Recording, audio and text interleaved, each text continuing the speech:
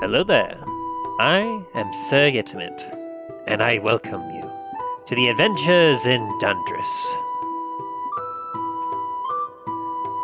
In our last episode of the adventures in Dundras, our intrepid band of heroes, Talos, the dragonborn paladin, Dain, the dwarven paladin, Namvoodleboondingle, the gnomish artificer, and Dallin, the gunslinging sorcerer dragonborn. We're currently on a quest to head to the capital of Dundras, Lanqascuer, helping to safeguard this passage of the treasure, a mysterious being out of Port Lamontagne with a lot of power and even more money. Whilst on their journey, the party had wandered into a desert, as they were told that it was supposed to be a Feywiz, but quickly discovered that instead, the woods that they were promised were nothing more than a large and barren desert. And as they had begun to trudge through it, the party had not gone too deep in when they spotted the wreckage of a caravan ahead. And as they moved through the area themselves, cautious, they were not cautious enough to not be ambushed by a party of large jackals. Around roughly 20 or so surrounded the party as they attacked, dragging a few guards off their wagons as the party leapt into action, taking out as many as they could before a shot rang out from the distance. The party tried to duck and take cover as they realized that the jackals weren't on their own.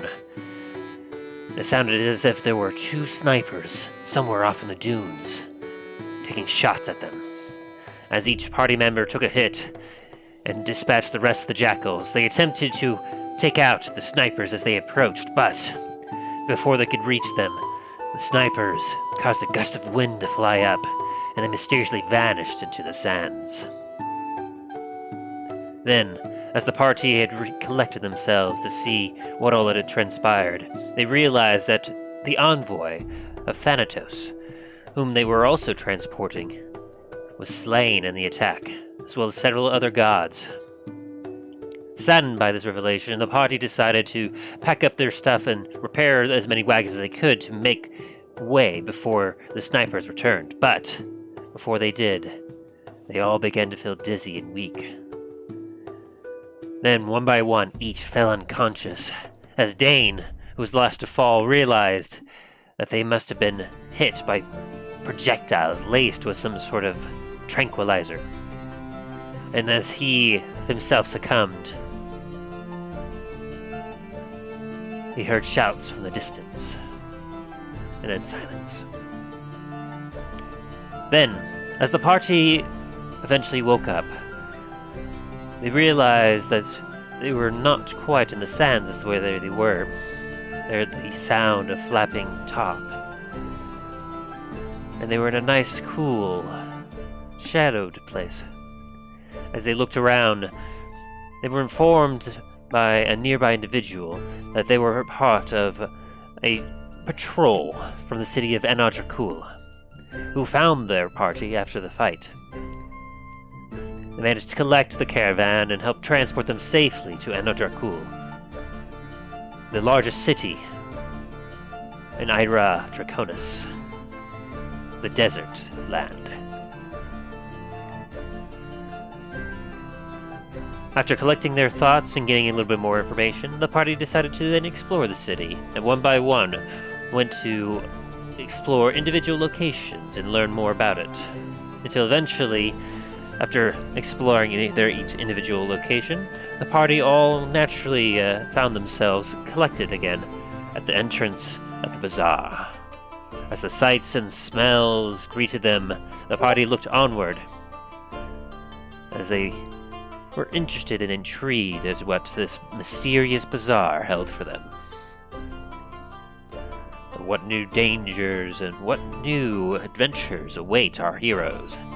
Find out on this episode of the Adventures in Dundras.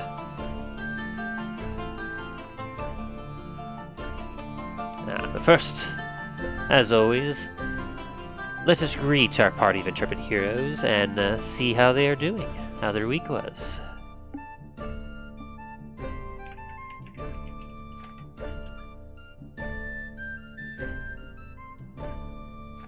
person for a while, and they were like, well, that's just my opinion. That's how I feel. I don't think anyone should have the power to be able to do that without compensation. Well, like he doesn't want It's like he doesn't want compensation. He's doing this out of. Hello there. It's like I'm like, Oh, hi. Sorry, Talos. sorry, you're good. Are we live? Yes. Yeah. I went on this little rant, and you guys didn't warn me. To be honest, it just happened. I just saw the head in. I was like, hey, hold this match. It's like all of a sudden everything gets muted. It's like, Cut the feed. it's that guy in the bed. It's the freaking scene with the cat in the hat where he starts about to swear. And it's like cut. Cuts to the hang in there, baby. Oh Lord.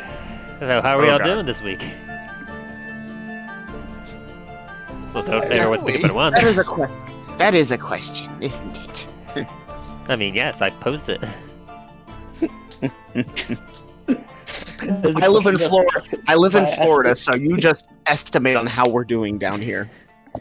Well, where I currently am, yesterday and now today, we're in the upper 90s in temperatures, and it's still technically spring, so I imagine down there you're probably either just as hot or even hotter. Oh, the weather ain't the problem. It's other things. It's People. People that are supposed to be in charge and yet have decided to make stupid decisions against the will. Anyways, before we head down that rabbit hole again. Yep, let's get into video games. Let's not get back to that rant. Yeah, Star Wars. I can relate a lot to that. Currently, for my woes, I am wondering now if I will have a coworker tomorrow, because this last week he went to do an interview for another place, and on Friday when we left for the final shift, he was like, hey, if I don't see you on Monday, it's been a pleasure working with you. I was like, oh, you're not going to put in your 2 weeks? Bye! I was like, oh, okay. Oh. So, Wow, do be like that? I may or may not be unloading a truck by myself on Monday, or tomorrow, so. Oh, fuck. Yay! I'm sorry to hear that, man. That's I've had to unload trucks before by myself. That fun. sucks. Especially by yourself. Yeah, so Yeah. I have no idea how tomorrow's gonna go, but I'm trying to forget about that and enjoy one of the best times of the week, Dungeons and Dragons. Woo. You have anything exciting or woeful, Dain? I mean, my multi-million-dollar ride is held together with duct tape and spit. Oh, God. I heard about that. Yeah. Something broke on the ride, and it's going to take 12 weeks for the part to be shipped out from Japan, so that's going to be fun. Yep. That's like at the other ride I used to run, they had a part that was like, oh, it shows in the system we have it, and then you're like, oh, this part, it's the part, but it's clearly broken. Why is it still labeled as a brand new part? Man, just right before the summer's about to start, too. That is terrible timing. Oh, and I guess even worse, we had someone get fired yesterday because they decided to, while we had a downtime, someone threw up into the track. Instead of, leaving it alone because it's in the middle of a ride track path, they decided, oh no, we're going to jump the barrier into the track and clean it. Oh.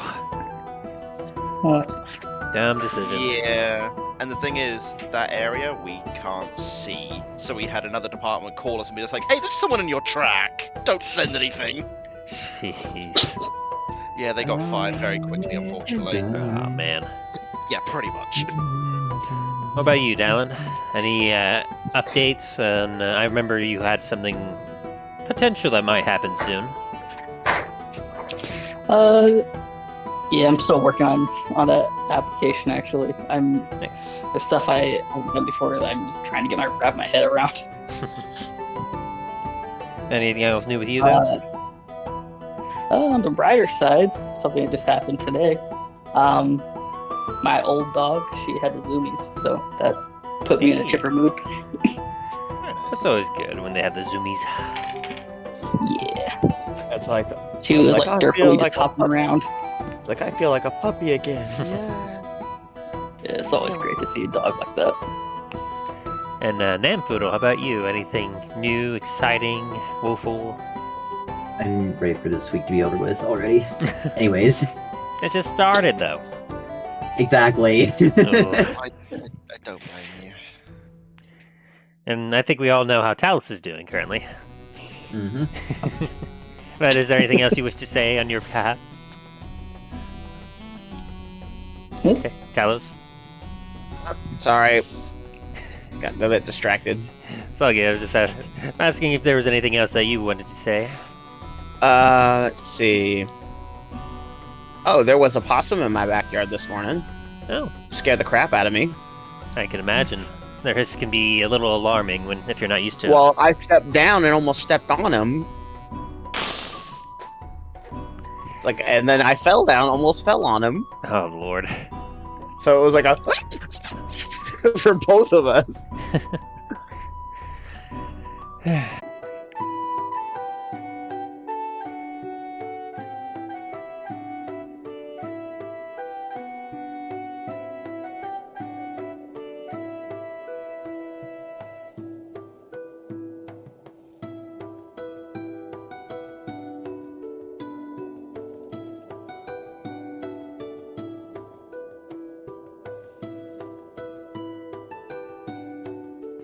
Hello there. We apologize for the interruption, as we had some technical difficulties. I appreciate your patience. Now, let us get back into it, as by now I'm sure that our players are more than ready to return to Dundras.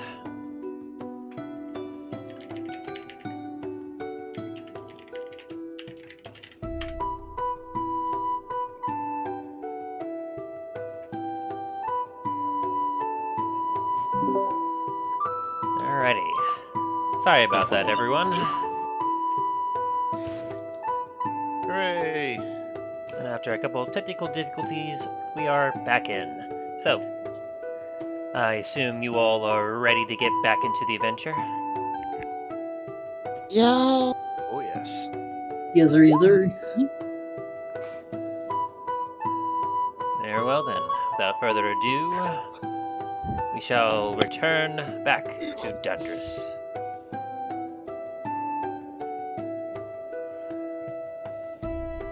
When last we left our party of intrepid heroes, Talos, the Dragonborn Paladin, Dain, the Dwarven Paladin, Namfudo Boondiggles, the Gnomish Artificer, and Dallin, the Dragonborn Gunslinging Sorcerer.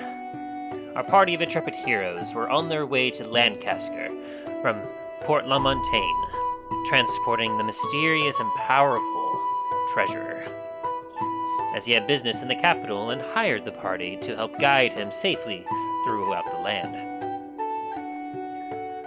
Partway through their journey, though, as our party was getting ready to enter a Fey Woods, to be in the in-between on their way between Port La Montagne and Lanqascuer, the party was shocked to discover that instead of a vast desert, a vast foresty tree area that they were going to explore, instead they were faced with an unyielding, barren desert, as sand dunes just dotted the landscape ahead of them. Undeterred, though, our party of heroes traveled forward. But they had not traversed very long through the desert before they had encountered the wreckage of a ruined caravan, with some flames still flickering, as it seems that it had been recently attacked. Wanting to get through it quickly, though, our party hurried to try to get through, but they were unable to, as they were then surrounded by around 20 jackals, hungry and growling, staring at them as they surrounded. Before long, they leapt at our party, attacking several of our party members and managed to drag down a couple guards from the caravan onto the ground. After a fierce and intense battle, our party was able to slay a lot of the jackals before a couple gunshots rang out. And to our party's shock and surprise, they realized that they weren't just under attack by jackals, but by also some unknown hidden force from somewhere nearby, as the snipers proceeded to fire upon them. After dispatching the rest of these jackals, the party attempted to approach and take out these attackers, but just as they were about to reach them, a gust of heavy wind blew up in the air, and the sand engulfed what they could see were 2 snipers in strange armor. And when the dust dissipated, they were gone. As the party then collected themselves to try to figure out what exactly had happened and where to go from here, they realized that the envoy that they were also transporting, the Envoy of Thanatos, had been killed in the attack. Then, just as they were mourning the loss of several allies, all the party began to feel woozy, dizzy, and before long, each of them fell unconscious. When they all woke up, the party realized that they had been moved somewhere else, as the area was a little bit cooler, and they could hear and they could feel the shadows of tarps above them. And after kind of getting their bearings and getting some information, who invited him for a nice drink later that evening. Dain went and purchased some acacia wood.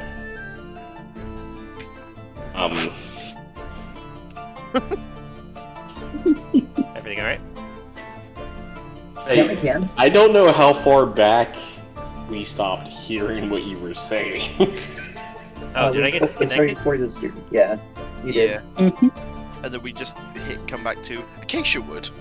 Take it. It's like one of those YouTube videos where it buffers for like 4 minutes and then just skips to the end of the video. Oh, Lord. What was the last thing you heard me say? Acacia wood. Well, before that. Exploring the city. Wait, what? Exploring the Explore city. the city. Explore City, okay. Good Lord. Explore city! I'm not sure what's happening with my computer right now. Having an It was aneurysm, it's okay. At least it didn't all come crash down. Anyway, well, what I was saying is that each of the party members went to explore. Talus went to the Temple of Bahamut, where he got some information about his family, as well as gave him a little bit more comfort with the presence of Bahamut. Dain went to the Great Forge, where he found a long-lost cousin, who invited him for a drink later that evening. Dain went and bought some acacia wood before going over to find Dain and hanging out with him. And Nampoodle went to the nearby artificer's workshop, where he helped them out and even gave an invitation to his personal guild to one of the members there. After each of the party members finished up with their own stuff, they then proceeded to meet up at the entrance to the Bazaar. As the sights and smells of the Bazaar greeted them, the party eagerly looked on, expectantly, not knowing what they'll find in this Bazaar. And so with that, we return to the adventures in Dundras. Hopefully without any more interruptions. Let's go! And hopefully, yes, no more interruptions. Yeah, I'm not quite probably sure what's frustrating for everyone. going on with all of my stuff today. I gotta say it's a little concerning, but hopefully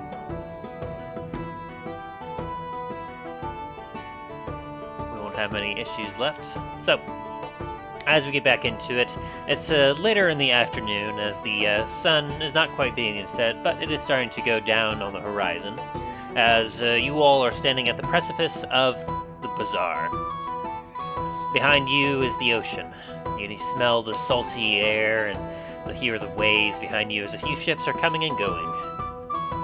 And ahead of you, you hear a clamor of people talking and people shouting as they are trying to peddle their goods out, as everyone is eager for customers in the Bazaar.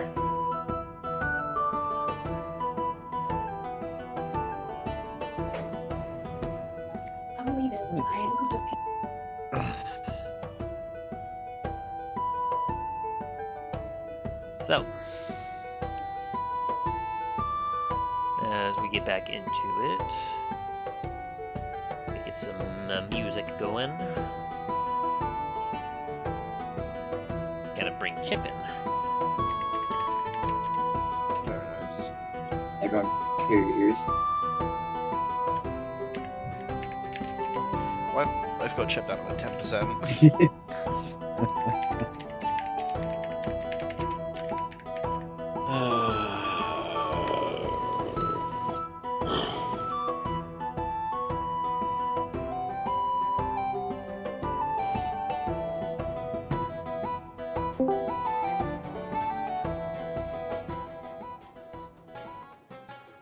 There we go.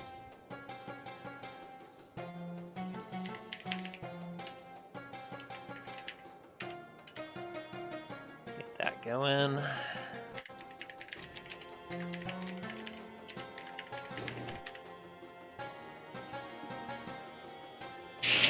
Nice ambiance here.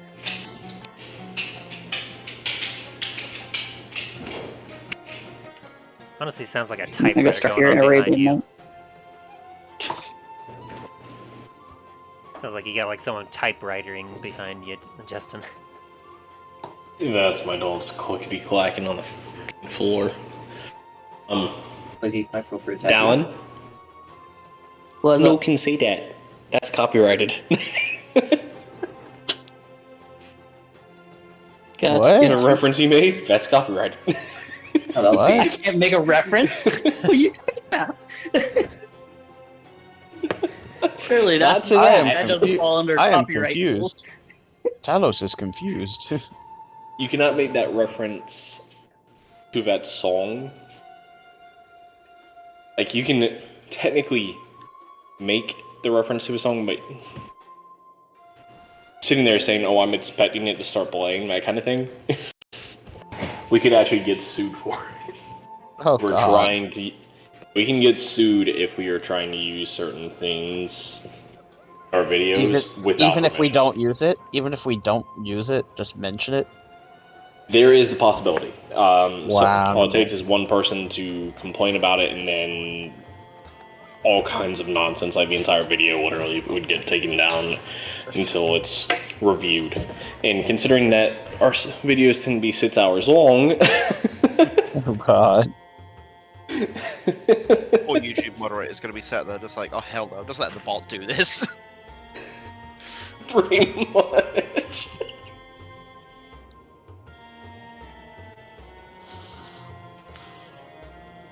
Anyways. Tim, I believe you were going to handle the shopping and other parts of this for right now. Yes, if you got some other stuff you wish to prepare. So, as you all find yourself kind of gathered up at the entrance of the bazaar, you can see just ahead, Danfoodle had just come down from a path this way from where the workshop was, as he had some supplies he was interested in collecting at the bazaar. The rest of you had your own means, and as he kind of spotted you, he hopped over to you, and you all were very eager to get going into the bazaar. As you walked in, you get to this point where you see just ahead, you see a lot of tents, a lot of people walking around. It's reminiscent a lot of the marketplace over in the Isle of Antiva. It's not nearly as large as that one was, but it is very reminiscent as people are coming and going. You see people like haggling for prices. You see a couple like shaking hands, and like overall, it's a nice environment.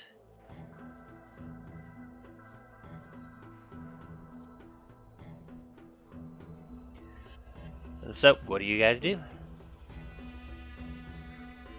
Well, I'm pretty sure these are some stock up on supplies and probably get some lighter armor. My plate armor might not be so efficient in this desert-like environment. Wasn't quite expecting a desert, but Yeah, I agree with that, Talos. I'm used to Well. heat, but even this is, even with my armor, it was not fun. yeah.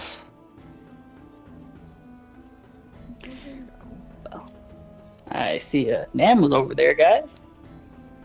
Dan's got to point over at Namfoodle. I'm right here next to you. Yes, he's pointing at us. yeah. He's pointing at Namfoodle's right there. We also found an arm. Dog, you've been home for 30 seconds. What are you doing? Huh? Sorry, my dog just came home and she immediately started trashing the place. Gotcha. Alright, well, Don's gonna look for a clothing store. Preferably, like, more expensive looking, more like a elegant looking clothing store. Why?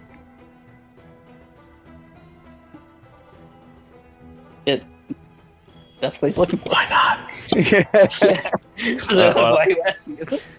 Well, Man, we should be fancy. Let's be fancy. So, are you looking specifically for armor, or are you just looking for higher end clothing? Yes, higher end clothing. Alright. So, we'll have Dallin looking for some fineries. Dain and Talos, you said you both were going to be looking for a place that sells armor? yes. Very good. Something more suitable for desert climates. I gotcha. And let me check a couple things for that.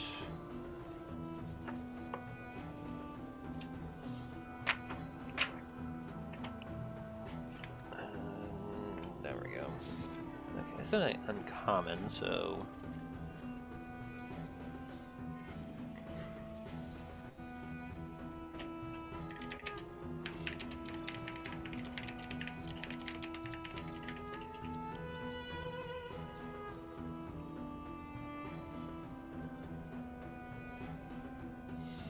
Alright, so I'll have, for you, Dallin, I'll have you roll for an investigation, see how quickly you can find it. For Dain and Talos, I'll also have you roll that. If you want one of you to roll with advantage, or if you each want to roll your own, feel free.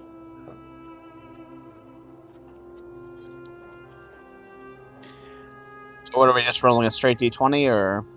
Well, do you only have a straight d20 for your investigation stat? Oh, let me double check. I do. Well, then perhaps if you want. I have a -1 to that. Oh. Jesus, when did I get the better investigation? And how I got about 20, 19. though? Still got a nat That's a 20 nat anyway. 20. Lord. I got the that's funny. Bahamut smiles upon me. My word. Yeah, Dain, like, you try to look around, Dain, but unfortunately, like, you keep bumping into people keep you in the way, you're like, I can't see. Whereas Talos, he kind of looks above, and so, like, this makes a lot of sense, because as Talos and Dallin enter the marketplace, like, a lot of eyes immediately, like, fall upon you, and, like, you see looks of awe come upon you, and as you walk, the crowd almost seems to part in your wake.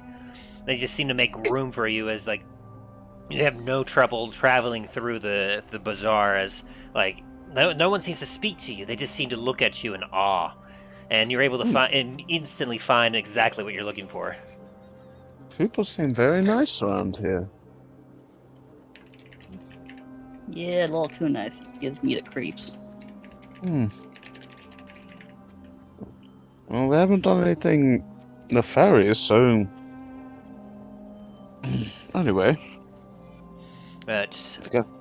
you see a tent, Talos, that's called the Smoke and Mirrors. This place looks interesting. Wanna check it out? Oh, yeah, sure.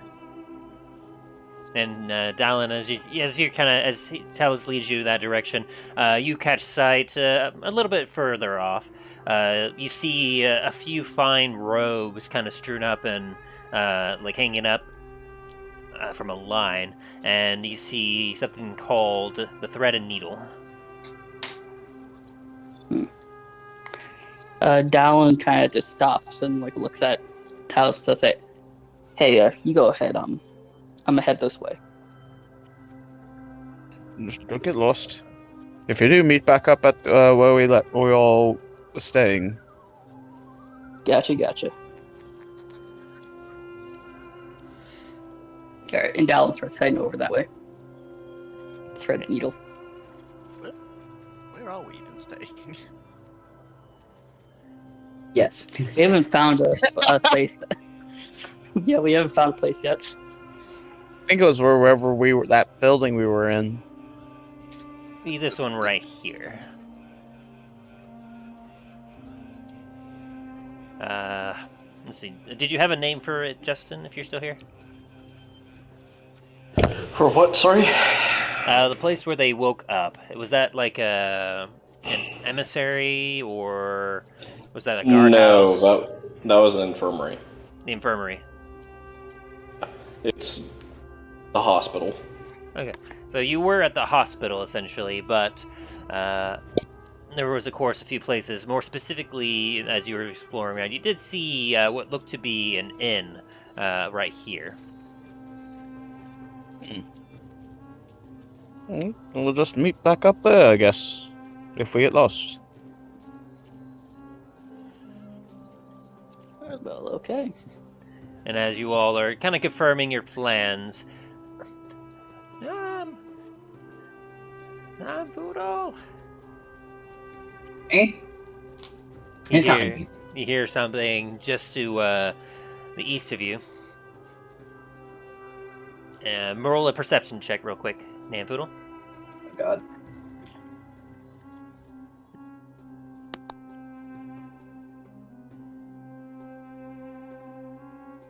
I type, please. Thank you. Hey Tim, did you add the thing that I mentioned earlier? Which thing? That I sent you a message about like yesterday. Oh Lord. Hang on. It's like there's a few things. Nice nat 20, Nam. Thank you. You hear your name and you just immediately zero in on the target. Like your vision zooms in and like through the crowd and just and you see the artificer that you had given your invite to earlier that day. Ah, hello there. Oh, no, I forgot to do that just yet. Due to the technical difficulties, I forgot about the disclaimer. Alright, well, very well, before we get too far into session, disclaimer. Controversial and sensitive topics ahead. Oh no.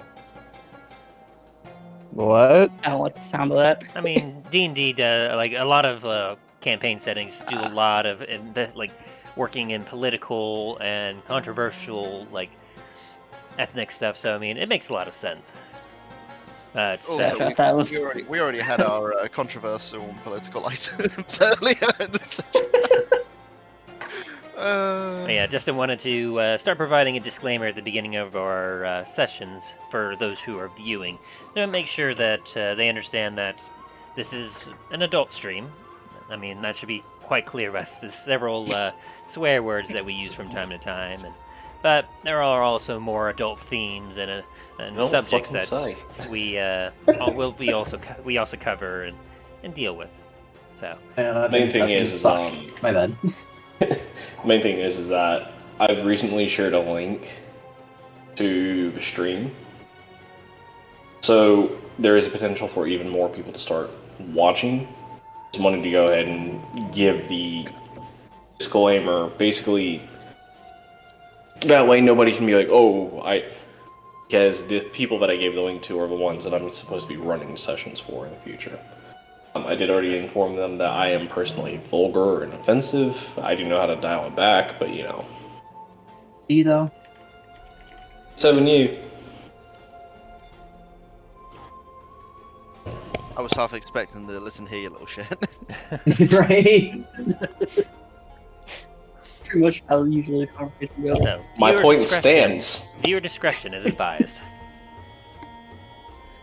Anyway, as your vision zooms in, you see the familiar face of Aaron Xanthos, the artificer that you were working with earlier, trying to scan through the crowd as he's calling out to your name.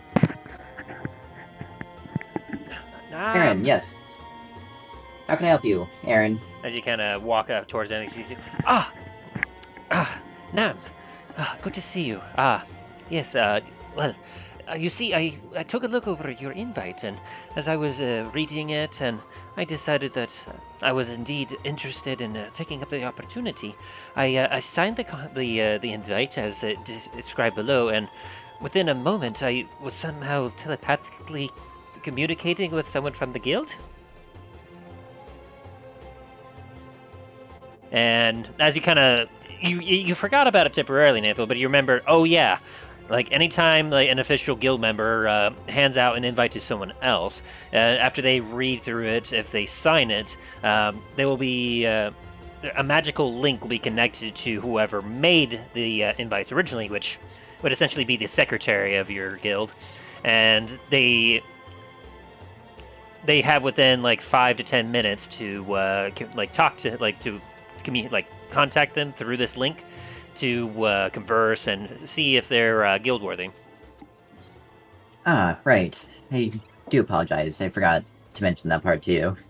Yes, it was a little alarming, but I must say they were quite intrigued with some of my previous work, and even more so when I mentioned how you were the one that gave me the invite. They said that they had not heard from you in some time, but they have heard of some of your exploits. You did not tell me that you killed a pirate lord. Actually, I did. You even mentioned it yourself, that Comet's company did that. Oh, you did, didn't you? Sorry, I was so excited. Well, they said that from what they heard about how you took care of the pirate lord, and then when they asked if I noticed anything else, I mentioned, I hope you don't mind, but I mentioned that weird contraption on your back. And he indicates to your rifle that you have slung behind you. It looks a lot like some of the rifles that the Anarian Guard here have, but it looks far more intense. And I told them such, and they requested that I come to Raven's Crest as soon as possible, and that I bring you with me. Very well. Shall we, let's say, depart tomorrow then? Yes, I'll go check out the docks, and I will make the arrangements. Bring me to the docks in the early morning. Very well. I shall see you there tomorrow morning. Sorry, I forgot to introduce myself as he looks over at the rest of you. I am Aaron Xanthos. I'm one of the head artificers at our local guild here. A pleasure to meet you, good sir.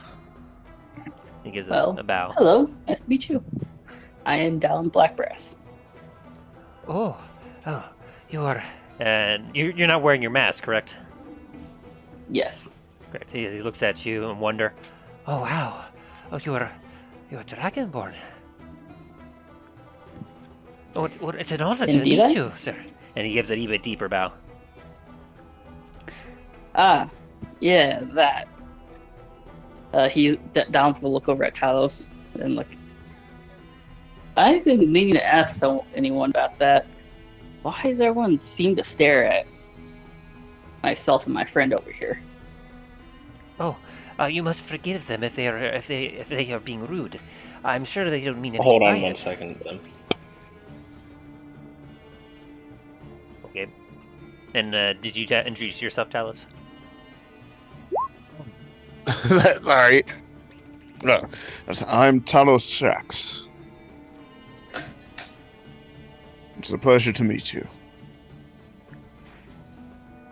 The pleasure is on mine. And I'm sure that they did not intend to be rude, but your garb and you're strangers here, yes? Quite a bit, yes. Perhaps that is why.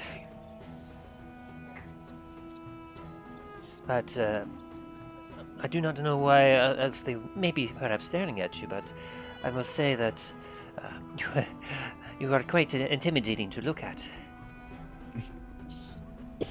Check the message I just sent him.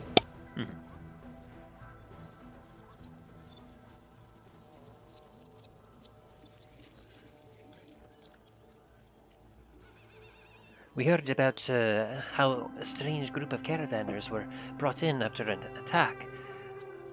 Perhaps they're just less curious about you. I wish I could give you more information, but I really must make arrangements. Of course. And he gives you a deep bow. I will see you in the morning now. Very well, Aaron. I look forward to it. And he gives you all another quick bow and then runs off towards the docks. Well, that was interesting.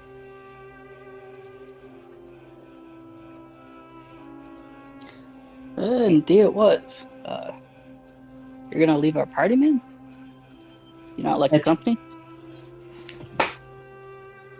Nam's just gonna stare at you for a second or two. No, it is not anything like that. I saw Aaron's work in the workshop the other day, and figured he would be a good addition to my guild. So, unfortunately, it looks like I'm being called upon my guild once again. And with that, I need to also make some arrangements and final preparations. I shall see all of you at the inn later tonight. Okay, man. Well, take care. And so, Nam, are you going to be looking for anything specific in the bazaar? Yes. I'm gonna message you the list of things that I'm gonna be looking for. Okay. I'll have you roll an investigation as well to see how how quickly you're able to accomplish finding the stuff.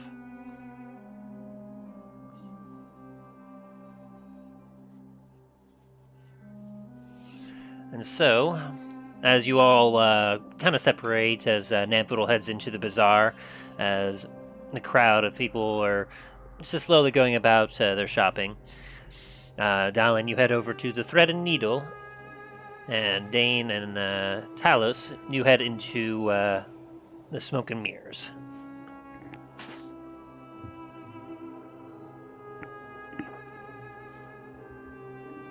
Oh, very nice. So, how do we want to do this? Do we have volunteers of who wants to go first, or should we roll initiative to see who does their thing first? I'm flexible. I'm willing to go first or after. Either one's fine for me. Ow. All right, I'll go first then. Alright, so, Dallin, as you make your way through the bazaar, you still get some interested looking looks from people that kind of look at you and watch as you walk. You find yourself into this tent, where inside you see that there is it's a very loosely canopy above, and inside you see a lot of flowy robes and some nicer sewn items that really speak of the desert environment and help it looks fancy, but at the same time it looks very practical to help keep one cool in the sun. Is there any robes that have gold on them? Let me... Yes, there's a lot of different colored robes and a lot of different styles. You see some that have a bit of a blue color to them that seems to be, you tell that they're a little bit higher priced. Some of them seem to have more red and gold to it. There's some that appears to have some green in it.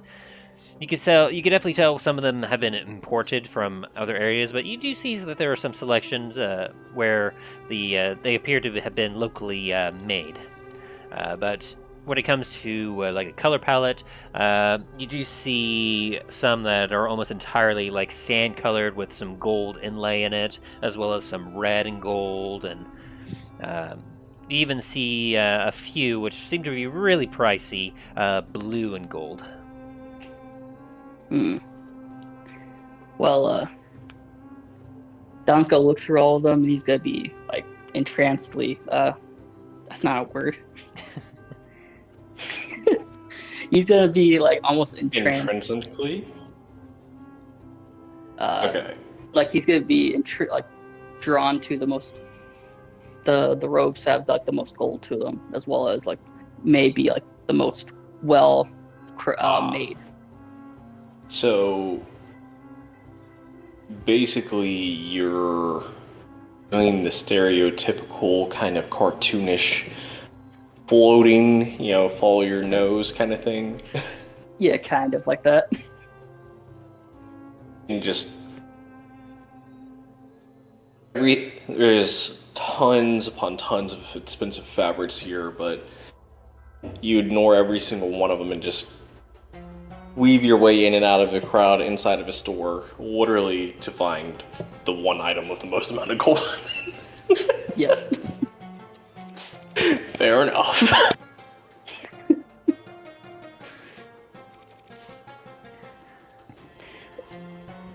He is gonna, if there's anyone over there that's like selling stuff, he's gonna go to them and say like, how much is that robe over there?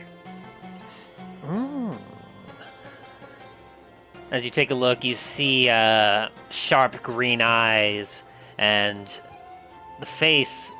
It kind of takes you back a little bit as you look at this individual, as they appear to be an animal, and you're taken back for a second. Ah, yes, hello there. Welcome to the Thread and Needle. I am Claus the Darkness. As you take a look, this individual, she seems to have luxurious striped red fur, standing about 5'9". She's got an edgy face with 2 large piercings in one of her pointed ears. Well, nice to meet you. I am Dallin. Hope this isn't rude, but I've never met anyone who looks like you before. Oh! She kind of giggles a little bit and puts her pawed hand up to her face. Ah, you've never seen Tabaxi before, yes? Yes. Where I come from, there's not many diverse races there. I see. Well, it is no insult at all. You'll see my kind from time to time, but... Tabaxi has wares if you have coin, traveler. She has wares. I was gonna say that. I know, I was hearing it in my voice. I was hearing it in the back of my head while he was talking. Just couldn't remember what the race was called. I was gonna do the Skyrim one. It's like, I find that very offensive.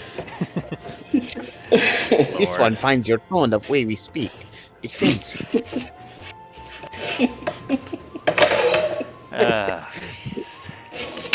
You racist bastards. Alright, back to roleplay. Serious mode, go. Are you sure about that? You'll find that Guard and Darkness is one of the few here in the Bazaar offering her wares. Though some of my kin could be found from time to time in the city. She gives you a toothy grin. But I never read Clouds in the Darkness. Now we talk about Dallin. Her his needs. As she kind of strolls up to you and kind of looks at your body, and she seems to give you. She rotates around you, kind of eyeing like your frame. Yes. I have many goods that would work lovely for your skin. Or scales? As she kind of pokes your scale a little bit. Yeah, scales. Yeah. She then turns and walks towards a set of robes. As she does, her tail kind of catches on you and slides off of you, like how you know when a cat kind of rubs against something. That one's kind of like weirdly. What the fuck? And this guy is following, like, whatever. Tell me, darling, what is it you seek? And Dallon's eyes immediately just go back to the one rope that has the most gold on it. It's like that rope right there has caught my eye. Ooh, a fine choice, a fine choice. And she kind of glides over to it. Here, you try it on, yes? Alright, yeah. And Dallon just gleefully puts it on. Yeah, she holds it up behind you as you hold your arms up, as she loops it in and quickly kind of fastens it onto you. She puts one of the flaps over to the left side, and then a belt that was attached to it, she wraps around you and with quick, nimble fingers ties it up into a bit of a bow, and then let me see if I can find a picture.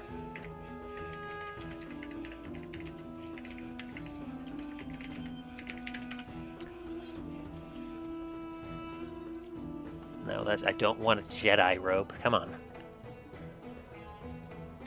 I would love a Jedi robe, frankly. That sounds dope as hell. Not happening. Come on. Dude ain't bad. Jedi. Just start force choking people, becoming a Sith. Jedi. People would do just fine. No, there won't. Like, not Takes- Jedi, Jedi. Takes 3 death saving throws, but refuses to die. Concept invented by the Jedi. And it's like, trying to do mine, just like, but it's like, copper will do fine. No, it won't. One copper will be fine. No, it won't. Get out of here with the waving of the hands. You think you are a Jedi? Pulls out lightsaber. Yes. Oh. I didn't. Watto Tom didn't starts think this having through. Like, Watto didn't think this through. Dallon starts having the urge to hunch over and say, "Do it, do it." Like unlimited power. Unlimited. My precious. Okay. Alright, so let This is me supposed to be post serious. this here. In general. Ew. See, everyone else here is perfectly allowed to joke. Alan, however, you must stay in character. Alright, you see what I posted there? Yes, I see it. So That looks pretty nice. as she kind of helps you tie it off, and she takes a look back, the robes go down down your legs, and just seem to barely go over your ankles, as the arms seem to perfectly like go down your arm. In fact, it goes down until it just starts to cover up half of your hand. And the rest of the robe, as you can see, has intricate gold inlay in it with a nice blue and white cloth, like accenting it. It looks very fancy. And then you were you the brass or were you bronze? I forget. Dallon is brass. Are you saying all Dragon Wars look alike to you? No, I was just trying to remember if you or Talos, which one you were, because if you're brass, that means he is bronze. Yeah, I'm just screwing with you, man. Something that I know, woman. Just sprang out of holes in the ground. Yeah, that'll work.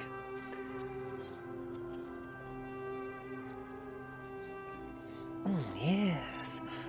I must say, this here robe, it suits you quite well. I can see why Dallin had his eyes on it. For it very much complements Dallin's eyes. As she kind of, like, her piercing, like, stare just seems to pierce into your soul. Down just kind of looks I don't know how. know how you had to ask that because literally introduced himself as Dallin Black Brass.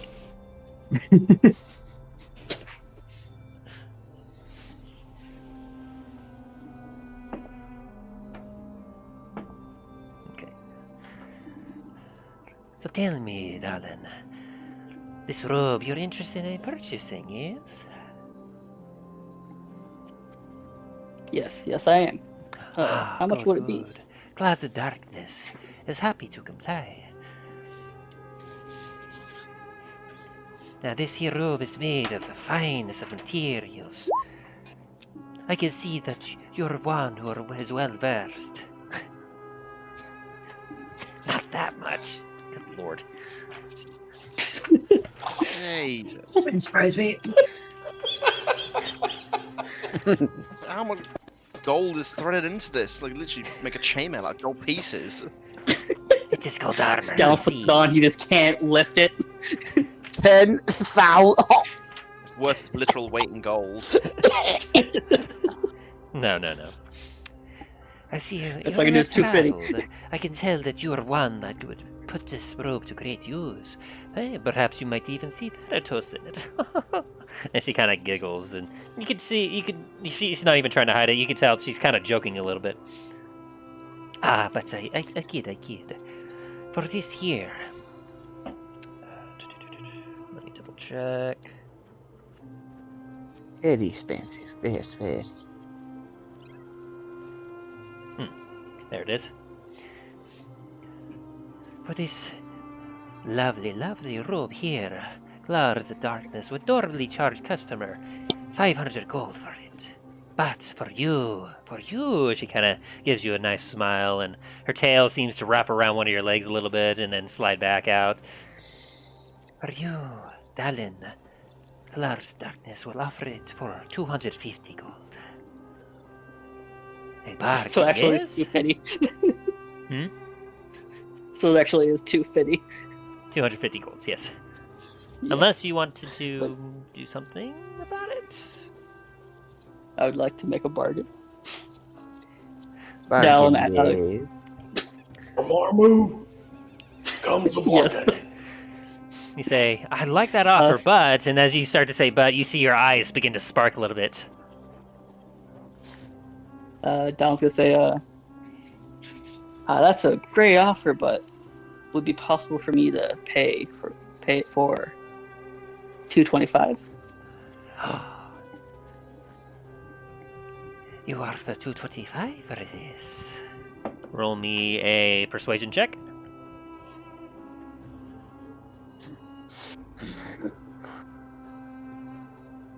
Dokley. Persuasion. What the fuck? You okay? Don't do this to me. Give me a sec.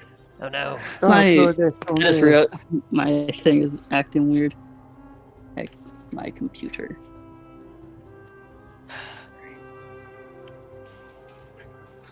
How about while I'm trying to figure this out and fix this, go over to Talos and Dain. Okay. Oh boy. Well then. How we doing, Dain and Talos? Are you both here? Yeah. Yeah. Excellent. So, as you... Let me boop. Take care of a couple things here, make sure I have this right.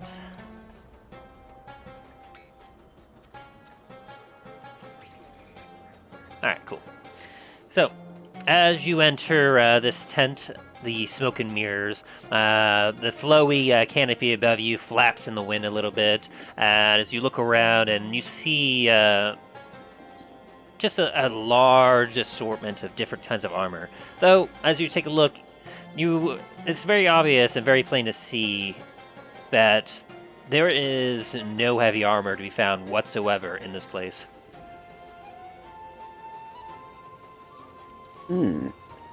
As you look around, you see a lot of light and medium like style armor, some chain base, you see some studded. And it's quite interesting, but as you take a look around, let me see here. Just looking through my notes to find who was in charge of this shop.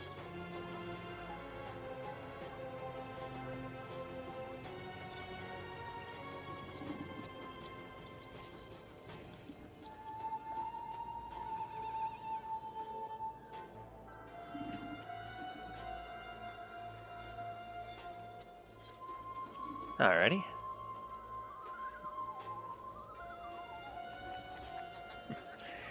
Okay, as you begin to look around, Talos, you hear in Draconic, "Welcome to my shop."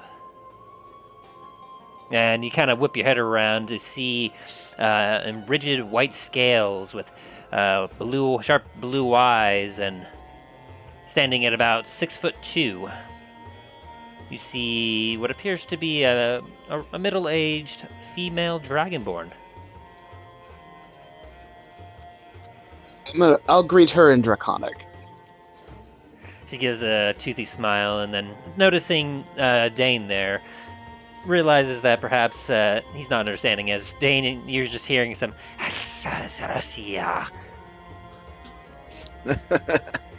she looks at you both and goes, "Welcome to my shop.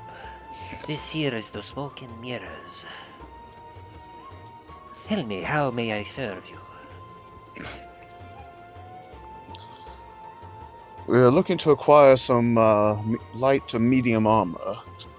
Heavy armor in the desert doesn't seem to be an adequate choice. No, it was not. The sands can be quite harsh.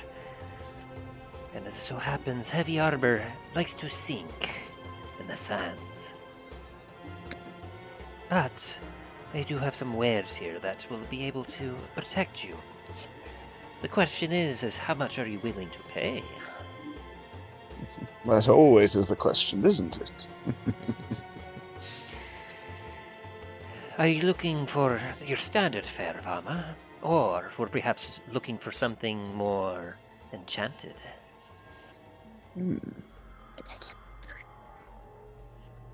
Interesting.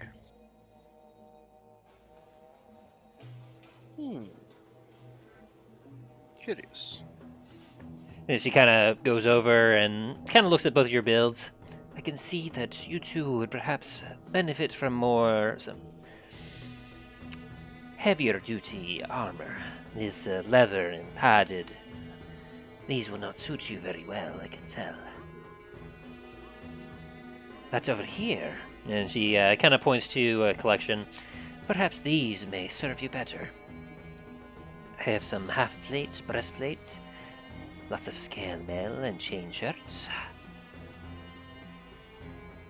Each have their own advantages. But if you're looking for something more, well,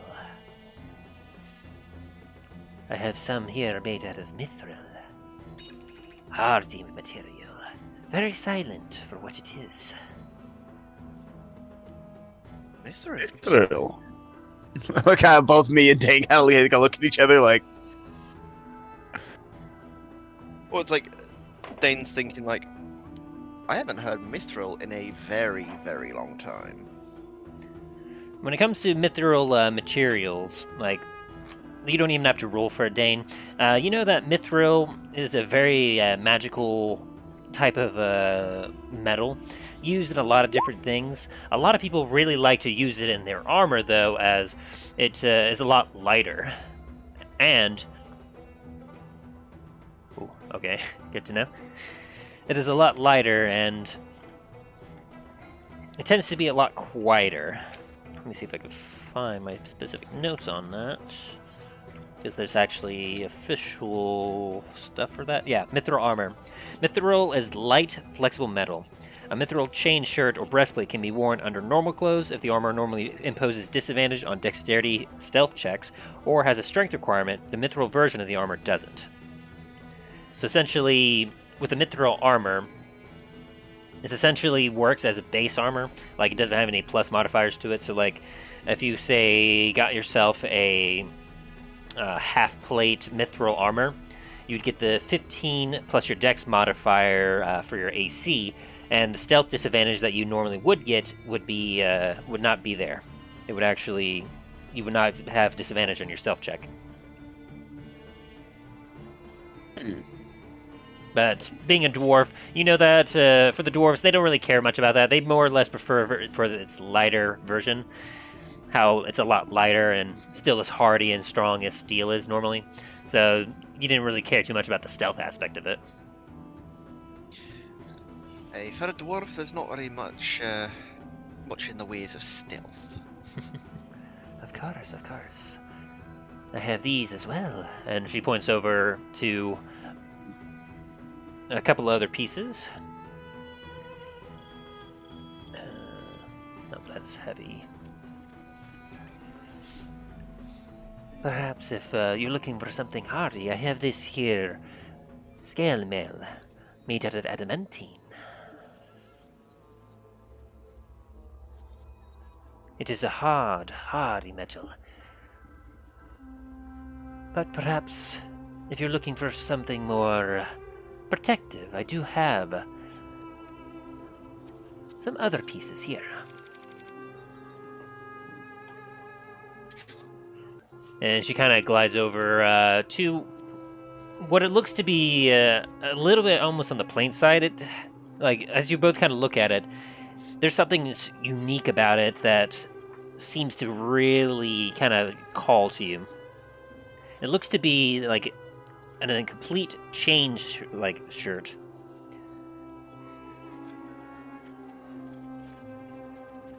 Where the like, it has a bit of a helmet to it, where a coif is. It's got a vest, like a bit of a tarab around the neck, and some leather bracers to it.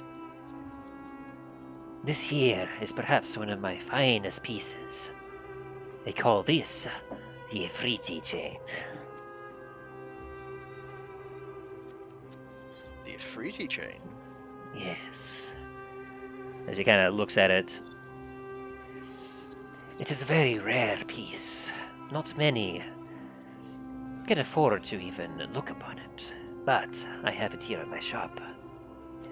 Now, she kind of looks at you both. I can see in your eyes that the word Ifriti is lost upon you. Unfortunately, yes. We're not from around here. I see. Well, to most, the Ifriti are a bit of a primordial being. They are very powerful. Some, they say, can even cast wishes. Should you find one and have it be in good favor. But, enough about that. This here, this armor is most protective. If you wear it, you will be immune to fire damage. You'll be able to speak in the language of the Ifriti. And, should you ever find yourself in front of molten rocks, instead of feeling the heat and not being able to traverse through it, with this here armor, you could walk through lava. Now that is interesting. Reminds me of one of the old apprentices under my mentor. The idiot tried to walk straight into the volcano, and poor lad didn't last very long. Made it about 3 steps before being engulfed. Ooh. Terrible to hear. But for this here, for you all, I will sell it for 25,000 gold pieces. If you're interested. Unfortunately, I only have one, so it would only have to go to one of you.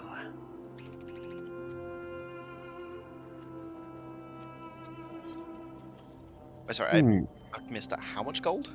25,000. As he gives a white toothy green.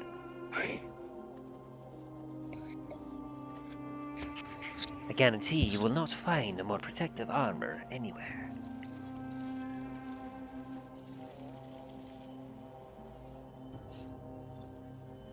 Hmm. 1 second.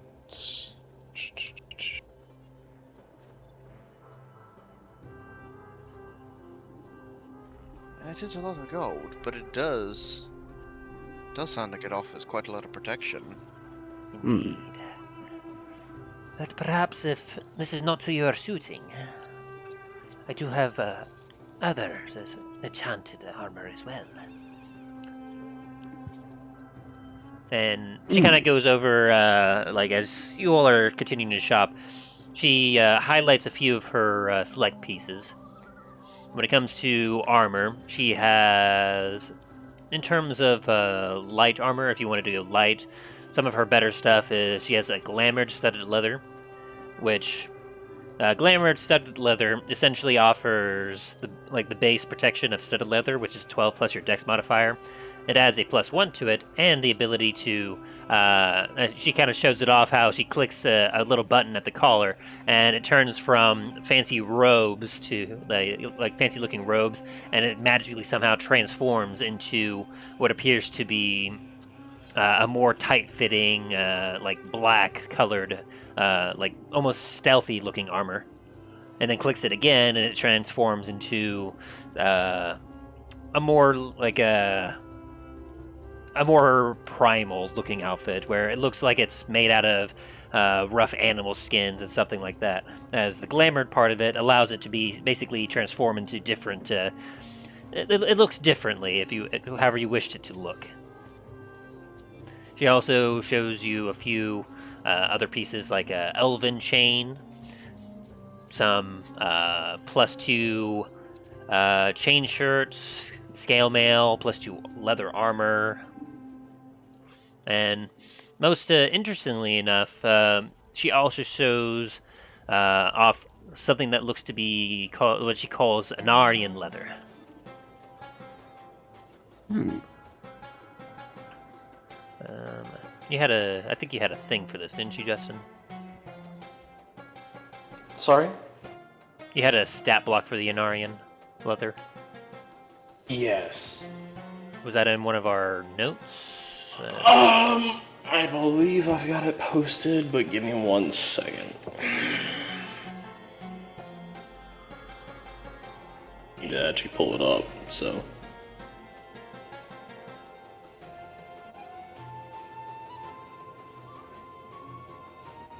And where is it? Let's see, Anarian leather. I know that much. Hello, what? I always don't look at Discord for a long time, and then when I come on, it's just like a stream of just weirdness. It's just the memes and the shit posting. Right. So the Anarian armor starts at about 4,000 gold. That is for just the chest plate and leggings.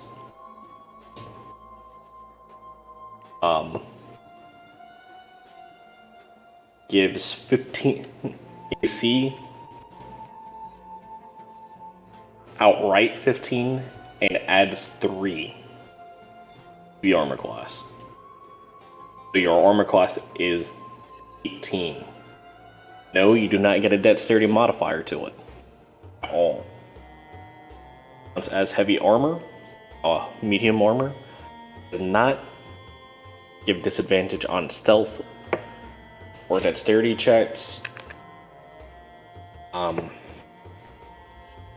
Provides heat protection and resistance, and makes it so that traveling through the desert is significantly easier.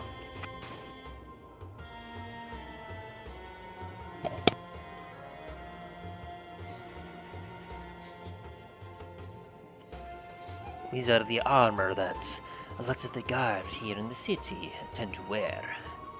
Specially crafted to help combat this harsh environment.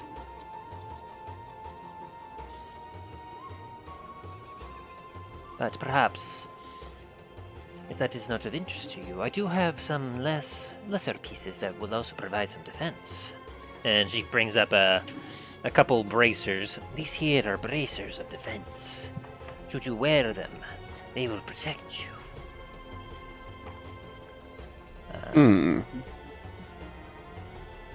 But only if you're not wearing any armor. So, I'm curious. Pull out the card that we got from the Treasurer. brain work from the treasurer. I'm like, do you take this?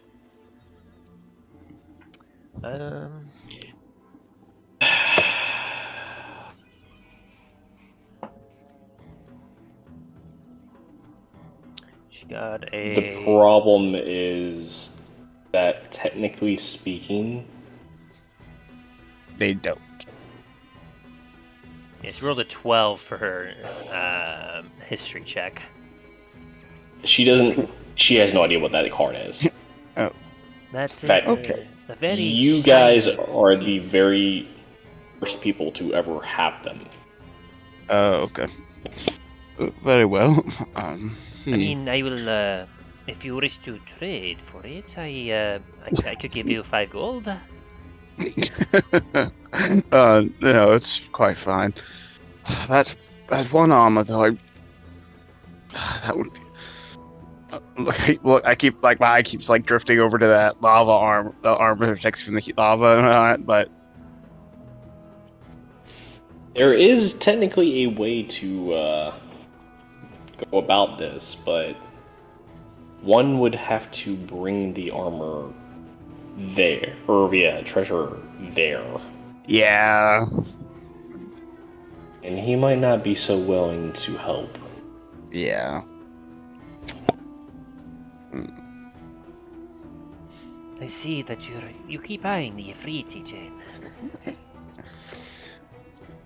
Yes, it's just a bit out of my gold range at the moment.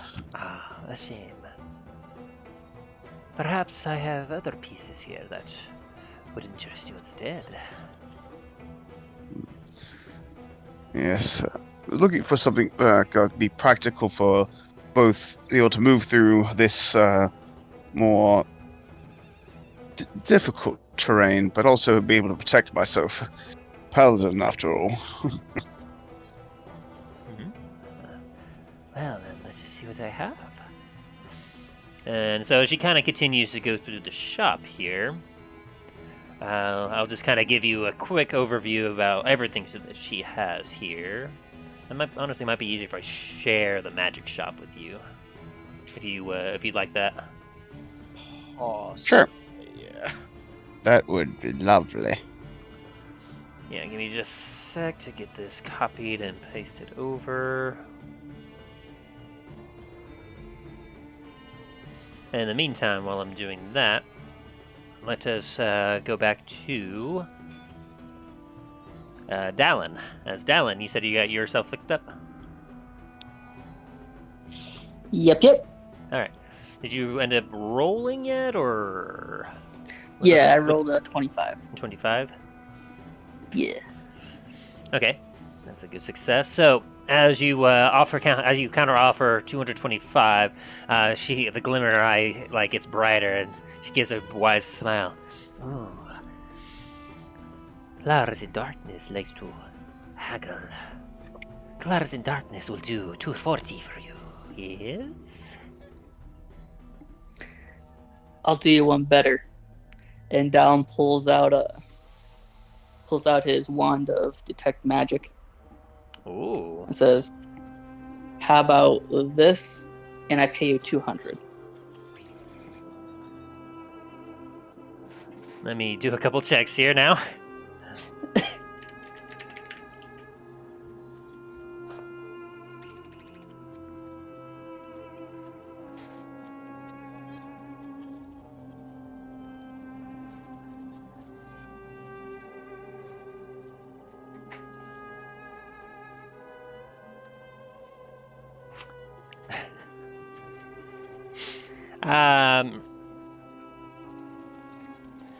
Give me a History or investigation check with a wand, real quick.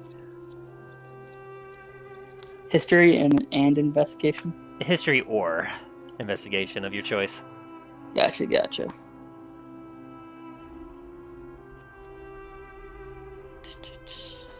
we go. So +5. Yeah. A 14. Okay, with that, Yeah. I will say that as you kind of grab the wand of magic detection and you're beginning to pull it out, you're thinking about it. You're like, this is a magic item, and I'm about to trade a magic item for a non-magic item that is worth 200. She originally priced it at 250. A magic item, I know. depending on it, could at minimum be 1,000 gold pieces worth. So you wish to haggle with the wand of magic detection and 200 gold? Give me a second. I was thinking about doing that, but now you say that was 1,000. I thought it was maybe 500. Something about magic items are they take a while to craft, and because of that, they're like no matter even the most uncommon magical item can be worth a lot of money. Okay, Down was like, "How about this?" And he pulls out a great sword from his bag of holding. Is this a mundane greatsword? Yes. Okay. And he just puts it on the ground, like kind of like just sets it on the ground while holding the handle, and says, "How about this? I pay 200." Persuasion with disadvantage. I know. Gotcha.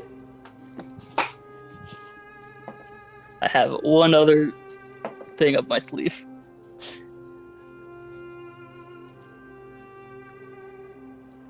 Yeah. Ooh.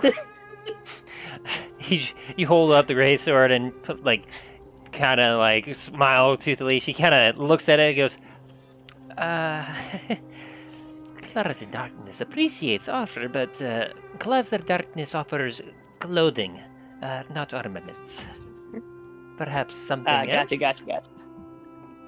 And Dallin puts the greatsword back into his bag of holding. Wait, where have you been carrying the great sword? Yeah, you got a greatsword like in the second session. He's just been carrying this thing around. To be honest, I've been doing the same with my great axe. I just haven't found a reason to get rid of it, so I was like, I haven't found a way to actually. By the get way, rid of where'd it. you put that link? By the way. Oh, sorry. I got distracted by the great sword that I haven't had a chance to post it yet. It's just like, oh, well, it was the magic water, then the great sword. It's like, Dallin's trying to give this lovely shopkeeper about 2,000% more than what this thing's worth. Which I know, for, but like, I'm trying to get rid of these things, to be honest. We'll go to a shop and sell them then. I know, but this is more fun to see It's the reactions. It's like I want to sell this sword. We sell food here, sir. I know. Sir, this is a Denny's. This is more fun to see the reactions of this. Yeah, but you can use this giant greatsword as a giant shish kebab. And then it's like the person at the cash register is like, listen here, but the person that's cooking the stuff in the bag is like, shut up, Squidward. Shut up! I want to stack 500 burgers on this greatsword. Like we have a birthday cake and Dallin's pulls Mr. out the Squidward, great do you know how many more patties we can sell? Everyone, stand back. My word. Swipe at the cake, just destroy the table. Alrighty. Okay, I'm about Just to... puts a giant hole in the ground too. Jeez. Anyway, so... as you were... saying, Dallin? I have one other thing that I have two other things, but I'm less willing to get rid of the other thing. Alright, so what... Down Go ahead. Down takes out his some studded leather. I know he's gonna say, well, I know this isn't clothing, but at least it's something people wear. Mm. Is it just the mundane instead of leather? Yes. Very good. Go ahead and roll with persuasion with advantage this time. Ooh. So it's 200 gold plus the studded. Yes. All right. 20. Very nice. Her eyes kind of funny. sparkle as she quickly grabs the set of leather and kind of runs her fingers on it. Yes, clouds and dark in the seas. This is very fine material. She then like holds her paw up and then takes out a single claw and then pokes the armor and removes her claw, and there's no damage. Well, there's a little bit of an indentation, but her claw didn't go through. Ooh, yes. Tell you what, I will accept this offer. I will do 195 gold plus the studded leather. Yes. Deal. And she shakes your hand, takes the studded leather armor, and you count out 195 gold. Yep. And she then puts it away and then takes a look back at you. Yes, you look quite lovely. Clouds and Darkness believes you made a very good purchase. Alright, so it's just a mundane robe. Natural 20. You are charmed by her. Oh. Can I do a check against it? Sure. This is a wisdom saving what throw. would be like insight? Wisdom saving throw? Gotcha. Yeah. I'd rather not be charmed by this character. Then you walk out with no more money at all. She'll realize I have. That's basically just my gold dwarfs amount I just gave her. Is that a 20 you just rolled? It's a dirty 20. I rolled an 18 plus 2. Let me double check what her thing is. Might want to wash your dice if you think You have a +2 modifier, so you beat her out. Ooh. So as she kind of gives you these like kitty eyes and has a curling smile, like you're like, wow, she's really kind of cute, but I must be on my way now. As she starts to say, perhaps you want some boots, or perhaps she tries to start peddling you more stuff. But you manage to. Dallas is just walking away. He has flashbacks back to what was that place called? The market. It was a pleasure serving you, darling. Thank you for the robe. Clouds and Darkness thanks you. Clouds of Darkness asks that Dylan come again, and she gives you a wave. I'll think about it. You managed to not get stuck purchasing more goods. Congrats. You beat out a really high roll of hers, though. I was surprised I got that 20 again. I rolled another like a 20 right before that. Ooh, that could have been interesting. I could have drained you right there. I know, and that's why I was like, I don't want to be charmed by this character. Oh boy.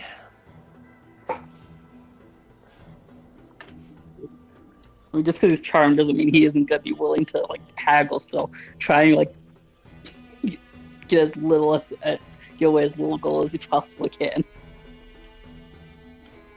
Alright, so with that, we will go back to our good old buddies here, Tyler. Or we haven't gone to you quite yet, Nampoodle. While I'm still kind of, because this thing's being a little wonky for me, it's going to take me a second to do it. Nampoodle, did you want to do role playing?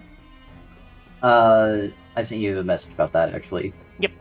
And with your investigation, did you want me to read it all out, or did you just want it to be kind of more private?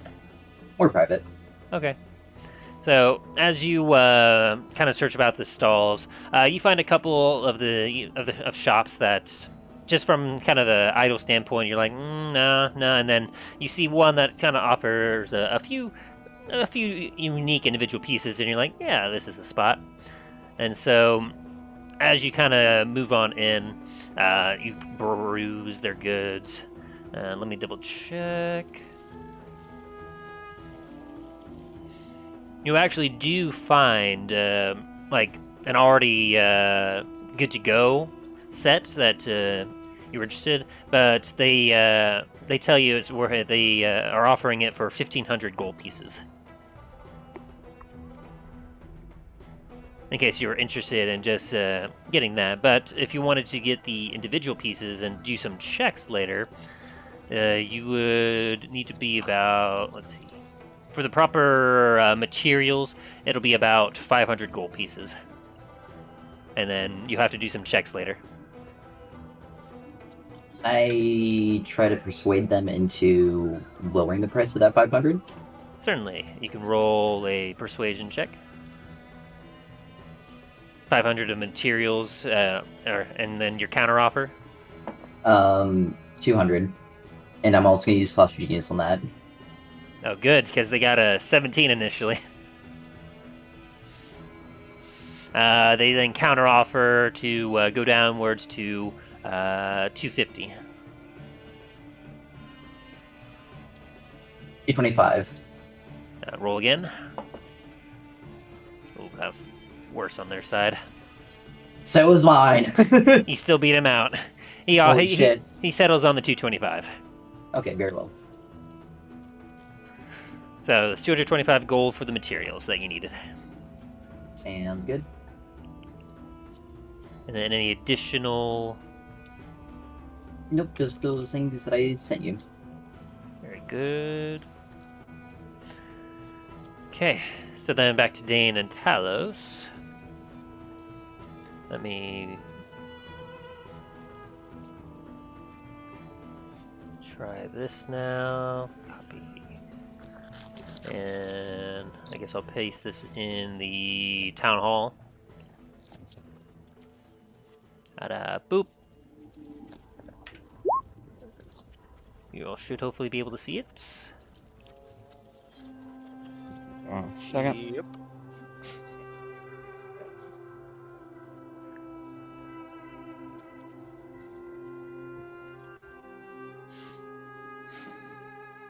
Hmm.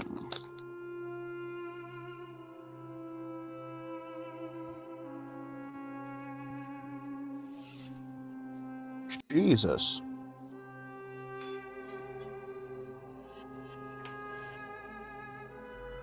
Let me double check, make sure that this is right. Damn, I don't have the Dungeon Master's card. I can't use the chain. 30,000 scale mail. Jesus Christ.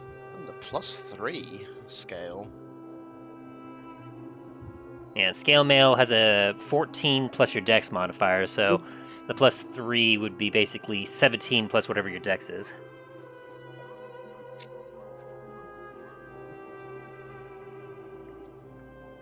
So 16. Yes. Because I have a -1.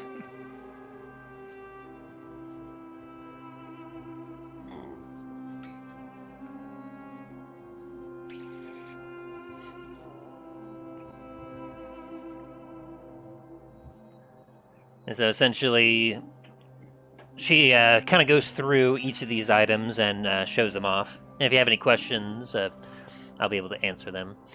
The +2 stuff, that's clear. That's obviously that's the base armor plus whatever, like the whatever number is after it. So +2 to your AC, +3 to AC kind of thing. There's the bracers of archery, which give you allow you to use ranged weapons a little bit better.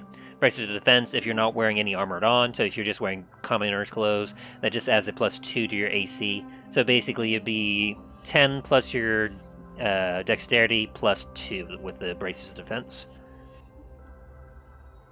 The circulated blasting allows you to basically have offensive capabilities with a circlet on your head. And the 3D train, of course, she already described that. And I'll just kind of give it to you. The 3D chain is basically at a +3 armor as well.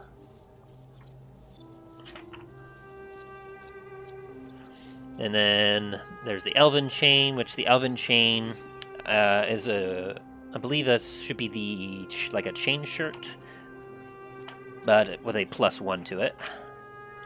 and literally anyone can wear it. If I'm remembering that correctly. Yeah, it's a chain shirt, rare. You gain a +1 bonus to your AC while you wear this armor. You are considered proficient with this armor, even if you'd lack proficiency with medium armor. AKA very good for spellcasters. There's the Gauntlets of Ogre Power, which increase your strength if you were to attune to it. The Glamored Leather, I already told you about. The Mariner stuff, you may have seen that. Mariner's kind of armor, more or less specifically assists with like swimming, waterfront kind of stuff. While wearing this armor, you have a swimming speed equal to your walking speed. In addition, whenever you start your turn underwater with 0 hit points, the armor causes you to rise 60 feet towards the surface. The armor is decorated with fish and shell motifs. And then the Mithril, like I said, is basically basic armor, but it is lighter, and it does not have the disadvantage on stealth checks, if it requires that. Interesting. Good lord, that Spellguard shield's a lot more expensive than I thought it was. Yeah, the 62,500. What even is that? Let me double check. While holding the shield, And have advanced the half plate is medium armor, right? Half plate is medium. It's the highest you can go for medium armor.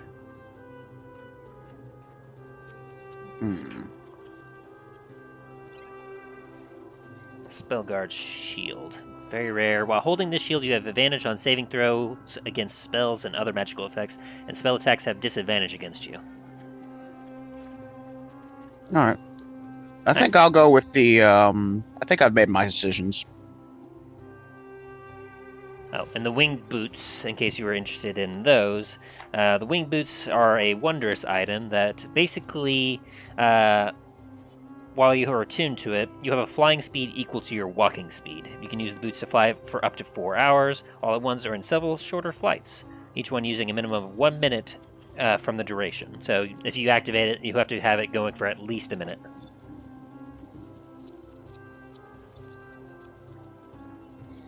But yeah, so, and tell us, you say that you have what you have in mind. Dain, anything that has caught your eye? I've got 2 things that have caught my eye, but I'll let Talos go first. Alright, so Talos, what do you got? What was that? Give me just a second. If you want to go first, Dane, go ahead. I have to calculate real quick. Sorry, I just realized I needed to calculate something. Are we in Canada? Each of you are being so polite. No, you go first. Oh, no, you go first. It's okay. Nah, it's fine. You go. So, Dain, what do you got? I'm thinking the Mithril Breastplate. Mithril Breastplate. So, the plus 14 plus your dex modifier and it being lighter. Yeah. Okay. And anything else? No, I think that's it. Unless with the breastplate's unique effect of it being able to go underneath normal clothing, it can go underneath, say, like the glamored studded leather. Nah, it wouldn't quite work like that. Okay, yeah, I figured. I just thought I'd ask. Nah, you basically could wear it and have it in your sing-along robe over it, and it'd be fine. Yeah. Well, the robe is attached to my heavy armor. Yeah. But basically, so, you can look like you're just walking around in normal day clothes, but then as soon as they hit you, they hit like the breastplate. It's like, oh, you were armored actually. Oh yeah. Plus, I do have my my fancy clothing as well that I got a long time ago. I can't remember where I got it from. So just the mithril breastplate? Yeah. Very good. And then Talos, do you have something? Give me just a second. I'm trying to calculate this. Alright.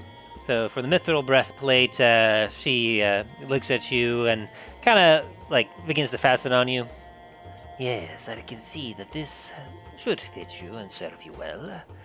I'd sell it to you for 1,500.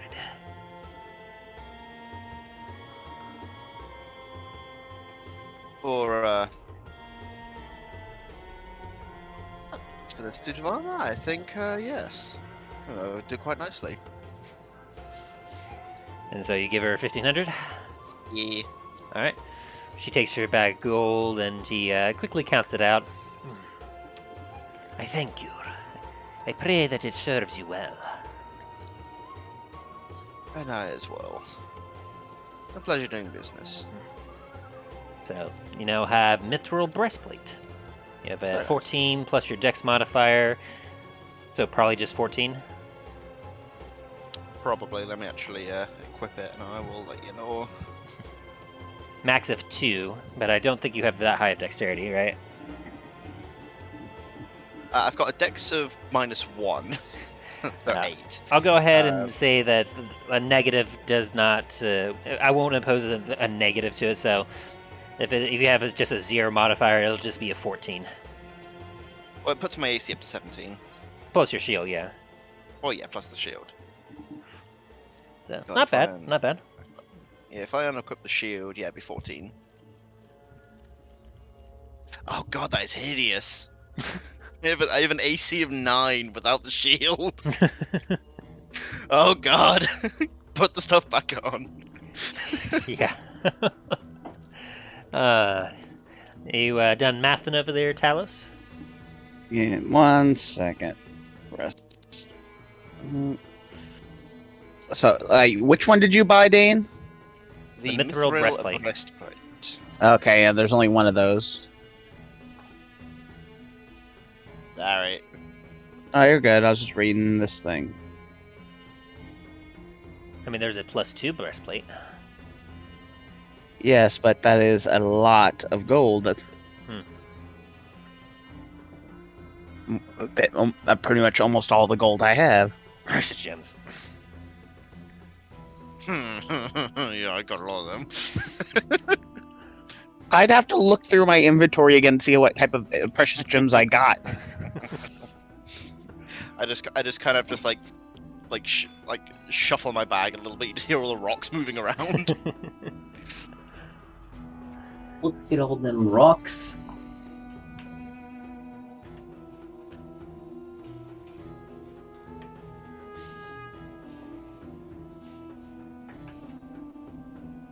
Magic armor is expensive, yo. I know.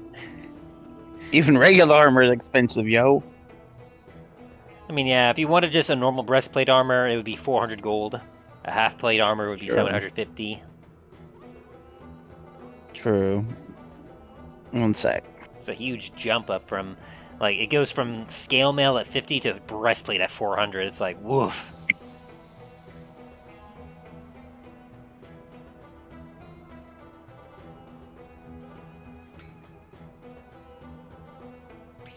Heck, even splint armor is less expensive than a breastplate.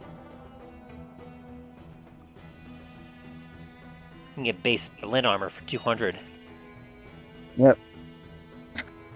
Let's see. How about this for...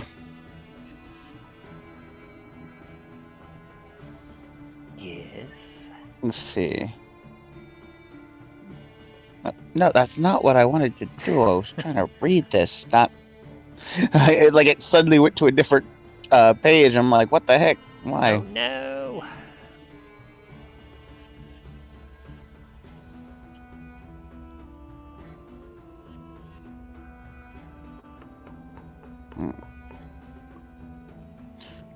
There's the mithril scale one.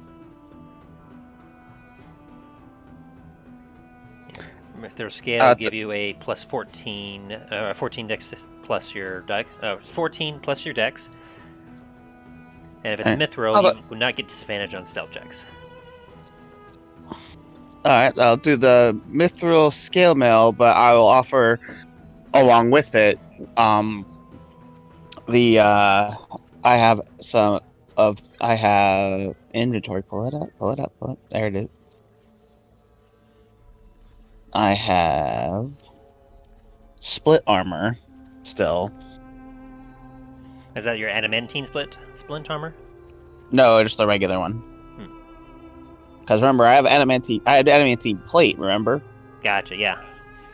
This is the regular splint armor I had from before. Perfect. So you offer the splint armor. She has a look at it. It's a little beat up here and there. I could patch it up, but I can offer 100 gold in trade value for this. Very well. Sounds What sounds was a that, reasonable Justin? price.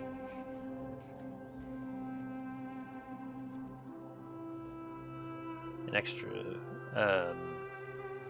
If you want to elaborate. I can't hear a thing. Sorry, I was talking to Justin, if he's still here. And yes, Nathan, you head to the tavern and you're able to start working on that. Do I need to make any checks for that? Yeah, I'll have you do a tinkering. Oh god, what's that again? Yeah. I'll have you either do a Arcana or Sleight of Hand of your choice.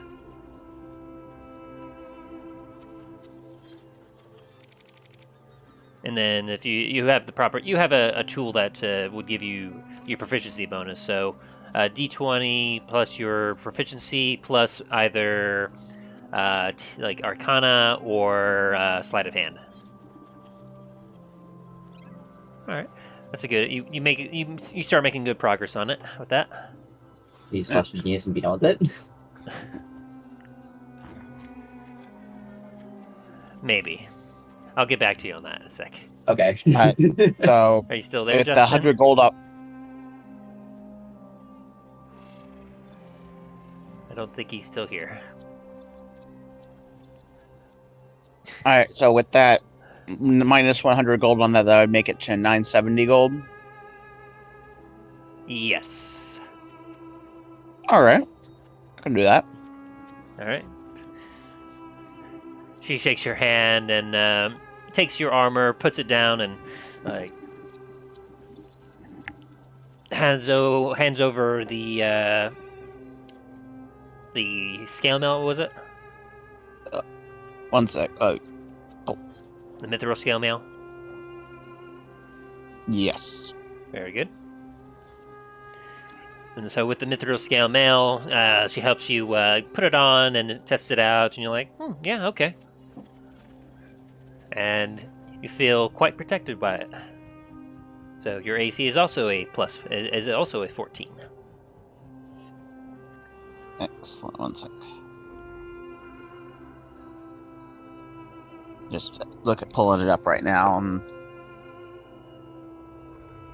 Yep, you're all good. And there was no other purchases you wish to make? Not that I can afford. Gotcha. So both of you are done shopping for that right now? Yeah. Excellent. So as you finish up, she takes a look at you both. Thank you for shopping here. I pray that they will protect you well.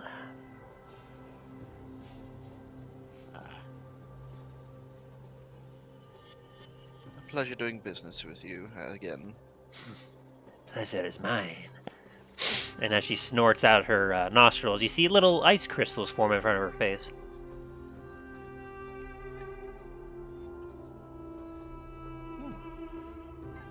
And so you all head out?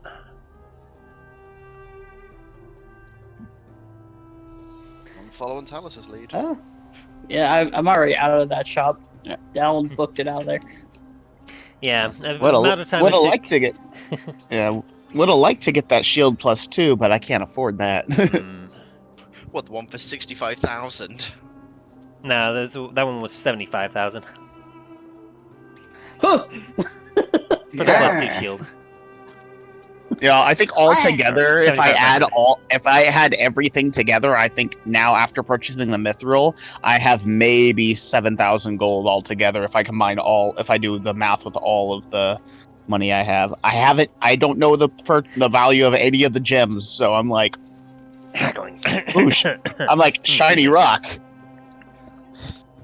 Apart from the haul from the pirate fort, I think I have most of the gems on me, and I'm looking through the old session notes to try and find out what's there. Yeah, it's like Talos is just like, ooh, shiny rock.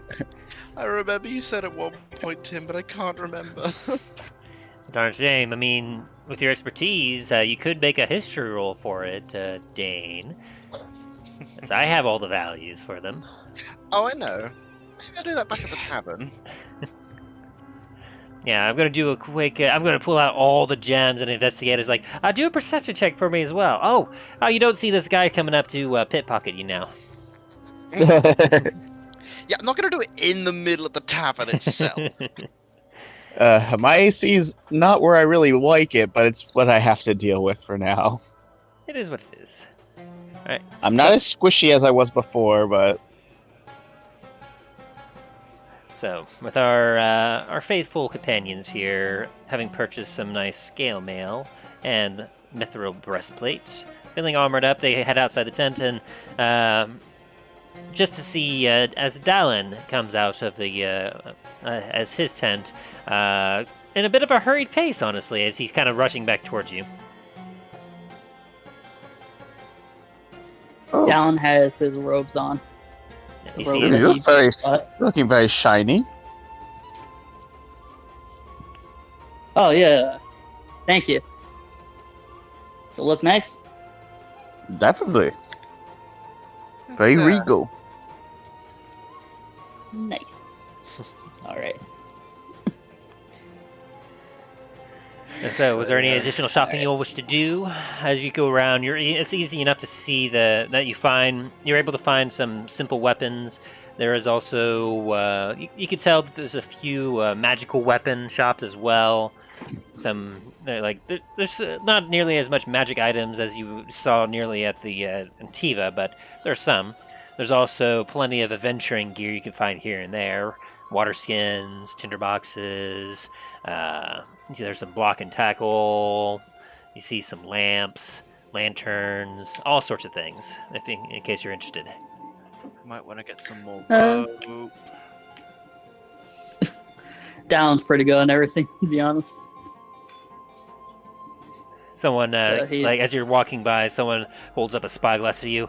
Yes, you wish to purchase this spyglass, 2,000 gold. Made Dallin of has the finest, flashbacks to the market and just starts reaching for his gun. made of the finest glass and gold materials and brass, and they just heavily upselling it to you. And he's like, Dallin's like, No, Go thank away, you. you didn't sell it. So, anything you will wish to purchase? I think I'm good for now. Okay, anything from you, Dain?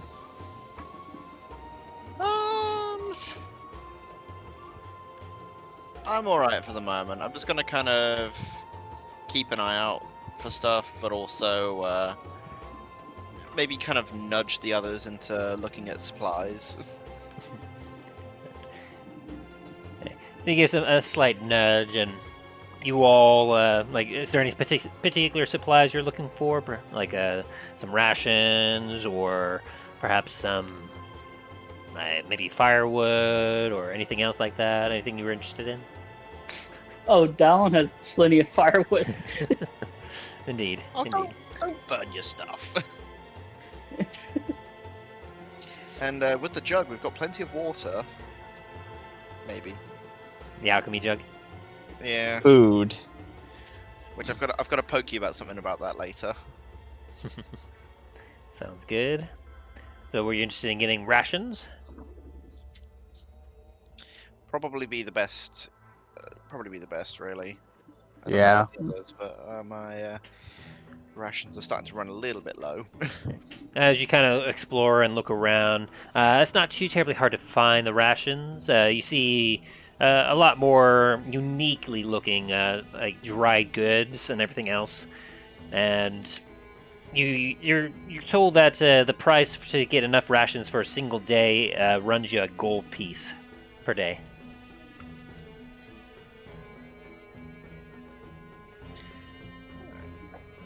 I'm gonna put down 25 gold pieces. Alright, so get yourself 25 days worth of rations. Yeah. I think I'll do the Yeah, I'll same. do the same. All I right. guess we all are doing that.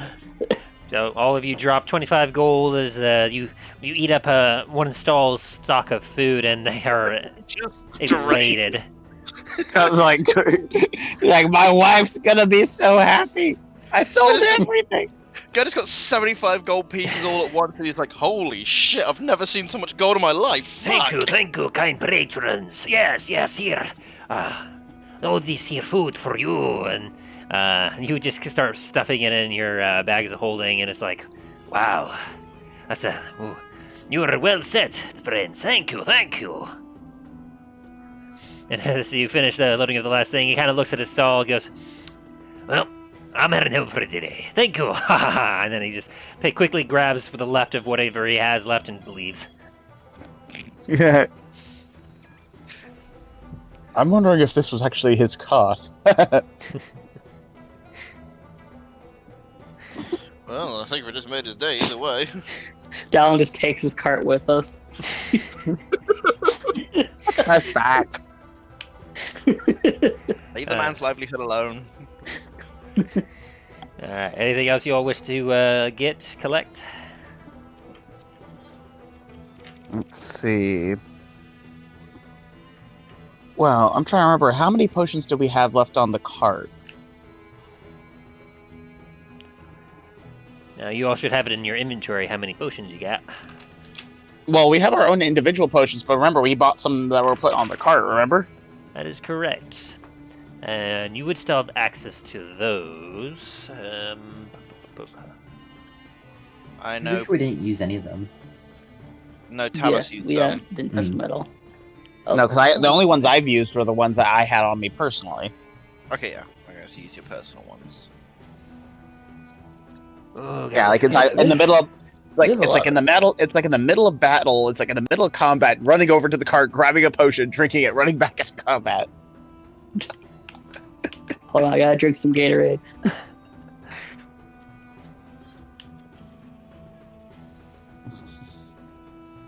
Let's see. There was like I'm trying to pull it up right now. there was like a. Let's see. It was 15 potions of healing and 10 potions of greater healing. I remember that. Did you dish out some of those to individual people? Yes, I believe I dished out some of them, but then the remainder we put back into the. Because there's 4 of us, there's 2, 4, 6, and then the last 2 we put in. I think we gave everyone. Let me see. Greater. Let me see how many got. Equipped. Yeah, I think you like gave 4 potions of healing to everyone, and then like 2 potions of greater healing to everyone. Yes, that would have been lived. Potions of greater healing. That would have been 2 left on the cart. Yeah. Yeah, because I was gonna say, I know person in my inventory, I've got 3 regular potions, which I didn't actually realize I had. 2 greater and 2 superior.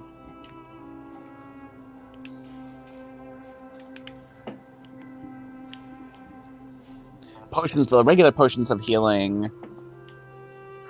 We gave. What was it like? I think it was like 2 to everybody. There's 15 of those. I'm just imagining Talos' character, just like digging into his bag like Vinny in Atlantis, just like pulling out sticks of dynamite. But it's healing potions. Lord. I got a couple superiors, dozen regulars. It's like gunpowder, nitroglycerin, notepads, fuses, wicks, glue. And paper clips, the big ones. Oh, and holy water and a holy hand grenade. A what? For emergencies. I'll be taking the For latter. killer bunnies. Anyway, I personally do want to see if. Actually, I think I'm good for now. I think that's good for now. So you all head back to the tavern. Eh. Sounds a good idea. Yeah. Very good. As you all then slowly make your way out of the bazaar, the smell of spices and the chatter of people slowly fades behind you. You find yourself making your way back through the streets. You pass by the Temple of Bahamut. You can't help but have a look and smile towards it, Talos. You all can clearly see the large arena behind it as you continue to traverse through the town.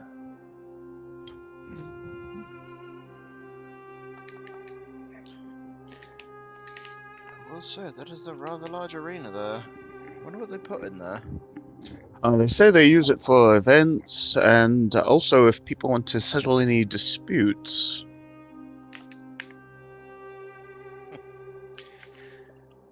They also sell tickets sometimes. Sounds like quite the spectacle. It's a good way to end some quarrels in a very exciting manner. Oh, no doubt about that. Reminds me of our time in Antiva. And as you pass by the temple, you see the tavern that you all had looked at earlier, and you see a nice sign emblazoned upon it, calling it the Oasis. And as you approach it, you see that it is made up of several different buildings, kind of attached with tarps and everything else. But essentially, you see quite a few people kind of moving about in it, and yeah, you find yourself at the tavern. Woo. Very good. Sounds like time for a drink. Yeah. I can go for some tea. As you kind of go into the open air portion of the Oasis, you see that there are a few tables. It's getting later in the day, closer to evening time at this point. The sun is beginning to set. And you see that there are a few people coming in to partake of some drinks. Welcome back, Justin.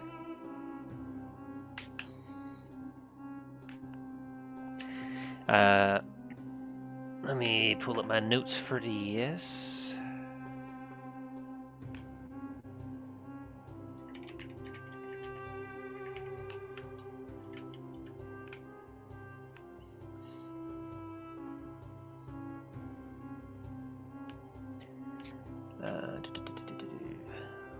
Is there perhaps at the bar at this tavern the Anarian firewater?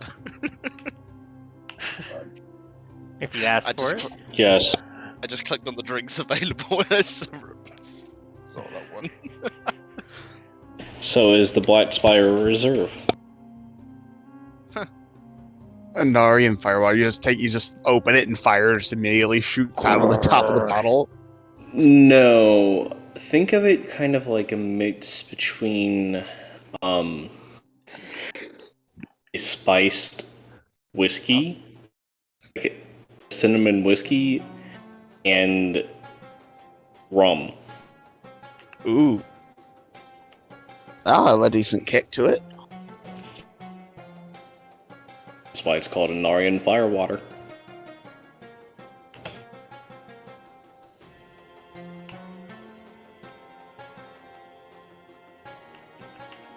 Three types of alcohol. Mango and blue raspberries. Yeah, there's a lot of stuff. Honestly. Oh, yeah. Now I'm just looking at the drinks available tab right now and just seeing the Anarian Firewater variant. There's the Anarian Firewater, Black Spire Reserve, Shatz's Delight. The Tempest Wrath.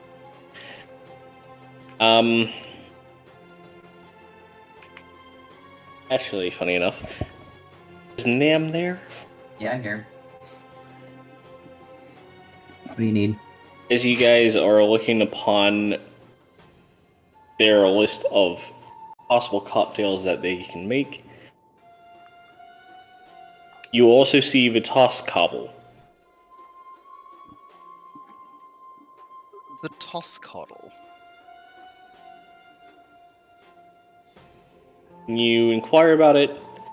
You're informed that it's made using vodka, grapefruit juice, honey syrup, lemon juice, and grapefruit bitters. That just sounds pretty good.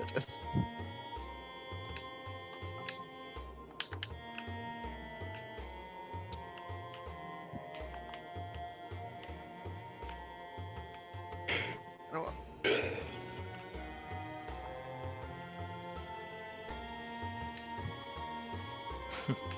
Alrighty.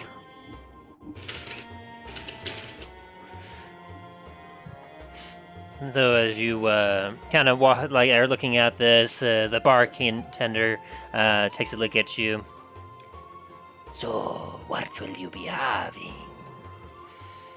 And you look into the smooth head and brown eyes of what appears to be some sort of lizard folk. He's got pointy green scales. He stands about 5'3", and he it looks like he might have some cataracts in his eyes potentially.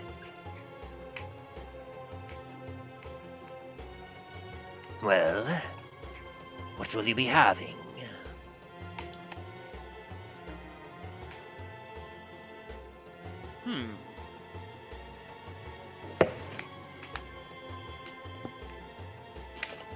I'll be right back.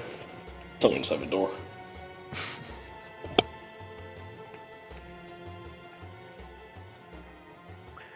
I noticed from down the road that at the forge it's run by the Black Spire hold.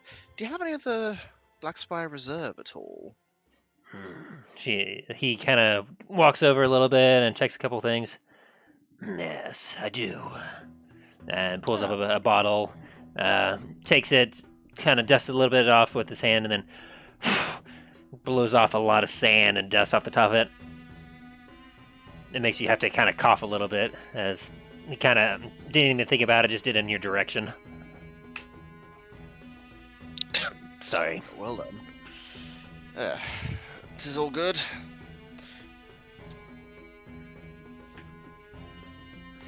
Here, and then proceeds to pour it for you. I assume y'all are good for this.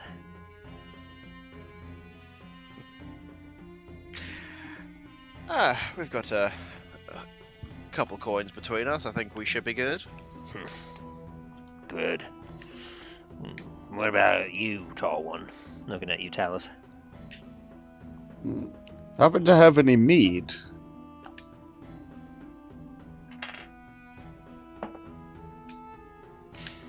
Yeah, I think I got some here. And it kind of walks over and pieces through a couple bottles, and then pulls up a bottle of light clear liquid. It seems to have a bit of a yellowy color to it.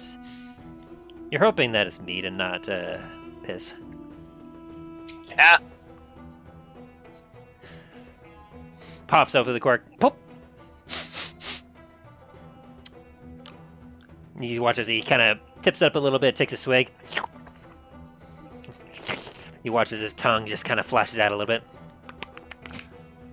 Yeah, that's mead. And then he walks over and pours you a glass. Yeah, that's mead. I have to roll to be able to smell it myself. For me to without it, just with my own senses. You're smelling the mead?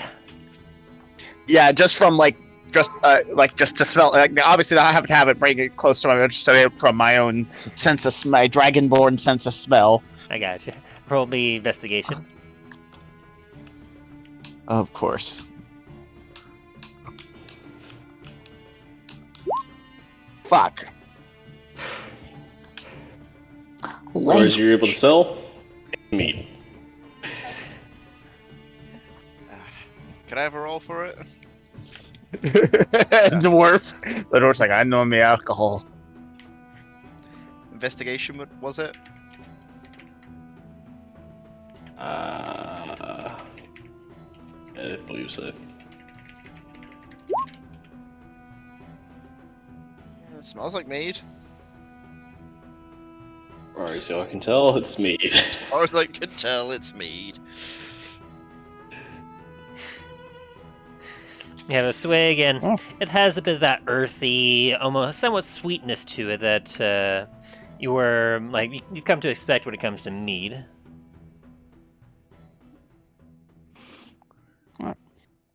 So what's the cost? Girl. Hang on.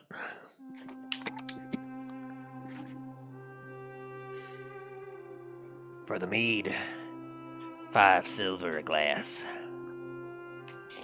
All right. Pop a silver down. For the black spire, 3 silver. I'm gonna put down 5. I'm gonna put down 5 gold. I'll have a couple. He takes a look at the gold, counts them out. He watches. He takes one and then bites down onto it. I can tell you don't drink.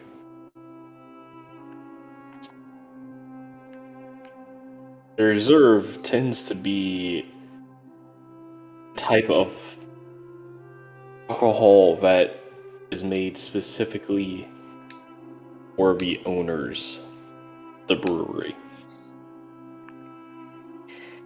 It tends to cost significantly more than a normal bottle of alcohol. Well, Hence why I'm also giving the 5 gold. and the food, drink, and lodging. Wait. Hang on. I understand What is the? what that says, but you also have to understand that this bottle of whiskey is close to, like,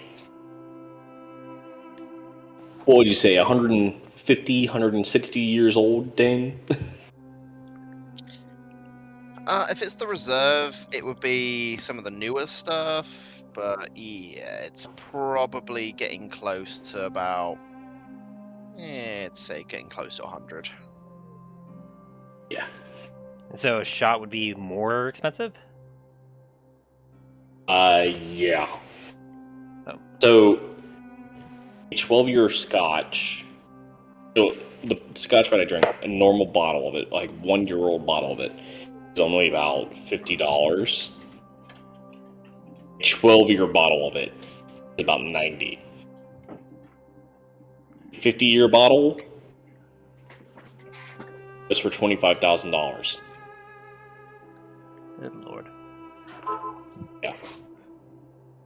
Okay, well, there, I'll go off. I'll try going a little off of like the official like food, drink, and lodging kind of thing. You can up the cost a little bit. I'd say probably, 10 silver a shot or something like that, but That's like gold a shot, basically. much. Because like a bottle It of is going to fine be a little wine more is 10 expensive, gold but- pieces, according to this. It's going to be a little more expensive, so. Not as expensive as buying a keg, but. Okay, fine then. We'll retcon, have it be like a gold per shot. And so you give him 5 gold, so that'll be 5 shots worth. Sounds good.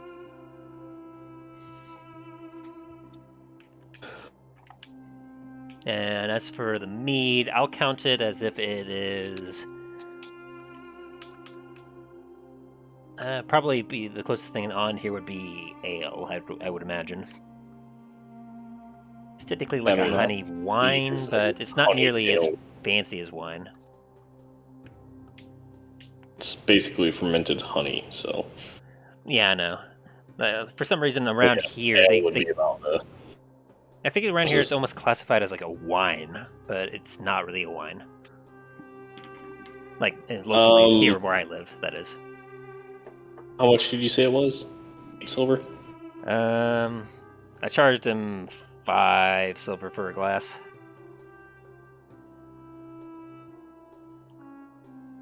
That's about right. It's not a common drink in the world. Not a whole lot of meaderies, honestly. But this mead is local.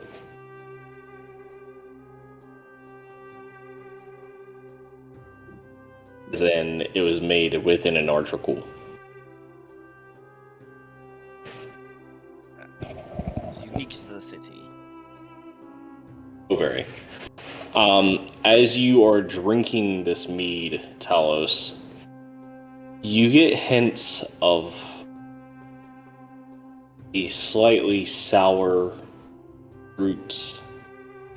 You get slightly sour, tangy. You get a really sweet note, the honey. And then you realize that as you're drinking it, you are tasting fruits of the city. You do happen to see, sitting along the bar, a couple of fruits that you probably would have never been able to identify. I was actually wondering, that would include coconuts, limes, lemons, dates, bananas. And there is raw sugar cane there as well. They actually have, sticks of sugar cane for people to chew on.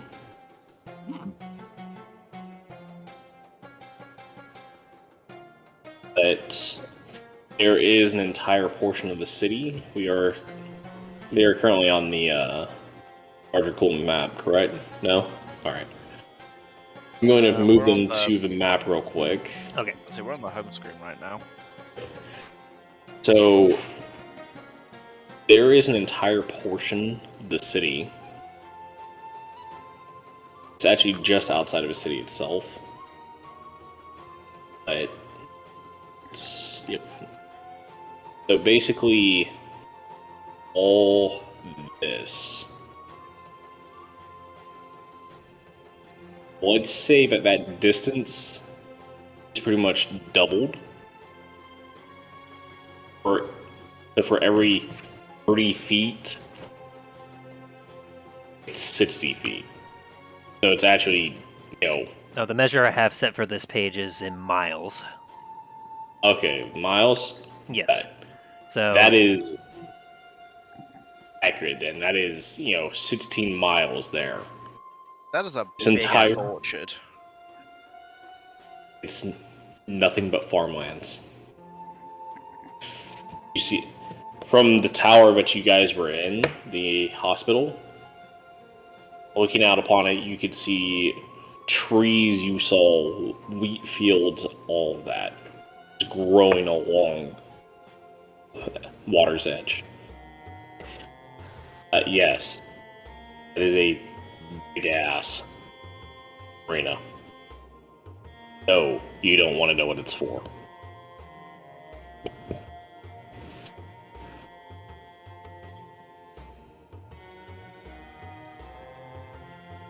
The arena? But ow, cat, stop. Sounds like there's something big living in the arena. But that's potentially fourth wall breaking. And so, as you all get your drinks, were you getting anything, Dylan?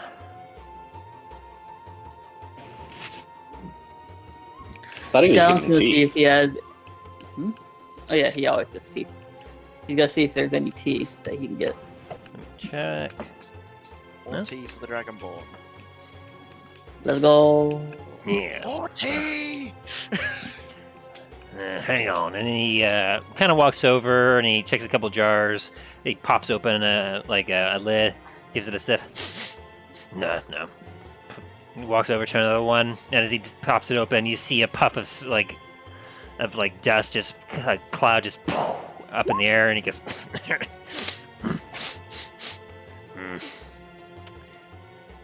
Yeah, and then he takes a Oh. spoon, scoops into it, and then puts it into what looks to be some sort of metal ball, like ball? Question mark. He drops it in there, closes it up. The best way to describe it is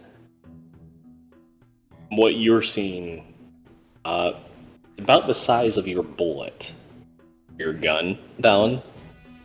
You see him packing this powder into it. And as you're looking at it, you notice that there looks like there's a bunch of holes in this thing. And then he just drops it into boiling water. Mm-hmm. Does it look like it's degrading with the No, it does herbs? not. So if Dallin swallows that, that could fuck up his throat. I mean, if you drink it while it's still boiling, sure. Yeah, Dallin grabs the boiling water, just drinks it, all Evil Dead style. As he finishes You, getting it set up, he puts the glass in front of you and goes, "You might want to wait a few minutes. Wait longer if you want stronger flavor. I'm sure you know the Jill." You ever have chai tea, Dallin? Yeah. Have you ever had chai in real life? I've had chai tea. That's what it smells like. Also, the word chai literally means Oh. tea. Oh, that means it smells really good. That's what this is. It is chai tea. Ooh. Yeah, down slurps that shit. He drinks it That'd be 5 all gold. down.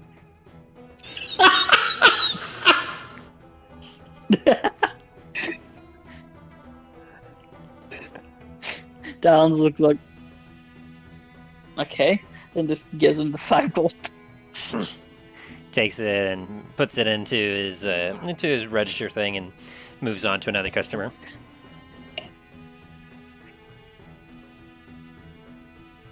Eddie, he had to use like purified water for that. You think water's cheaper around here? No, I doubt they have purifiers. Well, proper purifiers. Let's just say clean combination water. purifiers. And But as yes, you they do the whole rag thing, where Me. they put water in and they squeeze the rag. So as you finish gathering up your beverages, you kind of turn to look for a place to sit, and you currently see Nampoodle in a corner. Did you order anything to drink, by the way, Nam? No. No. Nan is too focused on other things. Yeah, you watch as he's currently feverishly working on something at a table. Hey Nam, what you working on over there? Nothing, and I'm kind of just gonna have my arms kind of hovering over the thing I'm working on.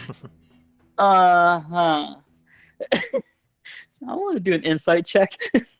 Insight or perception? Oh, let me see which one's higher.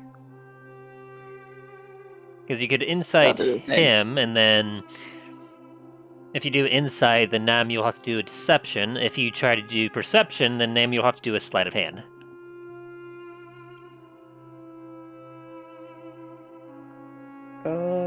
Or Insight. stealth. Like sleight of hand or stealth of your choice, I would say. So insight. Okay, so then deception, Nampoodle. I can roll Damn, that's not a very deception. good roll. Yes. Mm-hmm. Fuck. I knew it. I knew it was that you didn't have a high deception because I don't have a high perception or a high Plus genius. insight. Fuck. Do So- I see what's going on? So what were you trying to inter from his behavior, Dallin? Because he sounded sus as fuck. I'm trying to see why he's trying to. As trying far to, as you can like, tell, suss out he's just... why he's trying to. As far as see you, as far as you can tell, Nampoodle's just kind of tinkering on something. He tinkers a lot. It's probably nothing. me. Oh, It's not like the last time he did it, he blew up an entire island. That's very specific wording right there. Your dad was like, whatever, fine. Yeah, just have fun, man. Yeah, mind your own Walks fucking away. business. And what was that, Dane? Excuse me? So maybe that's why I wanted to get out of Antiva. and Talus is just sitting there, just sipping on his drink, like, like Kermit the Frog, like, it's like none of my business. Natural sip.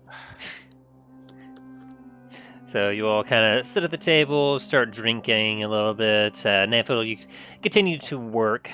With your flash of genius and your roll earlier, you've made incredible progress already. You've carved out the shapes that you need for it in order to be worked on, and so at this point, you're kind of harnessing your magical energies and infusing it into it. So I'll need you to roll me another Arcana check of your choice in order to. Okay. Okay. So over the course, before the night falls, you're able to successfully complete the items that you're making. Perfect. So as you continue to kind of tinker in the corner, and you're feeling good about this, you're like, yeah. You hear, Dan, you hear, I'll have the Black Spider Reserve. And your eyes can't help but, after hearing your name, your eyes can't help but look over, and you see your cousin currently ordering a drink.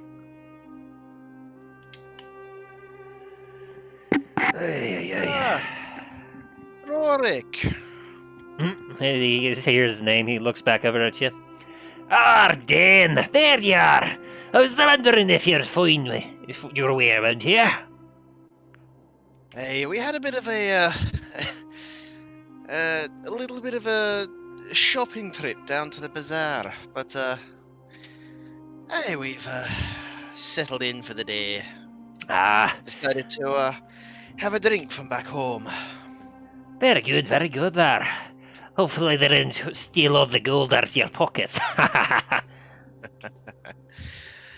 Nah, not quite.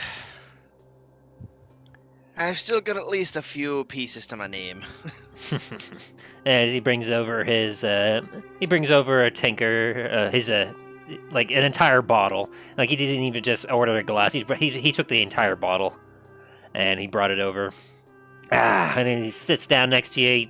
He looks over at Talos and Dallin, and he kind of gives a knowing nod over to you, Dallin, as he recognized you from earlier, and he kind of looks at Talos and looks over at you, Dain, and Dwarven whispers, "So who's the weird one here?"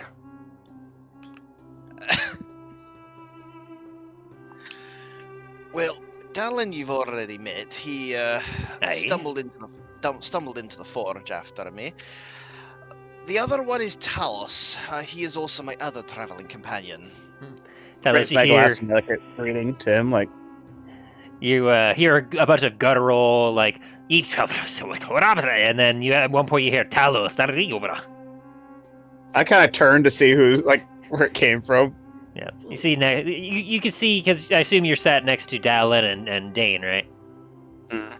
So you see another dwarf that has sat down next to Dain, and immediately, you don't even need an insight check, you can see that there's a fairly strong family resemblance. Both of them have like that jet black hair, nice beard. Although when it comes to this dwarf that you're seeing, let me make sure of my description here. Nope, not this one. It would be... here we go. You can see that this particular dwarf has got extremely long black mohawk. He's got golden eyes. His skin is dirty. You can see like black soot on it, most likely from perhaps a forge. He's very beefy, and he's got a very long, squared beard.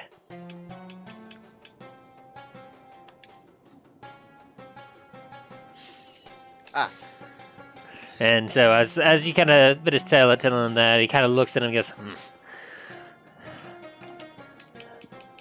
"Looks like he might have a bit of a stick up his arse." And Dwarven. I kind of just raise my glass and like a little gesture of greetings, and go back to drinking. And then in comment he goes, "So these be your traveling companions, Dain?" Aye, yes. Darling, you've already met Rorik here, distant cousin from back home. Where is it? He raises up his glass a bit. Talon says, "Hi, pleased to meet you." And Telos, this is my cousin. Well, distant cousin, yes. It's very glad to meet you. I be Rorik Blackspoir. We be one of the head blacksmiths here at the Anar Dracul. I tell you what, Dain. I lost a good 3 days worth of progress with that stunt I pulled earlier. I tried to. They put that hot blade directly in water. Eesh. Not good. I swear Guessing that affects the temper of the metal. Aye. Oftentimes, whenever you're trying to do a proper temper, if you, I often like to do it in oil. A little bit dangerous, but it really does a good job of helping get that temper just right. But if you're not careful with the water, if you put it in too quickly, if the water's not the right temperature, it could cause the whole blade to crack and just, the temper's just ruined. I swear you can hear that pings all the way from Blackspire. Ugh. I wonder if this is how my fiance feels whenever she hears us playing D&D. What?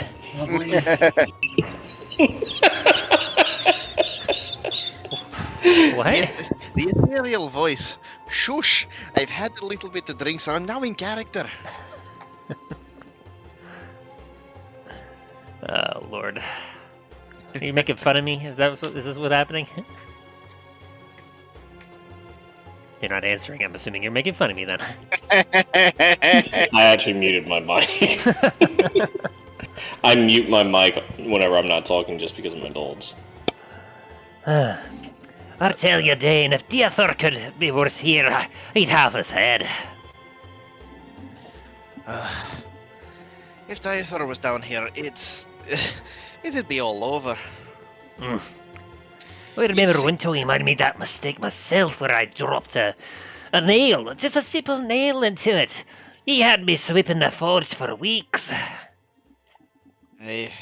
But remember back home, we've got a lot more, well, do you remember the old magma quenching that they tried to do? Diathor was not a big fan of that. Aye.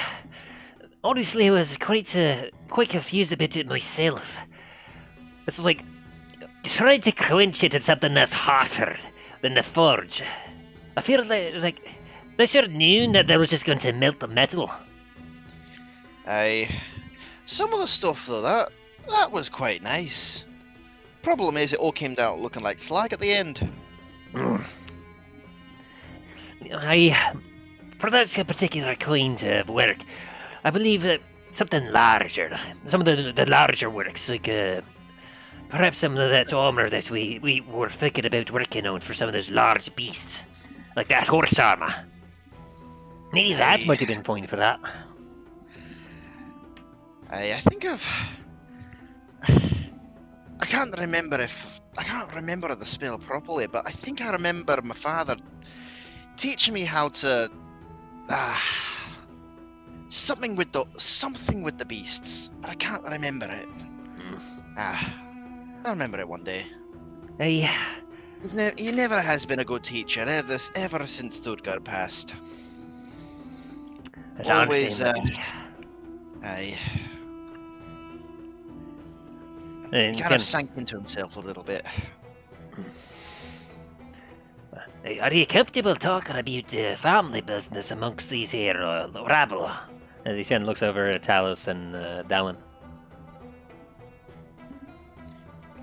Well, might need to go to another corner of the bar. I say this in Dwarvish.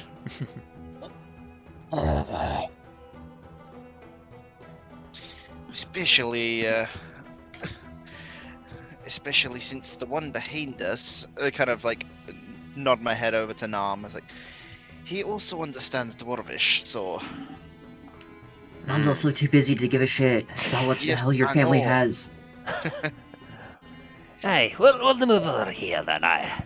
And then as he takes a look over at you two, me and me cousin are going to go have a bit of a chat, catch up on old times. Hey, why don't you two? And he, pours a little bit of his, Black Spider Reserve into a couple shot glasses for you two. Have a couple of drinks on me, huh? And he slides it over to you, and then takes the bottle and walks over to a corner with you, Dain. Alright. Don says thanks and then says, I guess in Giant, have fun. See if he knows Giant as well. You say that in Giant. He kind of looks at you and looks at you, Dain. And in Dwarvish he goes, was that supposed to be Dwarven? No, that was Giant. Oh. Surprised you didn't learn it. You know, we've got the clan right outside in the pass. I was half expecting that. You wanna go? What? I was half expecting a fight to ensue because of that.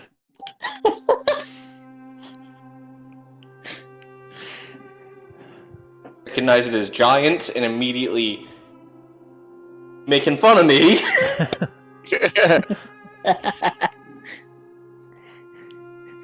He hasn't had enough drink yet. Too. Froze exclusive to Dain. Rourke hasn't had enough to drink yet. So he just kind of looks over at you and goes, yeah, and waves his hand and continues to the corner. So I assume you, Dain, and him go over there. We still have Namfoodle furiously working on his, whatever he's working over there. And then Talos and Dallin, you're left alone at a table. Is there anything that you two wish to do?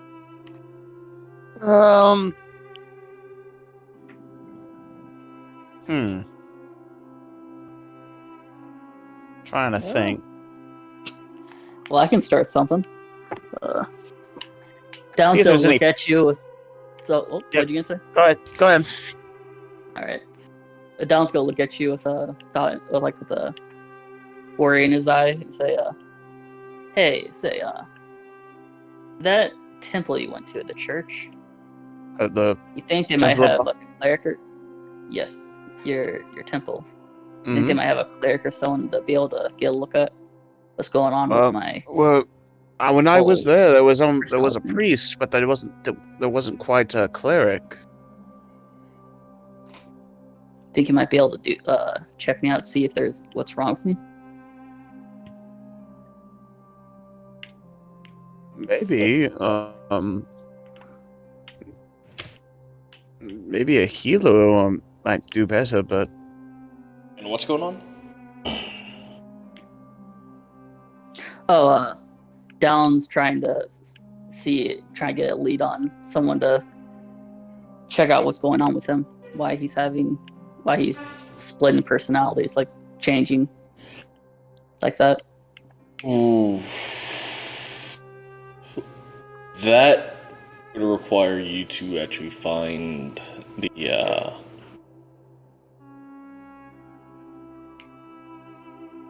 basically the head or grandmaster healer at the hospital, who Gotcha. is currently not there. Well, fuck. Okay. You wouldn't know that information as of yet, but looking around for it, you would find out that he is not due back for another 3 or 4 days. Gotcha. Okay. Well, that's where that conversation dies. I guess. You got any ideas? Tell us what other conversations? I wonder if there's what this place has for food.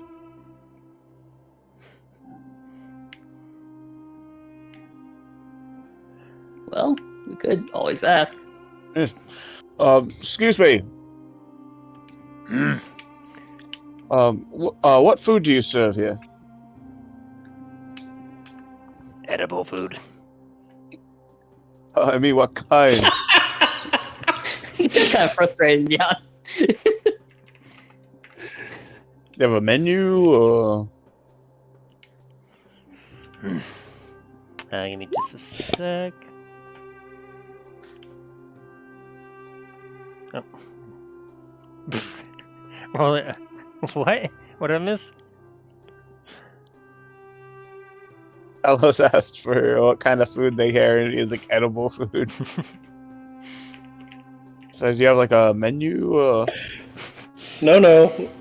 He's referring to what I just typed in the chat there. Blood deck saving throw. I have to roll a dex saving throw. No! Oh no!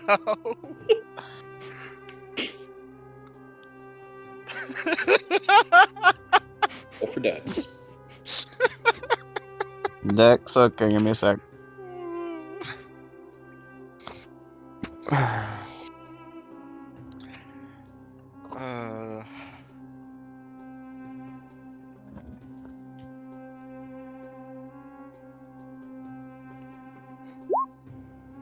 Six. Incoming. What the hell?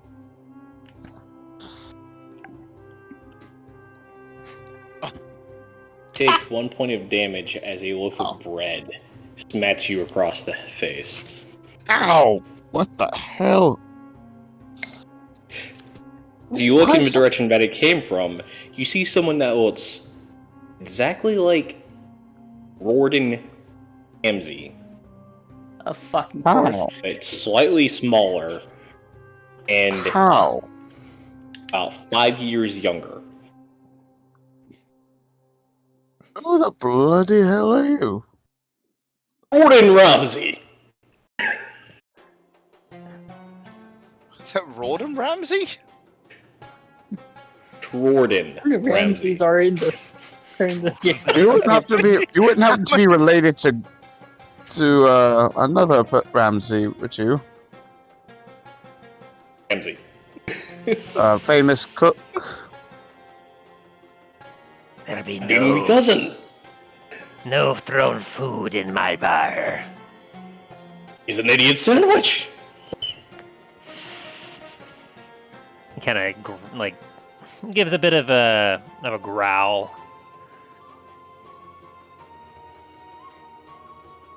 I have fish. Clearly, you've had a taste of the bread. I say you got a fresh loaf of bread right there. That's expensive stuff. I'll have some of the fish then. And he kind of puts in the order, and after a while, he comes out with a plate with.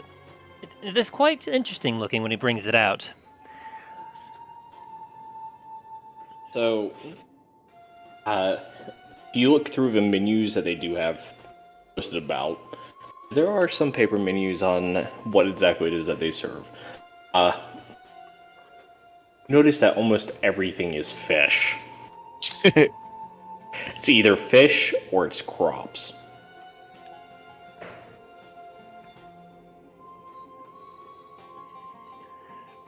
You do see on there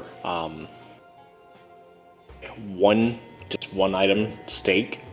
It says limit one per customer, and it costs about 200 gold pieces. Oh, wow. The reason being is that cows are not a common commodity. As such, they are highly revered here. And to kill a cow for meat is specifically one of those cases in which it will cost you an arm and a leg for any part of it.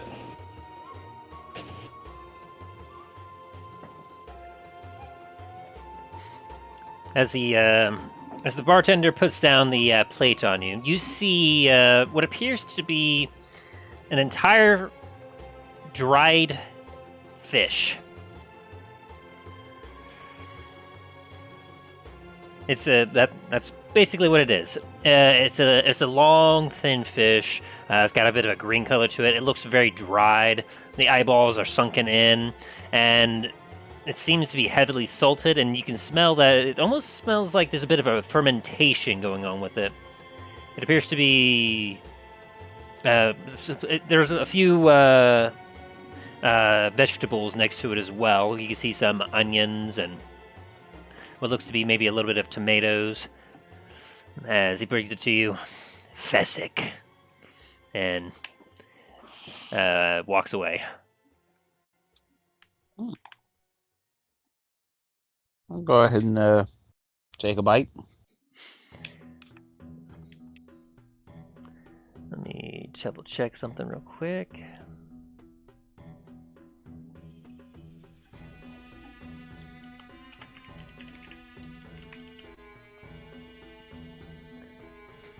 As you take a bite of it, the first thing is your nostrils immediately pick up a heavy aroma of salt, so much so that it almost has a bit of a saline kind of smell to it. It's very stinky and it's a strong fish smell. And as you kind of take a bite out of it, you get a bit of a strong umami flavor to it. A strong what flavor? Umami. Umami think of it as very flavorful, very mouth-watering. So the best way for me to describe it is basically, have you ever walked into a Chinese restaurant when they're actually starting to cook? And you just smell it and mouth water just starts to water. It's basically umami. Umami is that flavor where it's like, oh, I've got to have more of this. It's very savory. I am. Well, Talos is enjoying this.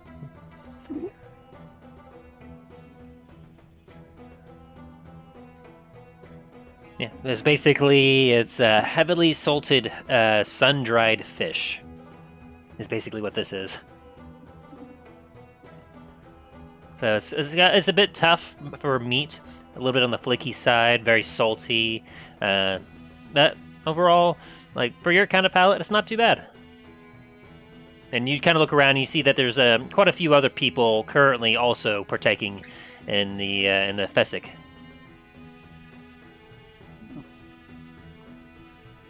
And does anyone else order any food? Yeah, Don's gonna hold out a hand and hey, I'll take what he's having. After a few minutes, the dish gets brought up, and he puts it down on your plate in front of you as well. All right, how much is this gonna be?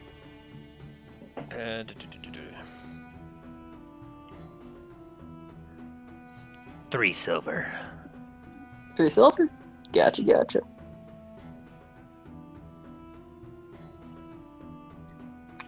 Here you go. And he takes the silver and pockets it and walks away. So it's 3 silver? Mm-hmm.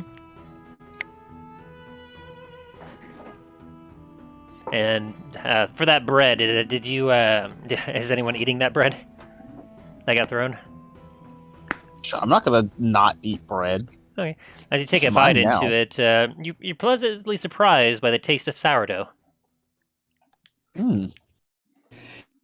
This is almost on par with any of the bread that has hit you from Rorden Gamzee.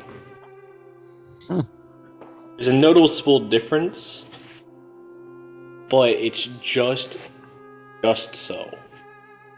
You can tell that whoever this person says they are is,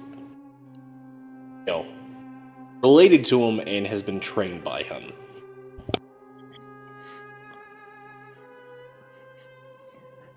And so, as you all kind of partake of your unique and a little unusual meals than what you're used to, Dain and Rorik. Oh, by the way, did Talos or Dallin, did either of you take that shot that was given to you from Rorik?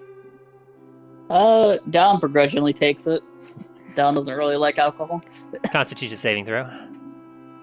Gotcha. I say it shouldn't be as strong as the stuff that I had. No, it's not, but Dwarven ale or alcohol tends to be pretty strong. Oh yeah, but the stuff that I've been drinking has been the stuff that's been was in the dungeon for like a couple hundred years. I'm aware. The one problem with this is Dallin isn't used to drinking alcohol because he Natural 20. You're fine. He has been hardened. It kicks you like a mule. You cough a little bit after it goes down, but otherwise you take this like a champ. He has been hardened by the flammable ale. I still have six of them, by the way. Yeah, Dallin's not going anywhere near those. Session 0. With that kind of roll, give yourself a 1 temporary HP, Dallin. Oh, hell yeah! I'll give you 1 temp for a critical success like that. For the remainder of this session, you gain a +2 to strength. Ooh. +2 to strength? Okay, hell yeah. And then Talos, did you drink it? The remainder of this session. What? Gotcha. Did you drink some of the shot of the Black Spire Reserve that was given to you? Oh, I didn't even realize was given some. Yeah, Rorik poured a quick glass for you and Dallin as he gave you one on him, basically. Might as well. Alright. One on the hold. Constitution saving through. Sure.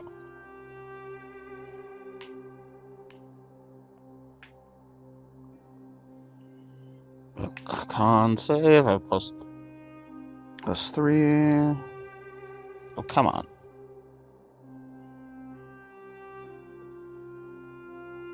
$21. You also take it like a champ. You throw it down, you feel that kick, and you're like, ooh. Ooh.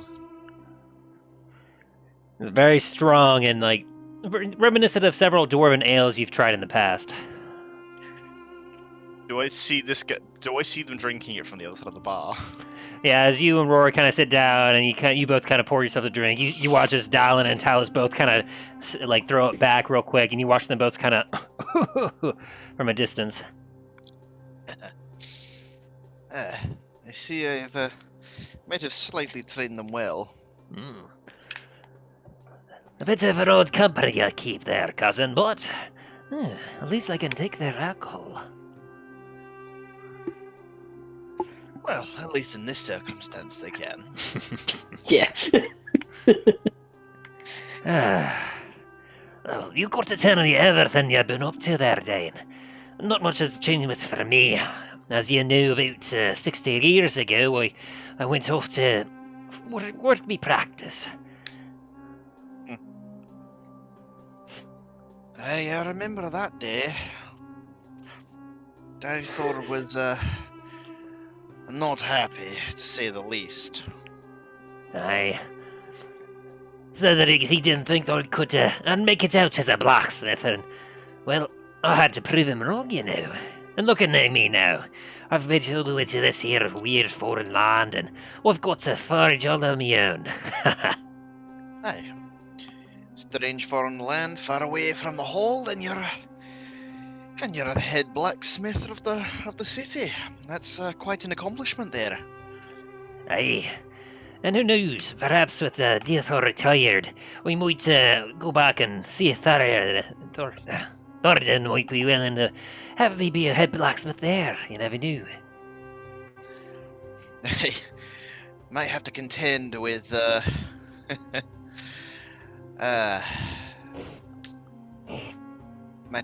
might have to contend with, Thoradin, though. He's taken the title of Guildmaster, so for right now, he's also Forge Master.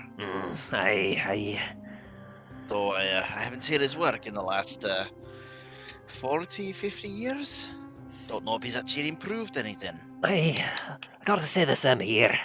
Well, straight from of course sending in me letters that he requested. Don't know why he requests so much paperwork. That's such a hassle, but... It's also a waste of paper. Aye. What Better off dwarves? Does it look like we have ourselves a pepper factory? Better off just sending back a greatsword and calling it a day. Aye. But, obviously, not so much as strange with me, but what about you? Last I heard, you were working with Deathor, working up as a blacksmith or whatnot. Yes, was trying to, well, he was teaching me the craft as, well, as you know, after Thurgard, my father kind of, Ansel. himself a bit. So Diathor kind of, well, he's been kind of, became a bit of a father, even though he's my grandfather, but apart from that, training me up for a bit, but after a while, rumours started to rise of the armour starting to appear. So, I, well, collaborated with both Diathor and Ansel to head out on a quest to try and reclaim it. I mean, as you know beforehand, a couple of eager dwarves have tried and failed. Some miserably, some have came back to the hold.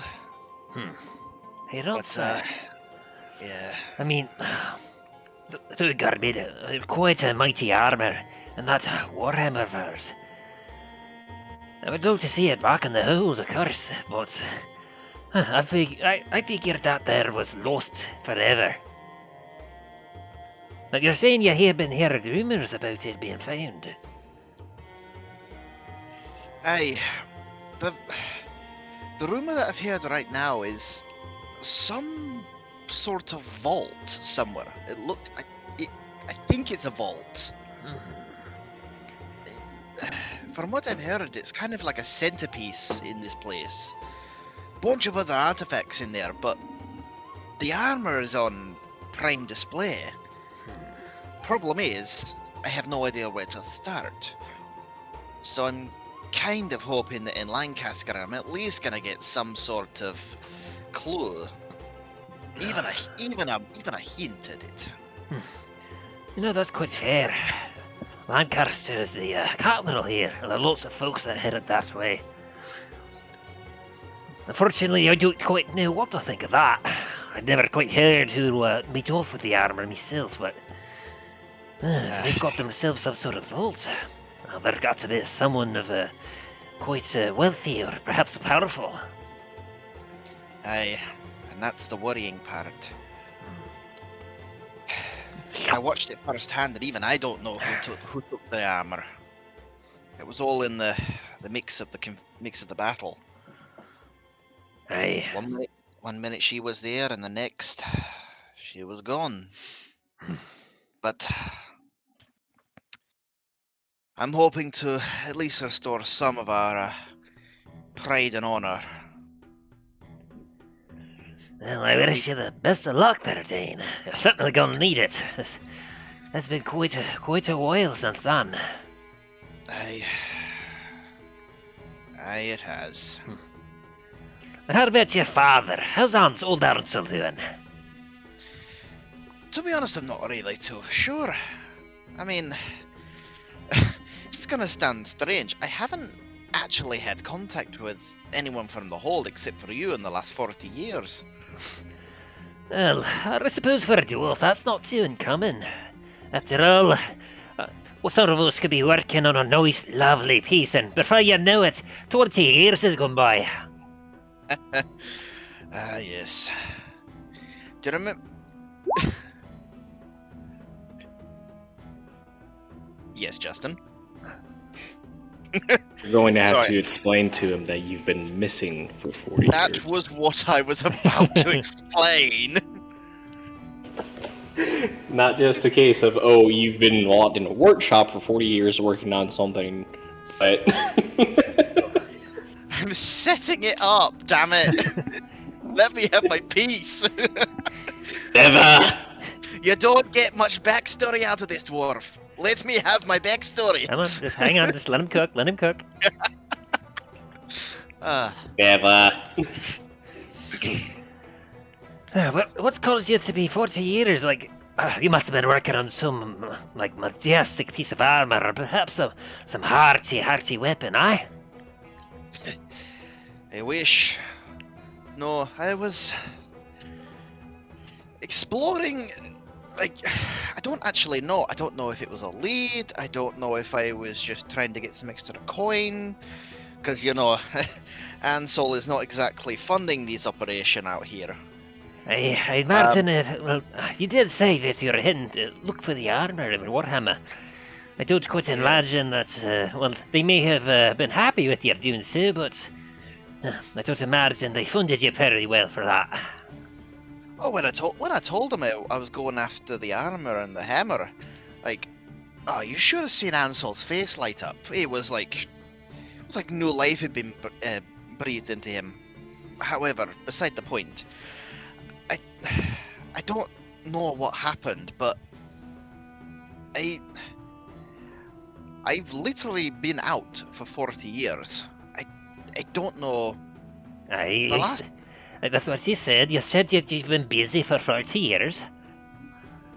But the problem is, I've not been busy. Last I remember, I was in some sort of underground structure, dungeon, whatever it's called.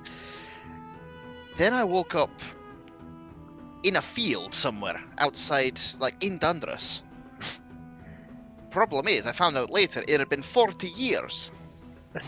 You what? And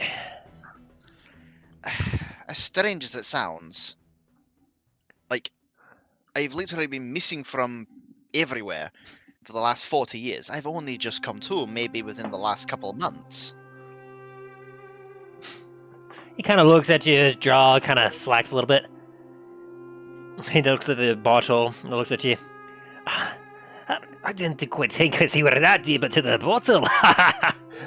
Ooh, that is quite the story then. Oh, it gets. You think that's a story? You should hear about the lich in the town that we woke up in. As soon as you say lich, when he was in the middle of drinking, he's you now. We saved me and the party minus one member. Unfortunately, he did pass. We saved a town called Dundras. Sorry, no. That's good. That's good, yeah. My apologies. We saved a town called Duskwood from a lich. I believe it was a name called Maldraxxus or something like that. You Very were angry fella. toe-to-toe with a lich. Well, not really toe to toe. We went toe to toe with a black knight. That was not fun. Oh. But luckily, you're saying that you faced a lich and you survived? well, we looked at a lich, and then he went by and disappeared. I don't know where he went. Somewhere in the continent, most likely. Seeing as I don't think even a teleport spell can take you halfway across the bloody world. So, okay, let me get this here straight. Like, you went to this here Duskwood after you been gone for 30 years, trying to find a clue as to where Thudger's armor and Warhammer are, and then you go and you face yourself a Black Knight, and then you find yourself face to face with a lich who, upon seeing the strong beard of a nice black spire dwarf, tucks tail in her hands, eh? Aye, pretty much. Oh, it was also with the two Dragonborn over there, Hmm. and the fourth member of our party, who unfortunately has expired. Goodness, that. Well, wouldn't have been that much of a lich if he had to run, eh? Ah, Aye. But the Lich, or at least the followers of the Lich, did drop a meteorite, which I got. They dropped a meteorite on the town, where our name kind of comes from. We're the Comet's Company. you we were kind telling of- me about how you use some of that there meteorite for your weapon.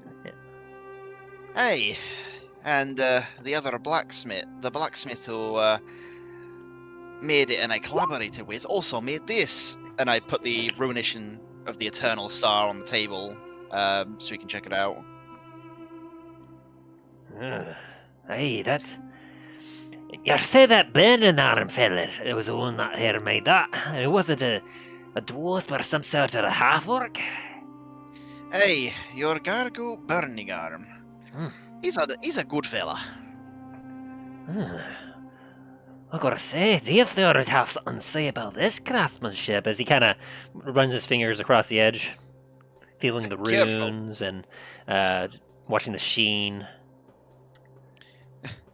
Careful with that blade. It's on a little bit of the sharp side. Don't you worry, I know how to handle a blade. Come on, you're looking at a forge master in the making here, Dain. Oh no. I've also just seen this blade cut a rock in half, and it was a decent sized boulder. What, you cut yourself a boulder with this? What are you, daft? You trying to ruin the edge? Well, Burning Arm did, but I was watching it. I haven't tried cutting a boulder myself, because, you know... As you mentioned that, he kind of looks at the edge a little bit this way and that way and goes, no glint on the... Wow. Well, if supposedly if you did cut the boulder in half, I don't see any damage to the blade. That's some bloody good work there. Well, the head is made from the meteoric iron.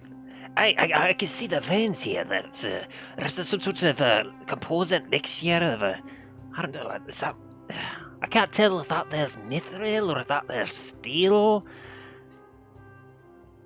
That is quite fascinating there, Dain. You got quite a piece.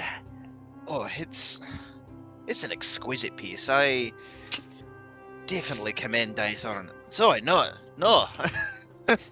Retract that bit. Yeah. Definitely, yeah. Words are not my friend right now. I definitely commend Burning Arm on his work. Hey, from what he was saying, he was gonna.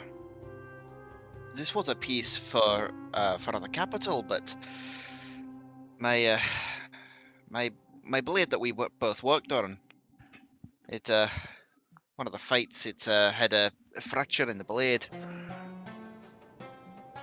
It was not good. Must have been something with the temper. I can imagine that, well, I'm well familiar with how to work multiple materials like mithril and steel, but I'll admit I'm not quite familiar with this here, meteoric kind of metal. Wouldn't mind playing around with it myself. Can't even imagine what kind of what kind of temperature I need it to temper properly. A lot. I mean, Christ, the Dragonborn Talos over there, he's got a helmet made of it. You don't say there. As he kind of takes a look. Are you wearing it currently, Talos? Of course. As he kind of takes a look at it. How much of this here meteorite did you even have? I didn't expect. Like, I've heard of some fellows using some meteorite for every once in a while, but that's usually hardly enough for even a single blade. There was Well- about 50 pounds of usable iron within it. Thank you.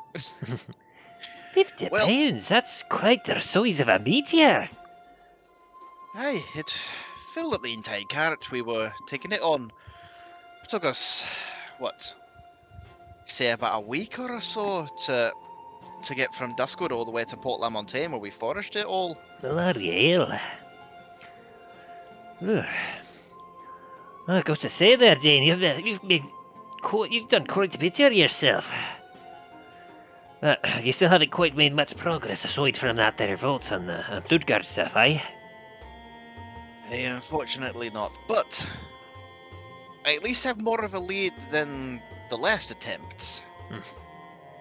The last attempts will all just go out into the world and find it. Didn't end very well, especially for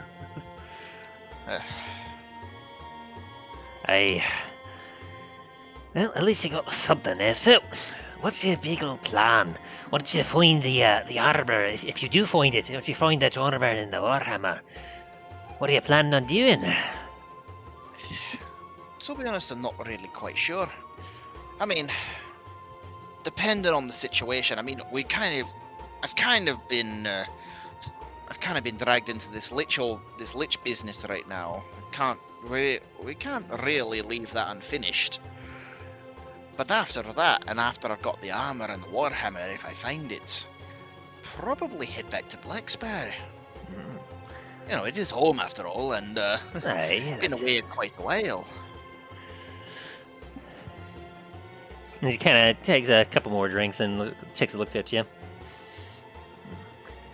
You know, if you did find that there armor, the warhammer, I dare say that if it suits your fancy, I doubt anyone would deny you the throne.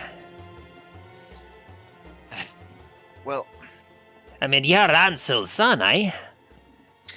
I mean, technically, yes.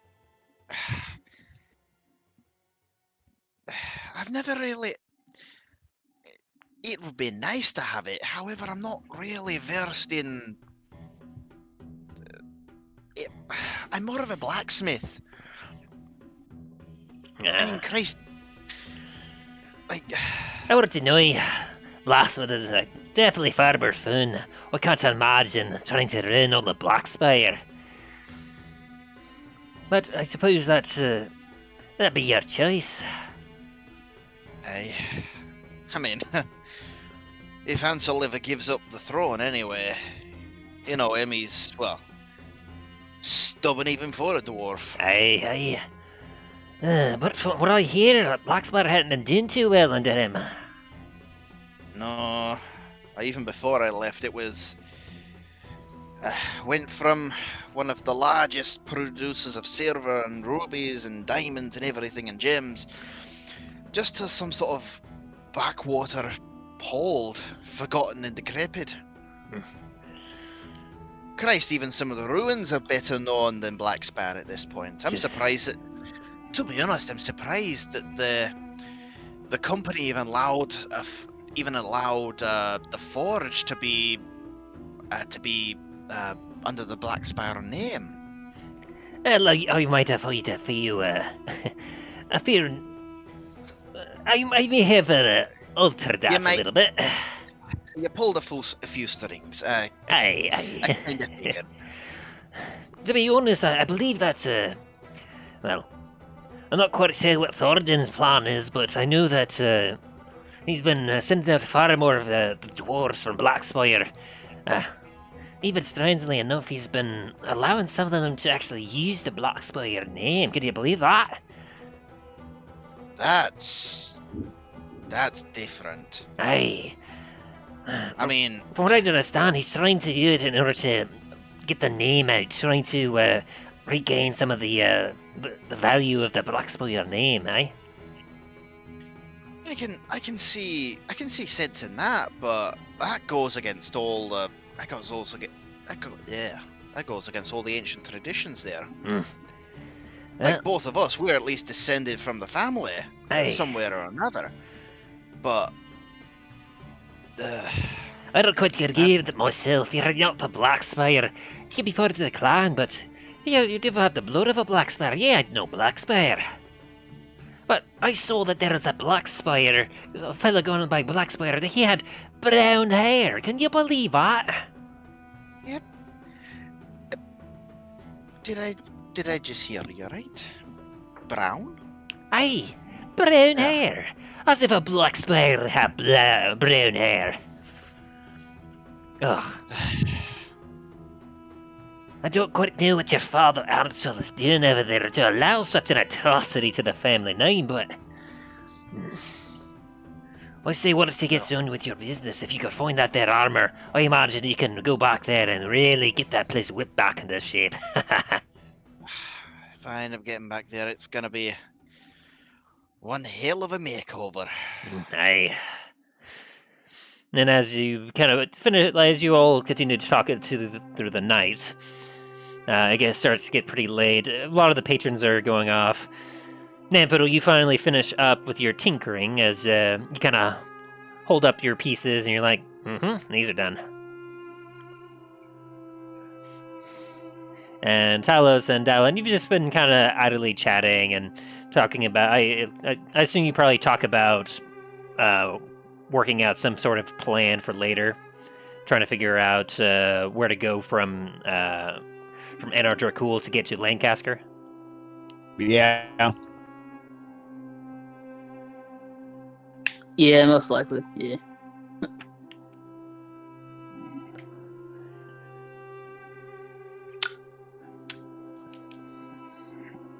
Okay. Then as it gets late, you all come to realize that, it might be a good idea if you get yourself a room. That would be smart. Might be an idea.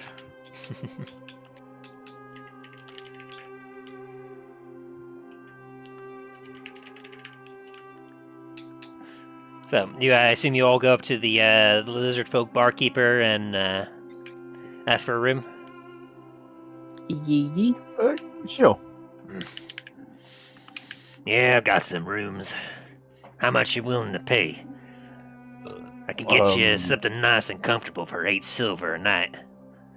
Or, if you're feeling like you don't quite need something that nice, I can get you something for 7 copper pieces. I think it's the 4 of us. I'm gonna turn to the groups like, did you all want to do share rooms or individual rooms? I'll throw down 4 copper, or not 4 gold for rooms for each of us. Well, Thank you very much. I guess that's sorted. Come on, guys, it's my last day. I gotta treat you at least somewhat. The innkeeper takes a look at the gold, once again just bites down on one of them, pulls it out, looks at it with his beady eye. And then, rooms are over there. And he shows you to where your rooms are. So, each of you find yourself each room has a window to it, so there's no pain or anything, but the cool night air blows in through the window, helping keep the what was quite a hot day a little bit cooler. But interestingly enough, as you kind of feel the night air, it feels really chilly. Like, whereas it felt like it was probably close to like 100+ degrees outside earlier, the temperature outside right now almost feels like it's down to maybe 50 or 40 degrees. But as a weird contrast to it, the stonework of the building that you're in is emanating heat. Like, you have a weird feeling as if the walls themselves are providing warmth, while the cool air from the window coming in is kind of circulating around, making it kind of comfortable. It's a weird sensation you've never quite experienced before. Interesting.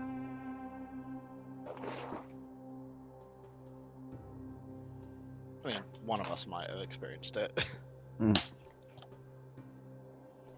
Unlikely. The reason I say as such is that none of you are from a desert.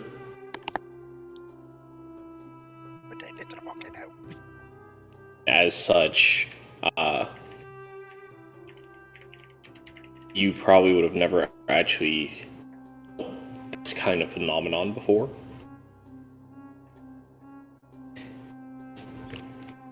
You have similar memories of this occurring within the mountains, Dain, like within your hold, where it would be either cooler or warmer inside of a building than out in the forge and the rest of the mountain. But, as to the actual building emanating heat, different story. Okay, that's fair. As you kind of also take a look at the bedding, you see that there appears to be a rectangular wooden frame with legs and some sort of leather or perhaps fabric platform strewn across the frame. It seems to be rather tight. And there appears to also be perhaps a straw pillow and some very thin linen strewn across the top of it as well.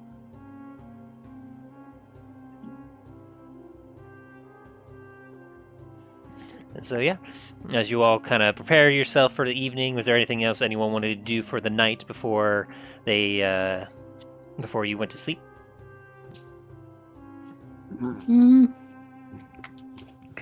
I'm Talon's gonna gonna- go. what are you gonna say, Talos? I was gonna try to see where our animals are, our horses are being kept. Being kept along the outside of the wall. In fact, they are currently moving back over to the map for Anar Dracul, real quick. They're being kept just outside this gate here at one of the mini farms. Okay. Just so that they're closer to a reliable food source for them. They're actually being taken care of. There is a veterinarian out there actually, who is they have a druid on staff that specifically deals with the healing of animals. Oh. I was like, I was actually gonna use Find Steed to see if I can sense where he's at, but that's.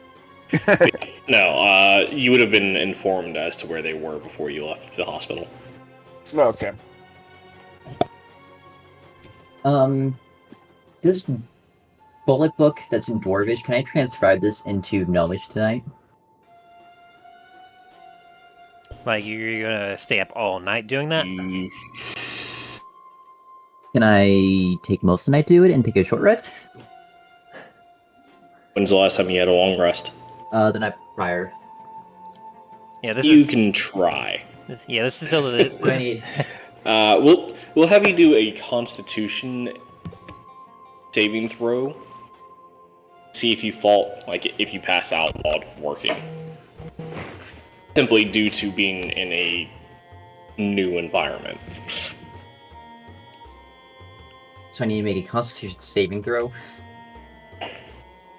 You do have to be 15. Do you also have writing instruments and perhaps a blank book?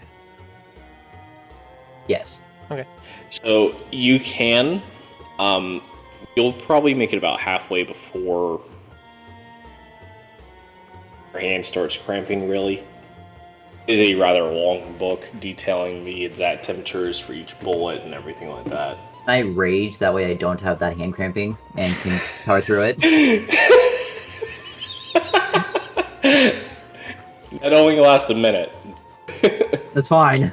Talos, you're sleeping when suddenly you're woken up in the middle of the night by get the pen. What? Sounds like Taz. And as you kind of you're like, what, and you hear some rageful scratching and scribbling next door. And then after a minute, it just kind of calms down again. Furious scribbling. I just roll over, put whatever thing I can cover my ears with, and just. Picks up a fluffy pillow and just. Whoop.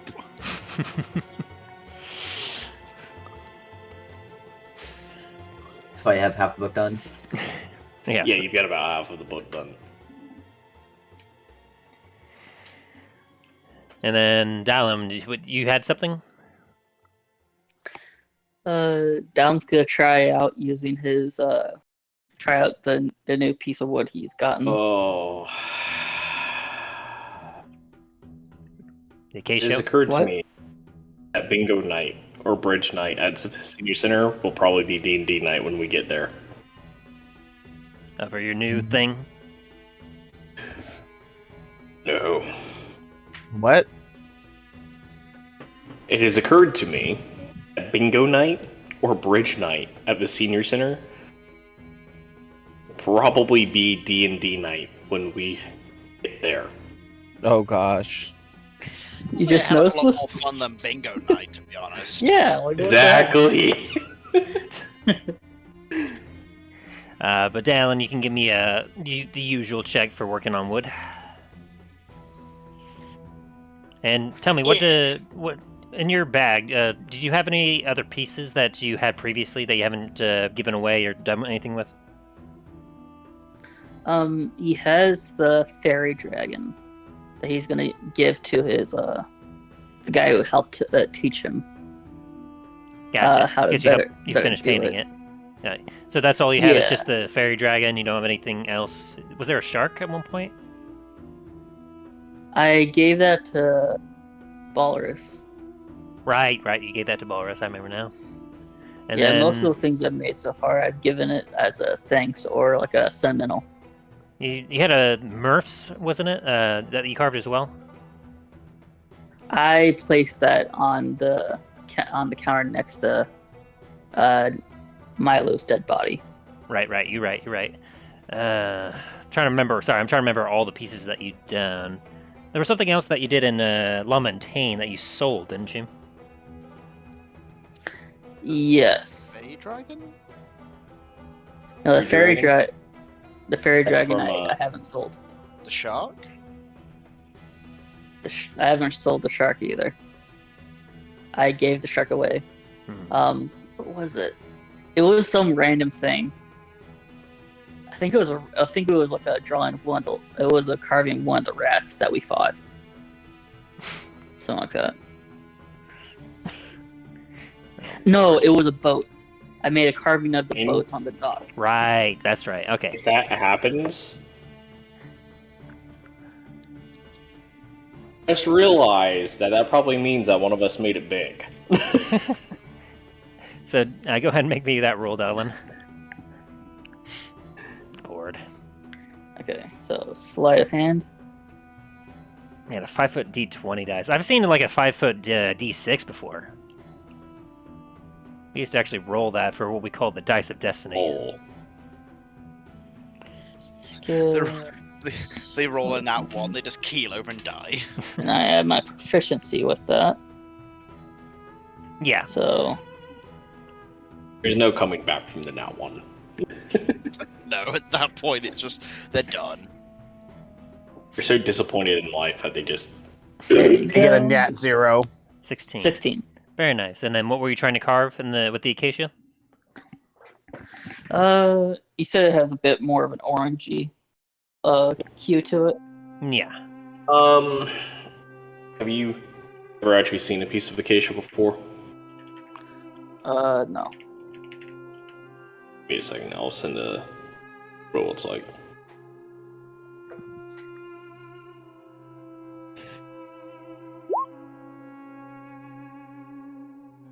Yes, download again. Jesus.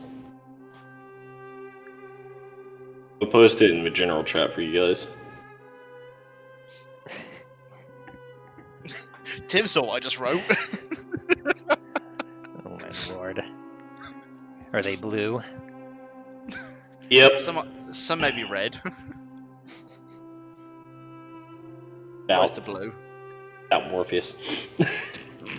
So did you see the picture in general, Dallin? Give me a second. My technology isn't nice to me. You're good. Ah, yes. The wood is made of wood. Oh, that's the coloration that is acacia. It's acacia, I know. A lot more. Okay. They have a cutting board made out of it. Yeah, it's brown still, but it's got a lot more orange tint to it than most usual wood does. So it's a Gotcha. pretty, orangey kind of look to it. It's not Oh, it's a bright orange wood. No, it has a very noticeable kind of hue to it that most other woods do not. Alright, so Dallum's gonna try and carve his brother. Okay. And I'll say with a 16, you essentially get a lot of the carving done. You find that it's actually, like, it takes you a minute to kind of get into this wood, as what you were usually expecting. This wood tends to be a lot harder than what you're used to handling. Like, a lot of the other woods is, like, how do I say this? As you're kind of working it, like, you can feel that it's a little rigid. It doesn't seem to scratch as easily, so you have to kind of dig in a little bit more. And the kind of fibers of wood, you see that they're really grown tightly together. And you honestly get a feeling that it might be a little water resistant. Ooh. Very nice. Oh, I've got an idea. I need to get another piece. And so you managed to get a basic shape carved out of his frame, but you don't have many details there quite yet. So you're at 1 out of 4 successes. Gotcha. And that's what you do for the night. And then Talos, did you have anything you were doing for the evening? Aside from getting woken up by rage scribbling? Oh, Talos went straight back to sleep. He was like, no. I gotcha. And then Dain, anything for you? I think I'm just gonna look over my the stash of precious gems that I have. All right, roll me. I'd say you could roll me a history with advantage if you wish. All right.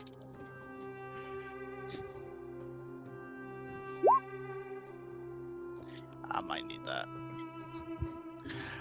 Oof. The 11. The dice are not in my favor. Hold on a second. What is he rolling for? He is checking the value of the gems that he's been hoarding for, session 1. Untold sessions. You know what? I'll let you roll one last time. Simply because you've been holding them long enough. You've been through a couple of different markets at this point. I'll give you one last chance to roll higher than an 11.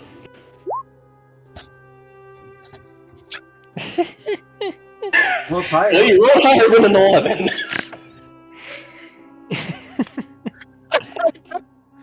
It's funny, I'm sorry. Oh boy! So as you're taking, Than an 11. as you you're want to taking, use one of as you're taking a look at your the gems that you have. By the way, I hope you'll remember. I think all of you at least have 1 level of inspiration, just as a faint reminder that you can use whenever. But as you're taking a look at the gemstones, you recognize a few of the turquoise and hematites. You see some bloodstones, some coral, amethyst, and amber. From your rough estimate, those in particular can cost anywhere from 10 gold. Some of them are 50 gold worth, 100. You do see that, there's a pretty decent-sized emerald that you're able to recognize it as an emerald, and a blue sapphire, and a yellow sapphire. You're fortunately not sure what kind of price it is, but you feel like it's got to be worth a lot more than like a turquoise. Can I use one of my points of inspiration? Certainly. What is your inspiration at right now? Like, it's just you just have base inspiration, or do you have inspiration +1 or +2? I have inspiration +1 right now. Okay. I believe. So you can roll a d20 +1, plus your history proficiency. So that'd be a d20 +5. Yes.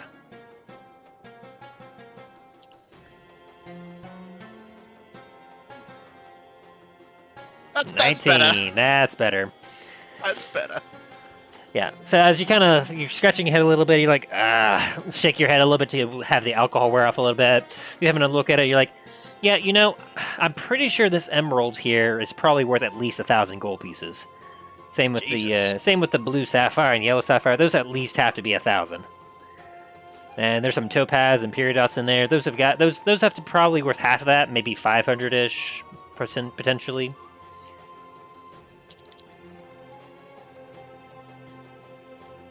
So I'm not quite remember how many you had exactly, but you have a good rough estimate of, like, I'll say with that, if you pull up one and you ask me, I'll be able to tell you what its approximate value is. Alright. I have a lot of gems, I know that. Yes, you do. Alright, and that's what you do for the evening before you go to bed? Yeah. You Very sure good. that Dane's not a dragon? Got a small horde building up here. And so, I am a dwarf after all. as most of you all finish up your long rest as you sleep throughout the night, you all kind of wake up early morning to hear rageful scribbling coming from Namfoodle's room. As Namfoodle, you managed to get a nap in, so you got benefited from a short rest, but you do have 1 point of exhaustion for not taking a long rest. That's fine. Can I make another check to finish writing this book out? What do you think, Justin? Going to take a point of exhaustion for that? Remember, since you're at 1 point of exhaustion, if you're doing a check, you have to do it with disadvantage. Alright, let's check again. Institution.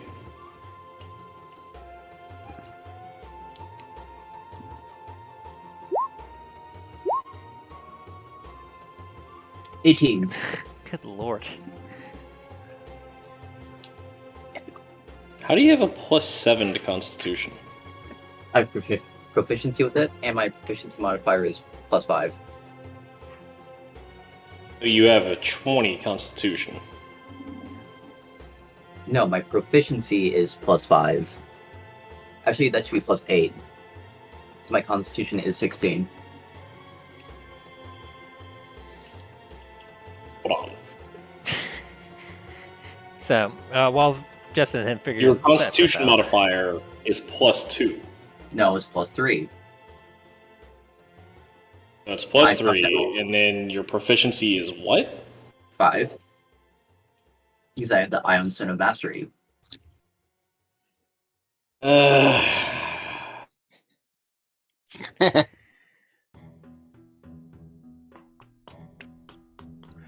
So what are you all, the rest of you, doing as Namfoodle is attempting to rage, scribble down all the rest of the notes he needs to transcribe this book to Gnomish?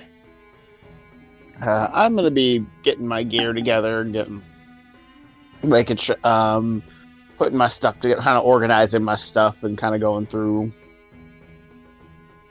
Sounds like good. my bag of holding and kind of be like, okay, I got this.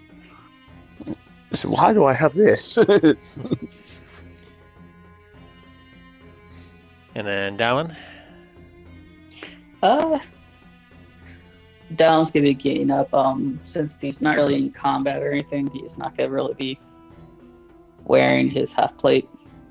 Sounds good. But he's gonna be wearing that robe. Perfect.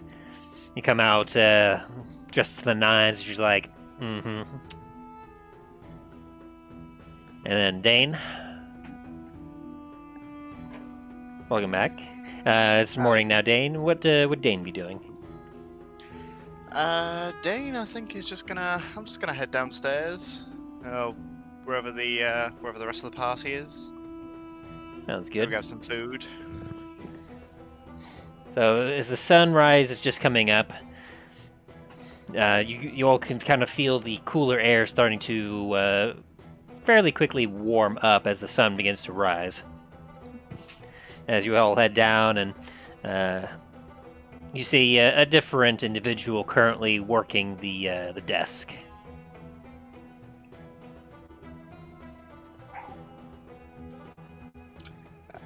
Good morning to you. You see, this time it's a female lizard folk.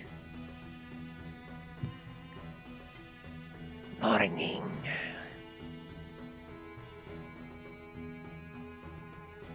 And she kind of, as she eyes you all, she takes a look down at something behind the desk, looks up at you, looks down at the thing again, looks up at you, goes, okay. And then proceeds to assist some of the other customers.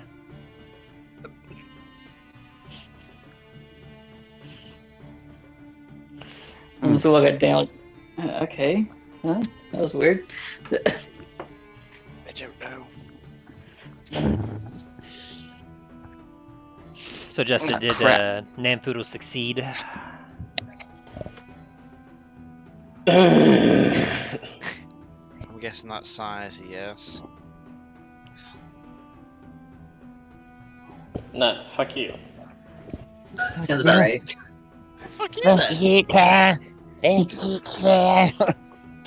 Yes, he succeeded. All right. Damn it. So with 2 points of exhaustion, he has bags under his eyes. His hands are looking terrible. Your wrists are burning currently, Namfoodle. You walk down to see the rest of your party currently partaking in some food. Good morning, you guys. Morning, I'm Ooh, all by the ancestors. You look a bit, you don't look well. Bloody Before you wimps. finish that sentence, shut the fuck up. I don't have time for this. I'm too fucking tired. Oh, well. Anyway, before I depart, I have gifts I want to bestow upon the three of you. Wait, depart? What? I'm gonna go over to the counter and bartender and ask for some coffee. Yeah, Dow's like, you guys don't remember. He's gonna bring someone to his guild to help him join. What about our contract with the treasurer? Oh, we can ask him. Bartender, do you have coffee? No. There's some pretty good tea, though. Anything that will wake me up. A little bit, at least. Yeah. Kind of takes a look a little bit around, and she brings up a. She brings up what appears to be something like slightly yellowish and white. It appears to be soft, and she kind of puts it down. How Here, much? 5 copper. I'll throw down a gold piece. Keep bringing those to me for the morning. Do you pop it in? Yes. All right. Constitution saving throw, real quick. God damn it, I've got to change that. That'd be a 12 and 15. You don't puke. Woo! But as you kind of take it in, it is a very soft, dry. If it tastes almost as if you've just. Have you ever left milk in the fridge for too long and you see a Oh, bunch God. of that stuff floating at the top? Oh god. Curdled milk, no. Yeah. You basically take a ball of that and you chop it in and like this one of the like a very strong form of horseradish. You feel a fire come up and blow out your nose. Just you're like ooh. Can I And take that gold piece back and just give a silver piece instead? no, you already handed it over. She put it away, Shit. and she's already given you like 3 more of them as well. Thank you! Enjoy your Arish. I'm gonna go back down and sit at the table with the rest of them. Would you like something stronger to wash it down? What do you have in mind? The rest of I you find on you were given plates that are full of pita bread, and there's a combination of some miche, which is a salty fermented cheese. Has a bit of a sweet smell to it. Every And time I look at that damn food with concern, I'm like, oh god. And you also find, along with this, you see that there's what appears to be, what looks to be like something that's been mashed to a fine paste. It's got a bit of a tan color, and when you ask her what it is, she says, hummus. So you have a plate of hummus, pita, and what they call miche for your breakfast. All right. Well, Dallin's gonna be eating this. It's a very acquired taste. Like the food here in this region is something that you've never quite experienced before, but it's not terrible. Well, this is pretty terrible. I mean, yeah. Anyway, I'm just gonna kind of lean into the table and be like, "Do you guys want some water to wash this all down with?" You see Dallin scarfing it down. How much did you spend on that water? Oh no, I have a jug of alchemy. It's free. Yeah, with the alchemist jug, if he commands it to, he can make upwards of 8 gallons of water. Jesus fuck. That's a lot of water. Oh, I know.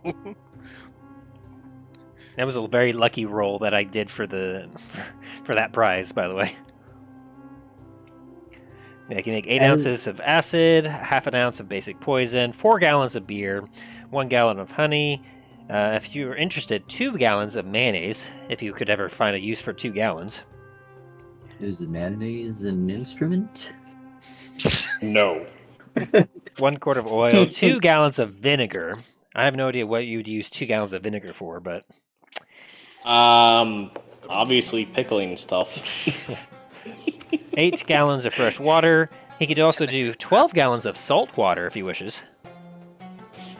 And vinegar also helps to make fabrics softer and remove odors. So I can tell you've never used vinegar, Tim. Hey, I use vinegar to clean crap.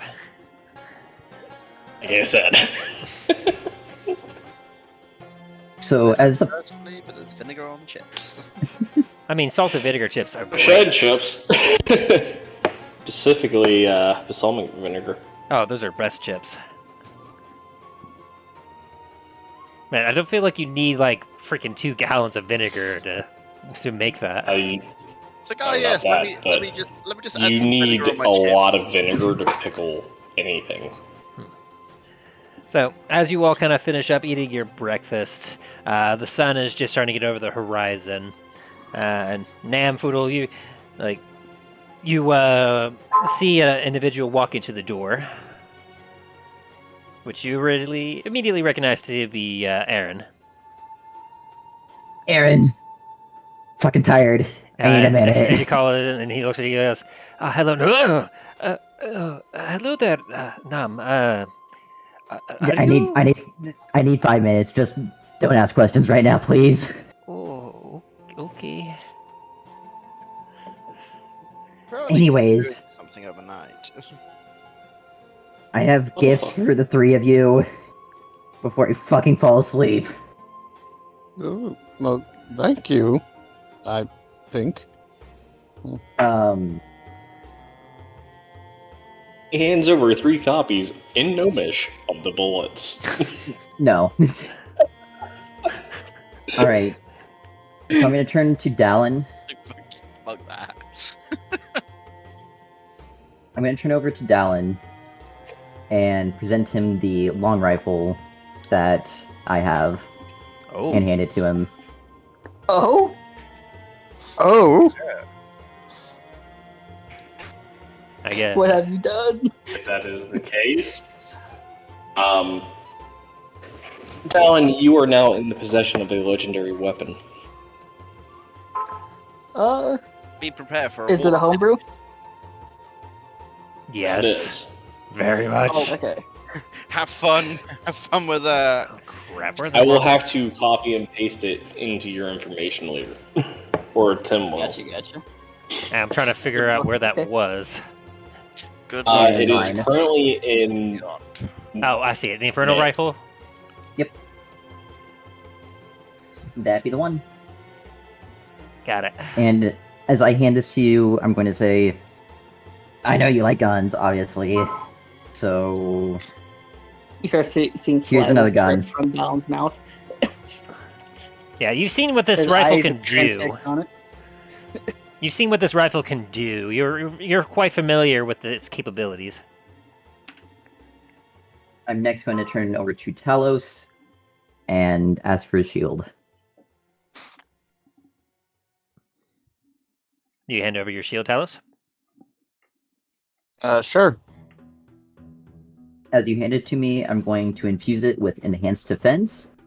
So now it is a +1 shield. You watch as he drops it onto the table, takes like out a hammer and goes, bam, bam, bam, bam, bam, bam, bam, bam, bam. And then here you go. Oh, thank you. And then next, look over to Dain. Dain, honestly, I have no idea what the fuck to give you. So here's some gold. And I'm gonna hand you a bag of 5,000 gold pieces. What? Jeez. Jesus fucking Christ, I know I'm a dwarf Yes. and I like gold, but fuck!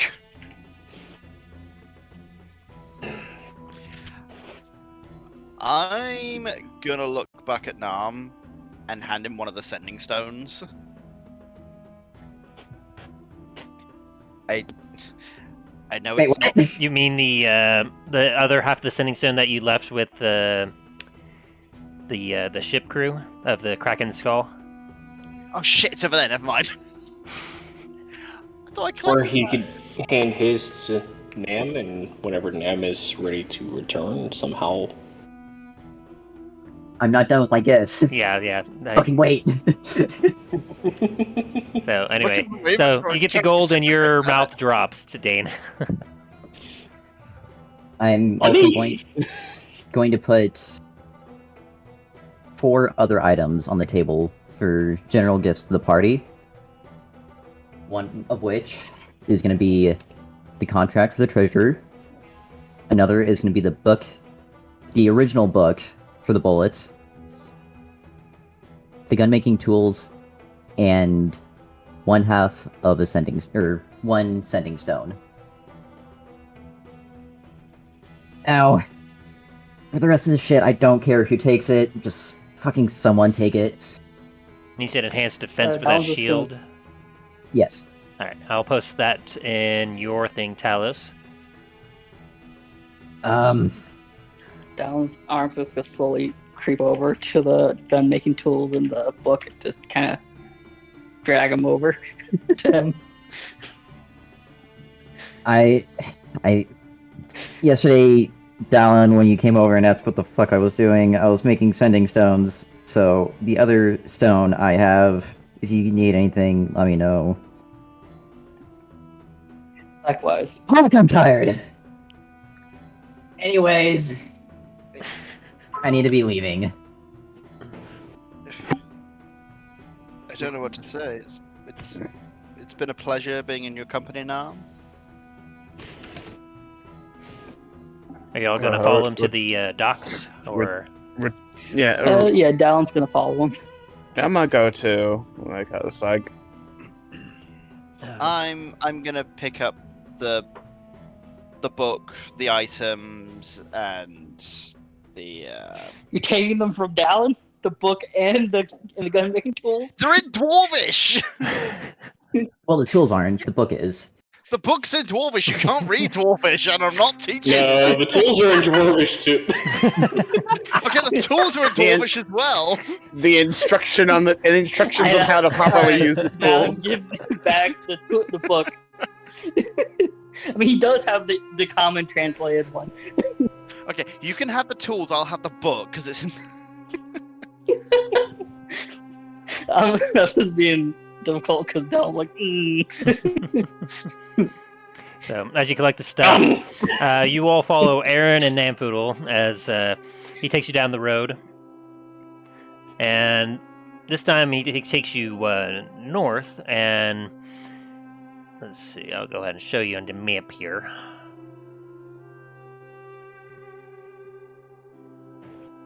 So he leads you up this northern path here. And so as you all walk this way, you all look to the left and you see the Great Forge. You can see that already a few individuals are walking inside the forge. And Dain, you hear a grumpy roar going, "Clean up this here mess!" And it sounds like he's not too terribly happy with some people. As you continue down this road here, once you get to this point, you take a look to the left and you see a great gate that leads onwards to... through the gate you can see some more sandy, but slightly less sandy fields and a few trees off in the distance. Then as you continue to walk down the road, you see lots and lots of buildings. It looks like a lot of home abodes. Not too much else until you get to about this point here where you all pass by what appears to be a workshop, and Aaron kind of looks at you all and goes, "Just a moment." And he kind of pokes his head aside, and you hear... And then he comes back outside. "All right, they're aware that I'm heading out. If you're ready." And then nods at you, Nam. I'm gonna, as I'm trying to keep my eyes open, I'm gonna give a quick nod as well. Then he continues to walk down this way until you reach a set of docks that, basically from this point, the ground drops significantly. You see that some of the buildings here are kind of placed a little elevated, but it goes all the way down to the waterfront. And there you see that there's a ship currently with a crew finishing up packing, and there's an individual waiting by the gangplank, kind of tapping his foot and looking around the dock.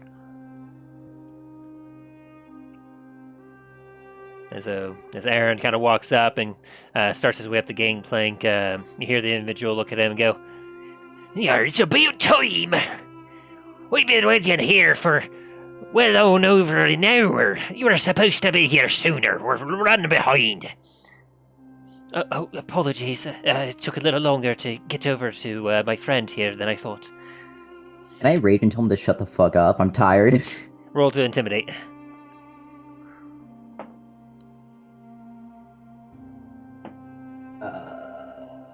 Shit. And that'll be with disadvantage.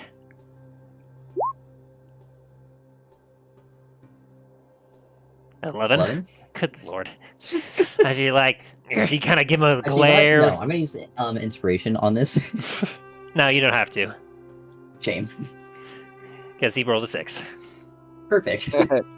As you kind of look up at you, your bloodshot eyes and the bags under your you're a person that looks like you've been through hell. You look at him and you give him a glare that you all of you watch as he kind of physically flinches, and he's like, "Well, get your gear aboard. We'll be heading off shortly."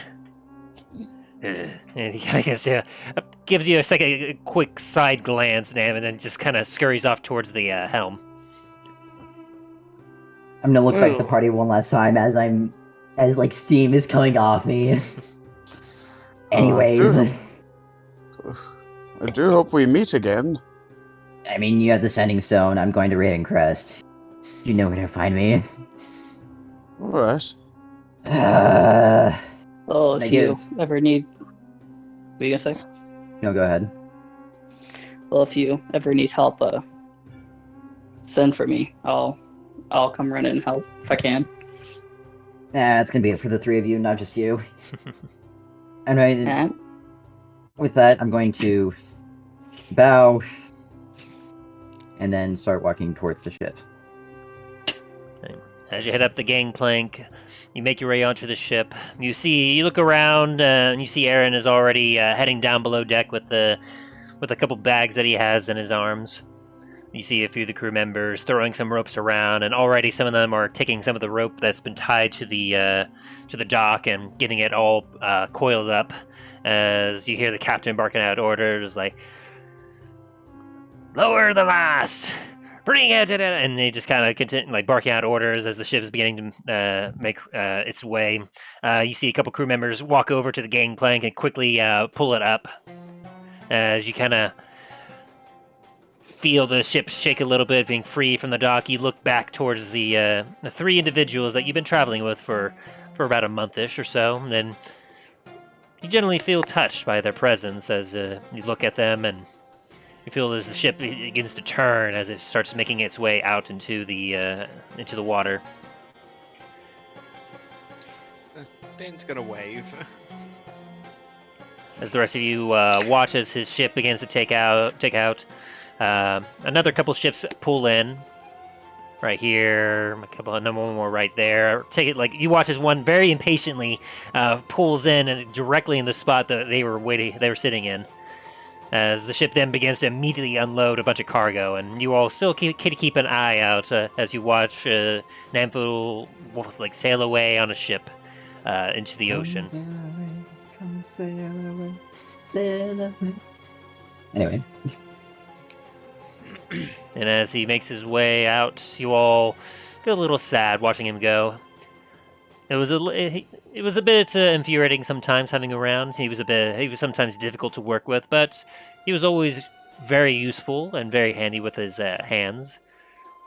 And despite if any of you had any harsh feeling towards them, you can't help but feel disappointed seeing him go. As the ship begins to sail off towards the sunrise, you all kind of turn around and begin making your way back to the oasis. Hey, Aaron, can I get a flat D20 from you real quick? For me? Yeah, just a D20 roll quick.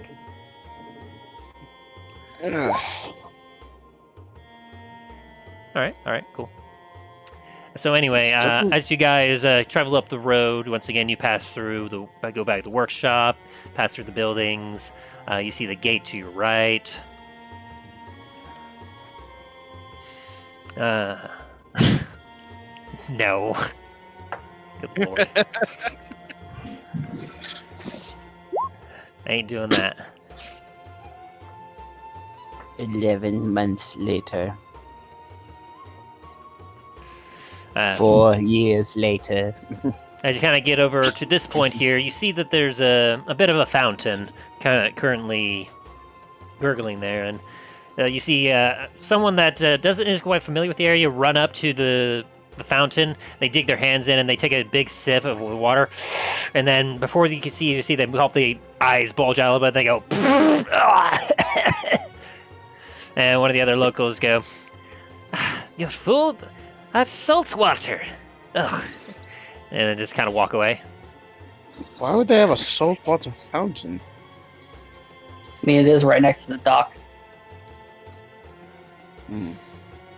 Eric, can I get another roll D20 from you real quick? Sure. Very nice.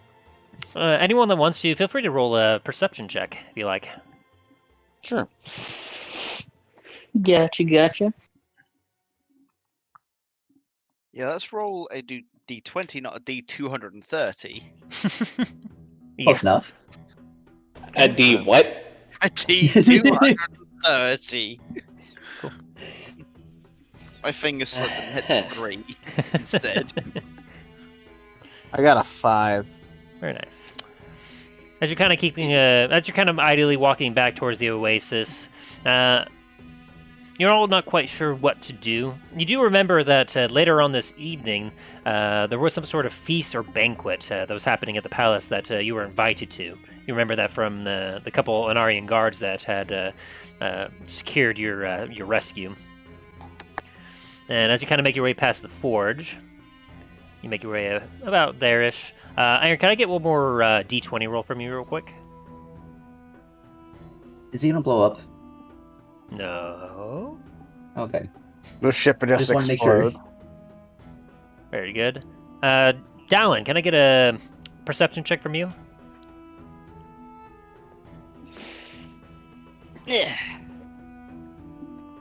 Which, Ooh! Whoa, nat 20.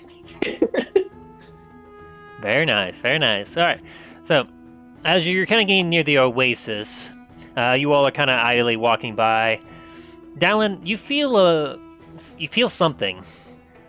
As you kind of look to the direction that you felt something, there's nothing there though. The street is completely empty. But something definitely feels off. As you continue to walk, you come to you start thinking, you're like, is my bag heavier?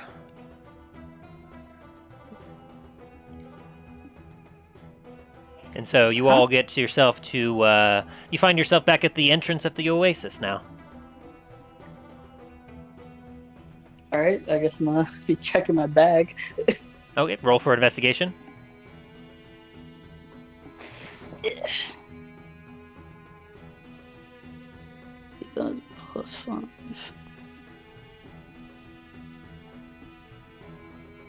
Yep. I'll give you advantage because this is your bag. You were quite familiar with what was in it. Very good. From a nat 1 to an 18. Good lord. As you take a look at your bag, you see your usual tools. You see the acacia wood carving that you're working on with. You're trying to make it to your brother's stuff. You see a few bullets. You see the statue of Murphs that you made, and you also find a few of your rations. Statue of Murphs? That's not supposed to be in there. As you double take and you quickly grab it out of your bag, you take a look at it, and sure enough, it's not a trick of the eyes. You see the carving of Murphs that you carved all that time ago. Currently unpainted, and just the day you left it back at the at Antiva.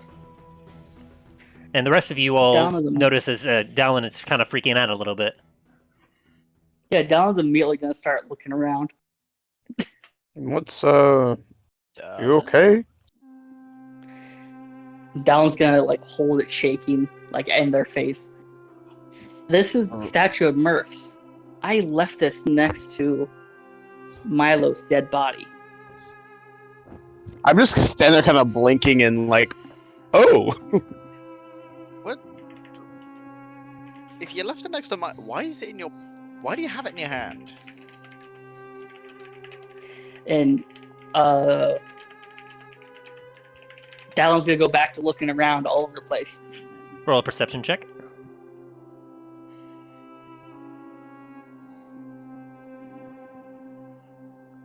Yeah, as you take a look around, you see a few people kind of walking on the streets.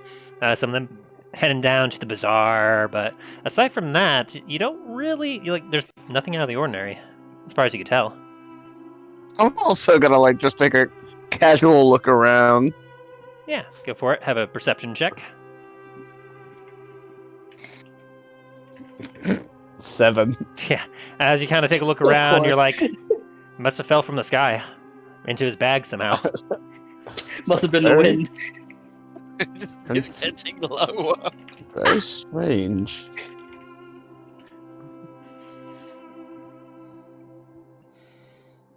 And so now all you're just currently standing at the doorway of the oasis, just kind of looking around a little frantically.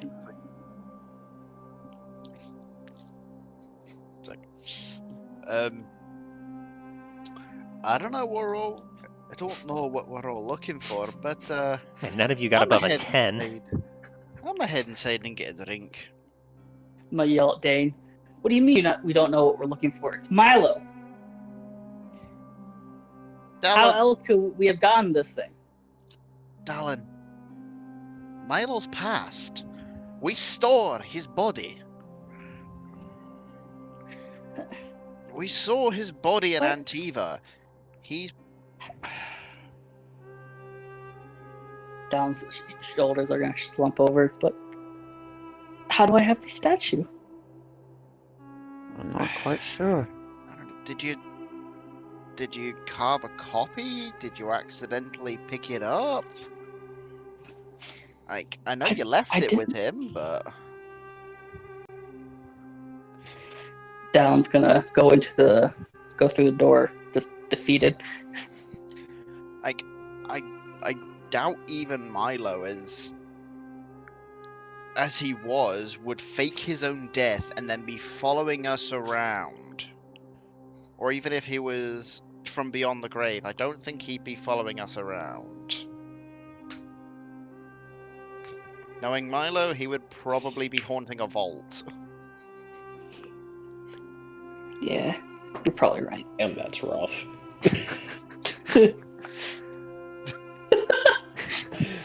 He's also a rogue, so... I mean, he's not wrong. Sorry, Aaron. You're right. So you all head inside Some the. hard truths that don't need to be said. So without seeing anything, you all head inside the back into the oasis. Yeah. Yeah. As you head back in, the sun has risen up a little bit more. It's probably about 9 or 10 o'clock in the morning. As you see that there's a few people finishing up some meal and heading out into past you through the door. And you see that the bartender lady, the lizard folk girl, currently kind of look at you all, hisses her tongue out a little bit, and then goes back to cleaning a mug.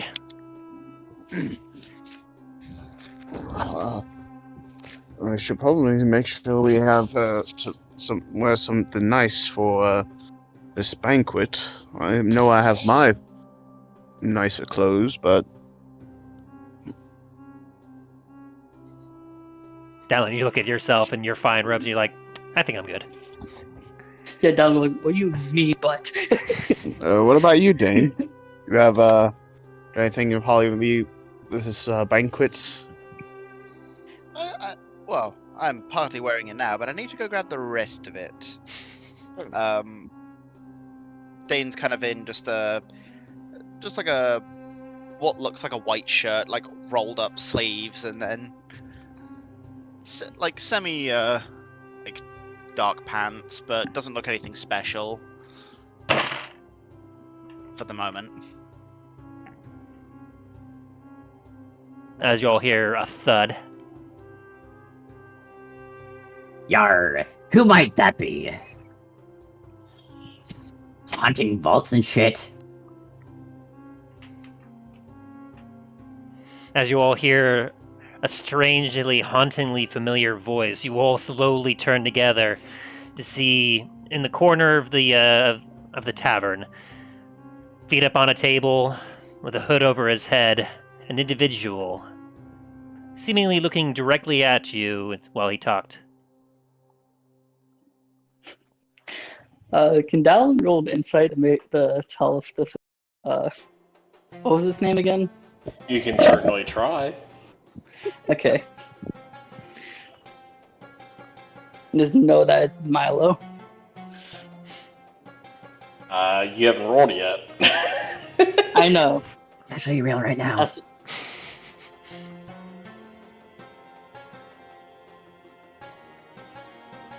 An 18. Are you trying to be deceptive? Well, I'm trying to see past his disguise. Friend. The whole Oh. voice thing. Aaron, why don't you roll a quick deception roll for me real quick? Fine. Like, what, are you on perception now? Now, no need to Or roll deception. Perception, investigation, Oh, something. investigation. There's a mysterious, shadowy figure in the corner. Holy hell, tell us. That's my investigation. See a pirate. Now I'm gonna roll for perception. There's my investigation. All of See you, a pirate.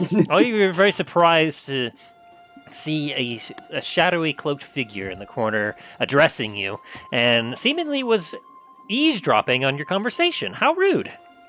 I got 12, so it's like I'm like, I'm gonna speak in giant to Dallin. Bloody, it's like bloody, I don't know, pirates and they're eavesdropping. Thought we Why saw the is last it- of pirates. We're in the desert. Why the hell would there be a pirate in here? Just Dallin's walk gonna in get from up. the port. Yeah. Dallin's gonna get up and get over to his table and take a better look at him.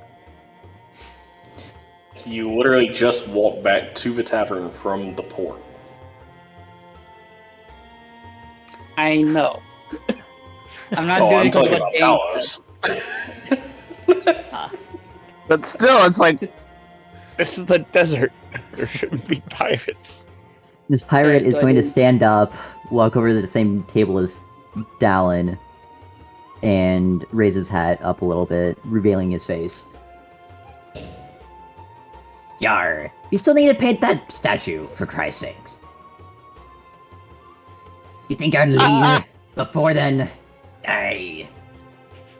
Dallin, But I like Talos is being- completely confused now. Like, but you. The hell's this? Yeah, having revealed his face, the three of you have come face to face with Milo. yeah, Well, Dallin's now, but- face went Rail- from completely Rail- Rail distraught, with Rail Whitfoot. just pain Sailing extraordinary. to just straight faced.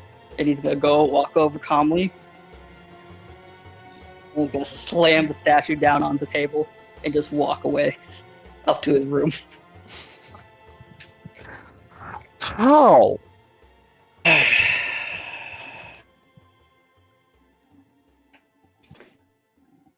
How?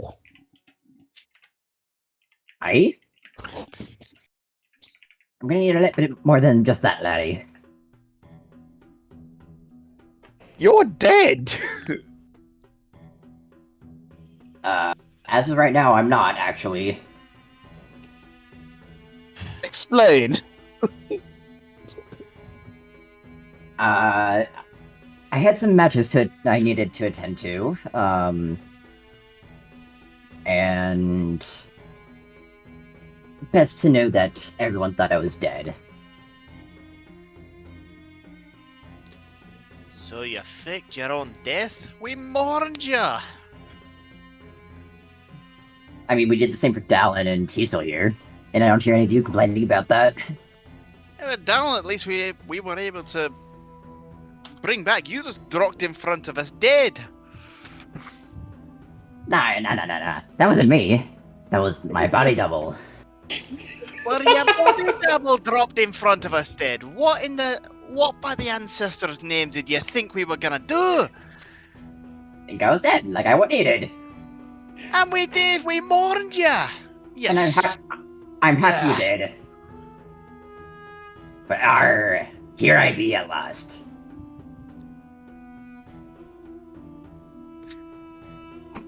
If I wasn't happy to see you, I'd bloody hit you right now. You know what we've gone through since we. I've been aware of your tales. Not only have you been faking your death, you've been following us?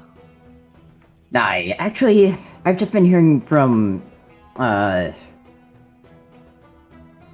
what's his name? 1 second. Hang on. Hold, please. I've been hearing your tales from Lure, from back at Comet's Landing in Tiva. I'll be quite honest, I wasn't actually supposed to be coming here. I was on a ship somewhere else. But, got derailed. And here I be.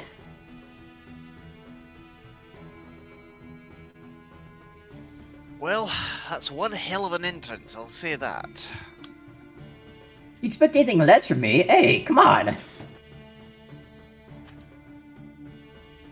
As much as I am... as angry as I am at you right now, I am glad to see you alive and well. Aye, likewise. Ah, Talos. You'd actually be surprised about some changes I've made. since we've last seen each other. Oh no, not this shit again. What changes are I'm you gonna speaking? hold up a holy symbol. A what symbol? As he from his chest, it was slightly concealed by the white furl that he has in the front of his coat, but you see on a gold chain, what appears to be a symbol of a spool with 3 strings coming out from it and kind of flowing in the air. Huh. Anyone who don't- wants to, you can make a religion check with disadvantage. Religion? Yes. Alright. And did you want to do this in just the public tavern, or did you want to go to somewhere private for this, Rail? Me holding the symbol up is going to be in public. However, Gotcha. What comes next? A nat Gotcha. 1. yeah, Nat 1. I have no idea. Yeah, you see this and you're like, is he a tailor now? Oh, right. that's upsetting. Oh.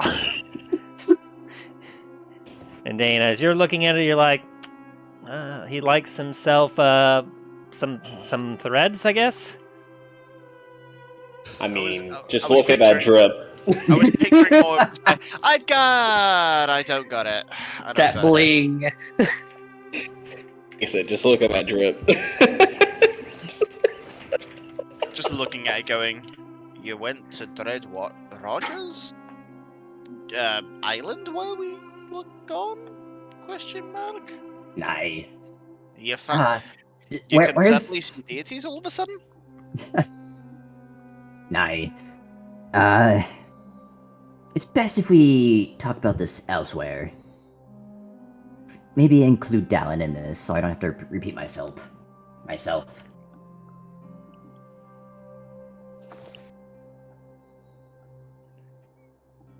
I'm gonna go back over and pick up the statue of Morse.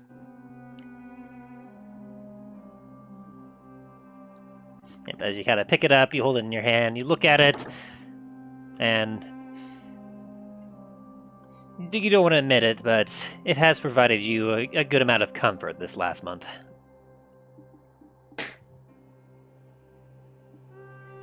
For those of you who are interested, let me see if this will work. I don't think that worked. How about this? Boom. Here we go. Basically, his holy symbol looks like the middle, not the banner, but the what's in the middle of it. If you all can see that. Okay. This looks like a needle and thread. Yeah, it's a spindle with 3 threads from it. But instead of having the colors, it's just literally it's all gold. Okay.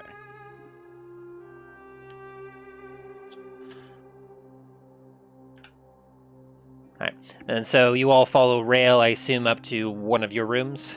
Probably to Dallin's room. Hello. Aye. So Dallin, Alright, after you stormed off, what did Dallin do afterwards?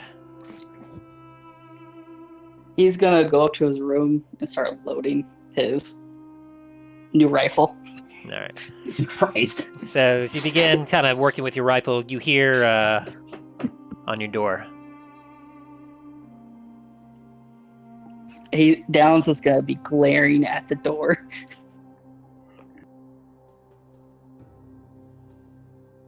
I'll say either Dain or Well- Talos knocked on the door, whichever one of you wants to. Like my choice. Well, you wouldn't know where the We're room coming is. in. Fair enough. I'll knock on the door. Why not? All right. So Talos, did you say can we come in? Yeah. All right. So you hear the voice of Talos through the door, Dallin. Come in. Oh boy. No need for an insight check. You can immediately tell there's a harshness to his reply. So as you open up the door, you walk in to see currently on his bed, a rifle on his knees. You're watching as Dylan is currently doing a little bit of work on it and loading up a round into it. Down while he's doing this is just glaring at the door. So as you all kind of walk in, Rail, as you're the last to enter, you Actually, can I roll stealth first before I enter the room? see... Sure, everyone roll perception. Oh god. Can I He's just roll trying to not get advantage? shot as he walks through the door. Yeah, pretty much. Uh-oh. Yeah, I roll with advantage because I'm glaring at the door. My eyes are like fixed on it.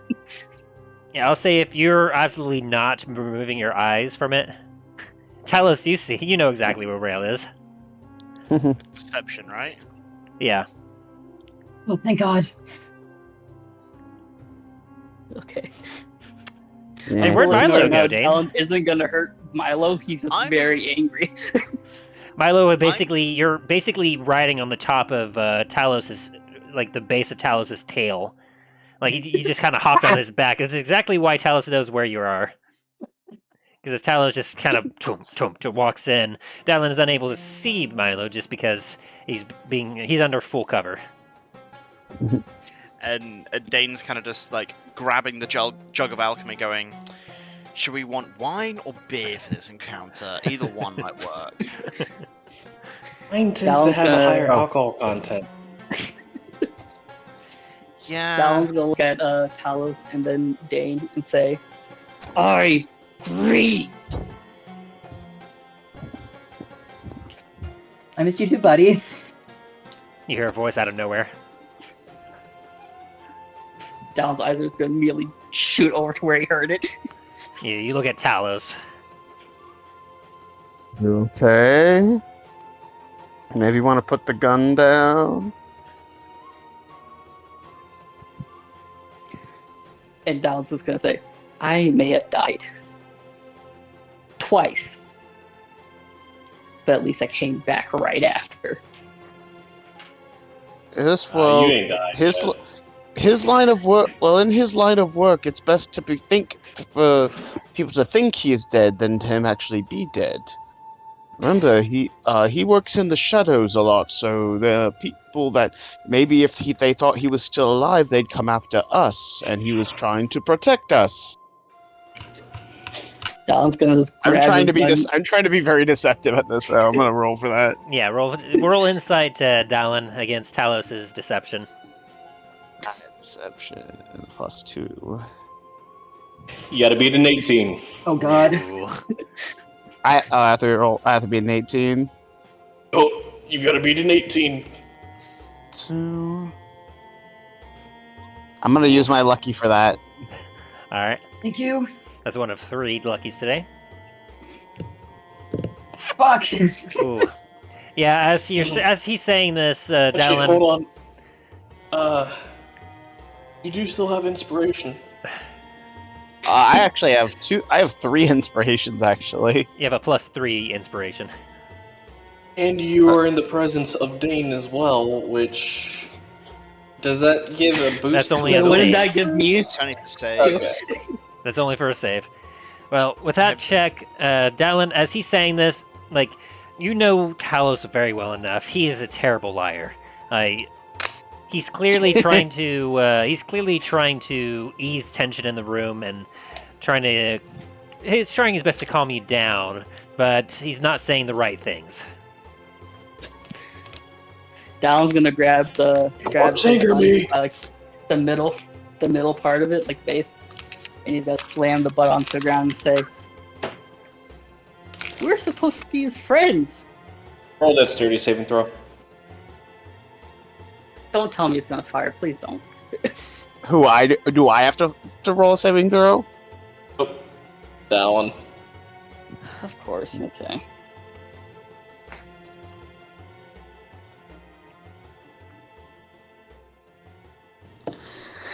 All right. I have you roll 2 of them. Okay.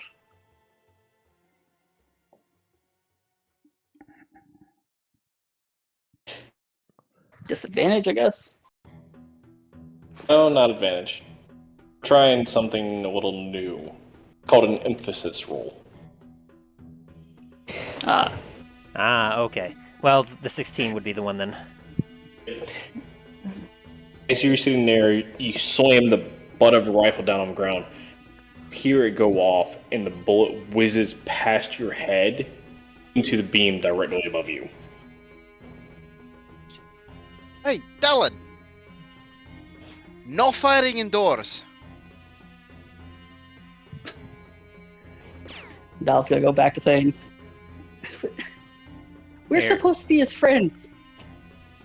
And he points, he basically it looks like he's looking through Talos.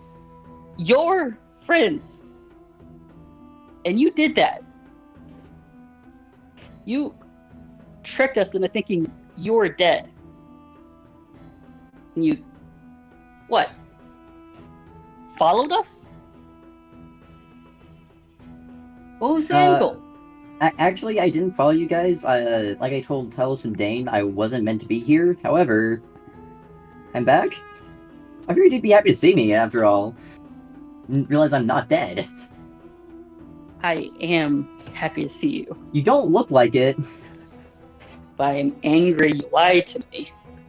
Like Talos said, I needed everyone to think I was dead.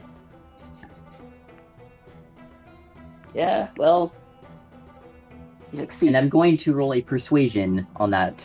Go ahead, roll persuasion, and Dallin, you can do insight.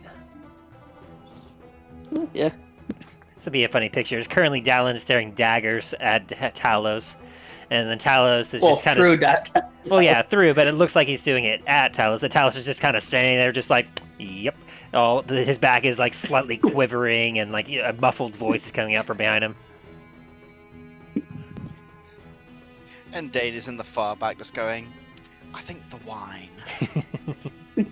You might want that firebrand ale instead. You hear a sloshing as you get a gallon of wine.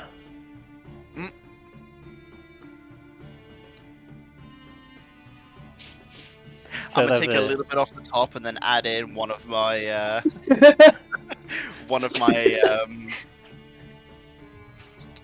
whatever it is. It's my flask of flammable ale to the top and just like mix it up. Oh lord, a wine cocktail. Yeah. Oh lord.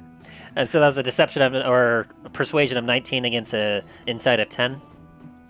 Yeah. All right.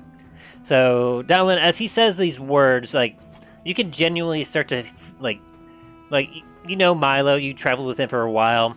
Like he tends to play his cards close to his chest. But as he's saying these words, like you're starting to. You kind of get a hint of like remorse and sadness coming out of his voice, and it feels as if he's being genuine. I mean, because I am, but...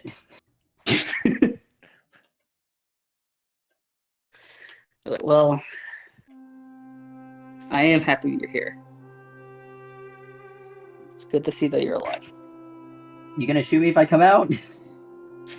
I wasn't gonna shoot you. I'm just very angry. Mark off one bullet, by the way, Dallin. Gotcha. I'm gonna throw my hat out into the middle of the room. Wait a second, just make sure, and then grab my hat again. Hold on just a second here. Where is that at? Creak. You all hear a creak from the door. Do you all look? Yes. Yes. Yeah. You see the gray eyes and the smooth, round-scaled head of the lizard folk innkeeper. She kind of peeks in. I do apologize about my companions here. I will pay for all the damages. And then her head slinks slowly out of the doorframe, and the door closes. She's giving me vibes like Roz from freaking that lizard like from Monster Yeah. Inc. Ellen's dying to sleep What is tonight. a slug? I'm watching you, Wazowski. What's a slug? watching you, Wazowski. Always watching. She's nuts. There's way too many of us. Anyway, continue. Dain's gonna take a hearty swig. I'm gonna walk over and take a swig after him. Eh. Constitution saving throw, Rail. That's fine. Gonna come in.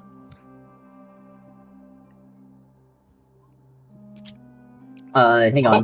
Ooh. Hang on. I'm a halfling now. I can reroll those. Yes. Good.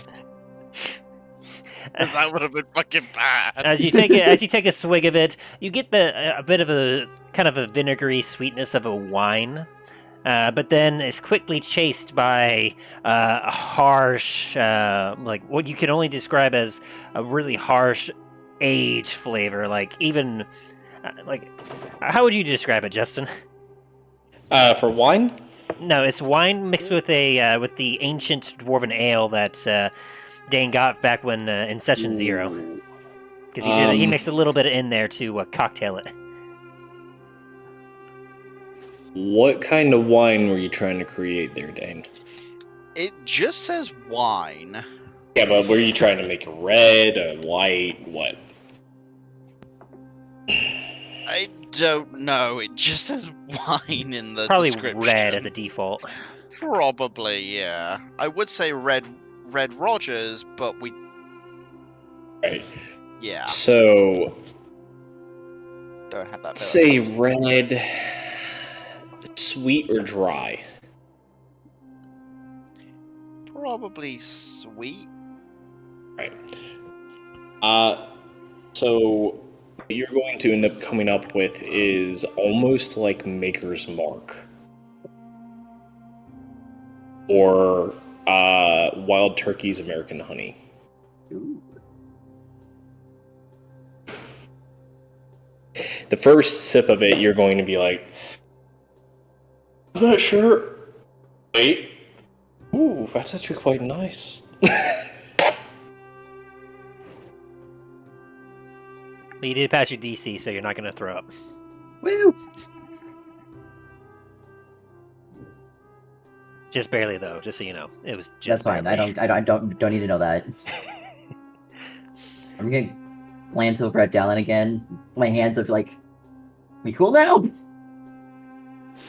Yeah, we're cool. As Dallin puts his gun back down. Cool. As you look, Rail, you're looking at this rifle that he has, and you're like, I don't remember him having that before. I don't. You also we see talk about that. that later. Yeah, you see that a lot of the party has changed quite a bit since you last saw them. Dain and Talos aren't wearing their heavy armor like you're used to seeing them wearing. In fact, Talos is wearing some sort of like, was it scale mail? Mithril scale mail, yeah. And he's wearing scale mail. You see Dain has a breastplate on. You also see that Dain's Don't actually- sword has been replaced don't- by an axe. Don't actually see the breastplate. All right, you have it under your clothes. Yeah. Well, currently Dain is not wearing any armor. As far as you can tell, he's only wearing clothing, and his sword has been replaced by an axe. We'll have And- to catch up later tonight on all this. And Dallin, However, Dallin has an axe on his back as well, but there's some sort of weird mechanism on it. As far as you can tell, they all look very hardened, a lot stronger, a lot more different than you remember. And likewise for all of you, as you kind of look at Rail, you can see that, like, despite his kind of crafty disguise that he's wearing, you can see that in his eyes, it looks as if he has a little bit more experience to him. And as he holds himself in a more confident manner. And it can be a little hard to tell, but you can see, like, in the few parts of exposed skin that he has, there might be a few scars. It's hard to tell. It might be a few new scars on him.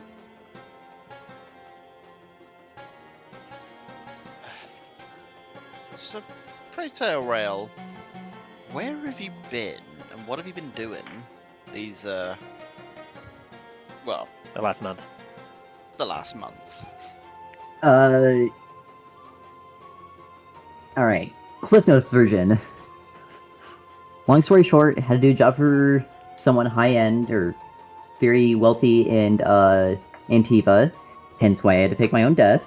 I'll look at Dallin as I say that part.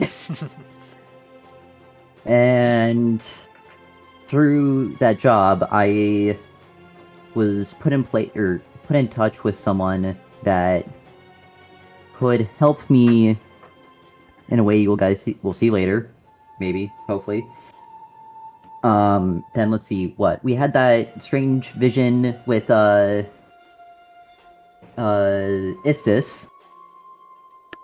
As it says that, all three of you kind of immediately look at each other and look at him, and you're like, "Wait, how does he know about that?"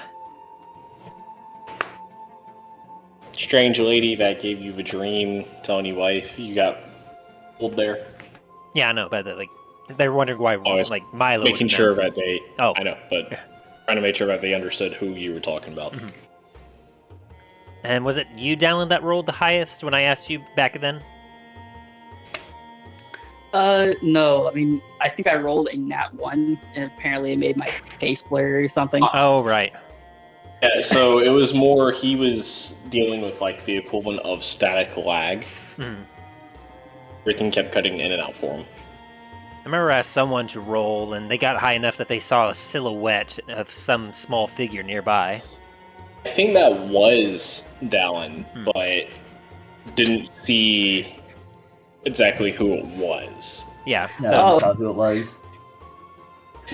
that's what I Yeah, thought. basically, Probably made a lot harder gave. for him too. So Dallin, like, as the rest of you are kind of wondering, because like you remember the three of you were together, and Milo wasn't there. Dallin, you kind of think hard through the kind of lag. You remember seeing a figure. And so it kind of dawns on you like, oh, that must have been Milo. Down's like kind of looking like he's has like a 1,000-yard stare, trying to remember something. Then like a lights go back on. That was you. You're the one that I saw. Ah, yeah, I'm glad you remember that. I was trying to say rather unnoticed, but I did notice you look over my way. Like, again, had to have everyone think I was dead, blah, blah, blah. And after that, I actually became a follower of Istis. Hence, and I'm going to show up the holy symbol once more. Before he does that, can Down roll a religion check? Yes, because you have not had the chance to yet. Did with disadvantage? Yeah. Boop. Well, I'd never expected you to join a religion, but Considering last time you saw a deity, it was a... you couldn't see it at all. Yeah, that checks out. Down isn't the most religious type. Yeah. You will remember hearing the name, it's just during the vision, but as of yet, none of you have actually made any attempt to locate or figure out anything else about that name or what's going on with it. And after that, had to finish a few odd jobs. After the vision that we all had, actually sought out someone for said deity, and as fate would have it, the ship I was on going elsewhere came here instead.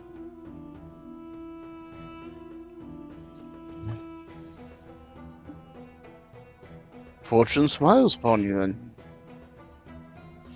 Yeah, Rel, Fortune. you remember that as Fate. your ship docked and you were starting to have an argue with the captain about like stopping here, and he was all like, "Yeah, we were stopping here because we're gonna head to Port La Montaigne after this, but we had to stop here for it, you know." And then, as you were kind of arguing, your eye caught the glint of some metal, and when you looked, you saw the three party members currently walking north through the town. And you're like, you had a double take. You're like, "Wait, is that them?" And so that's why. And so then you stealthily kind of follow to make sure.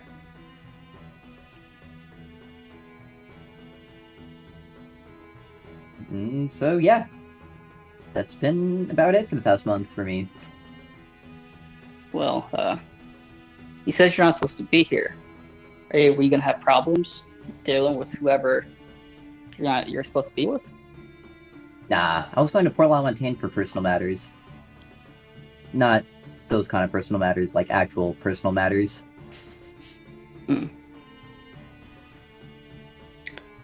Okay.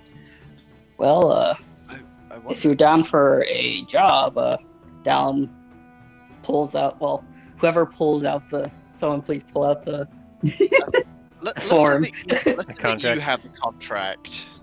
Yeah, Down pulls out the contract. Says, "You could help us out with a contract." I'm gonna grab it and quickly read over the contract. Who's this treasurer? Apparently, he's known as the Bank of Dundras. I'm guessing he's, well, from what we've kind of found out, he is an extremely wealthy individual. It's a bit ludicrous, really. Yeah, Jim and I work for him. Yes, we found out they're his patron. Ah! Can I make a history check on the treasurer? You can try. Okay. Since you've been working in Antiva, you would have definitely heard a lot about it, about him. But yeah, Not that much, apparently. I'll allow you to re-roll that once. Are you sure about that?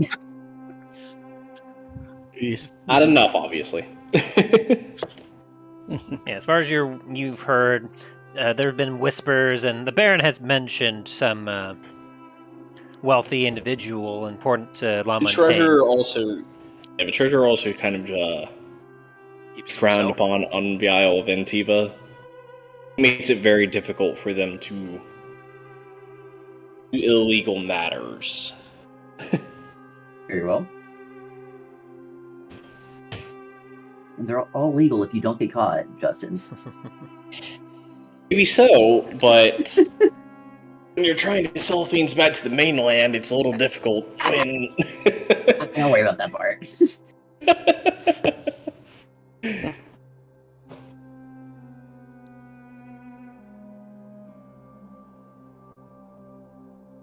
But as this contract is addressed to me, I suppose I will tag along. Yes, from what wow, that was Russian for a second.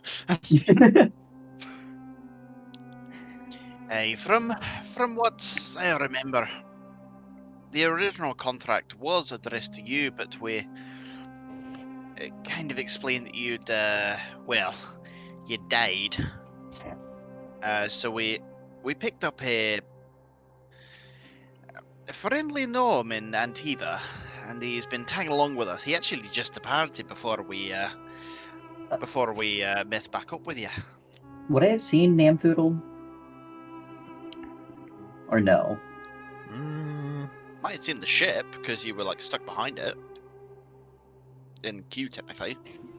Let's say we'll do retroactive perception with disadvantage, with the fact that because I had the first roll at D20 I had you roll was your Hey, perception, give me a sec. and that's how Give me you a saw sec, them. guys. I'll be right back. Then the next roll I had was your stealth, and then the last one was the pickpocket. Damn it. So, 9? 9? No. Unfortunately, like, you were a little frustrated because the ship was just kind of hanging out at dock, and you were arguing with the captain, and then finally they moved in, and you were just all huffing, and then you saw your party, you're like, oh, hey, and then... But you did not get to see whoever was on the other ship. Very well.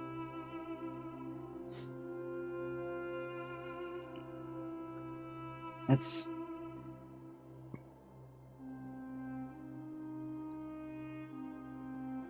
Strange that you've got a gnome to help you guys. Do you need someone to be of the same height as you there, Dain?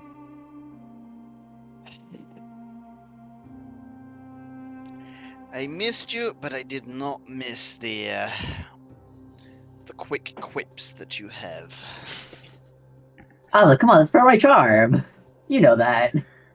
I know that you're very agile with your tongue, but sometimes it can backfire quite handily. Yeah, you're right.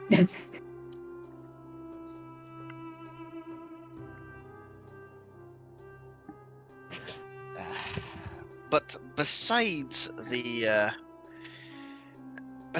height, as you so put it, he very much wanted to get off Antiva, so he hitched a ride with us to Port La Montaigne on the Kraken Skull. Made a quick side trip to. Do you remember that pirate fortress on the way over to Antiva when we got attacked by the pirates? I remember that. And I know, in fact, about you killing the pirate lord, Dread Rogers. Yes, that was it's quite a fight. Dallin just like suddenly takes out a vial of the dude's blood and just throws it at just like tosses it at Namfoodle. Not Foodle, at Milo. And Like, yeah, right now, Here he is. I'm gonna play with the treasure key for a second and then put it away. You get tossed a vial of coagulated blood, Milo.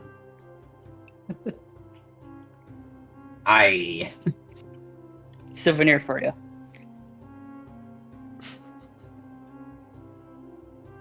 Well, I do have one question for you, lads. What are we doing here if this contract says to be in Lancaster? Lanqascuer. It's because of my accent. I'm sorry. No, it's the way that it's spelled. I'll have to type it out for you. Again, it was because my accent. I'm fucking sorry. Your accent? I believe it. You were saying something, Dan?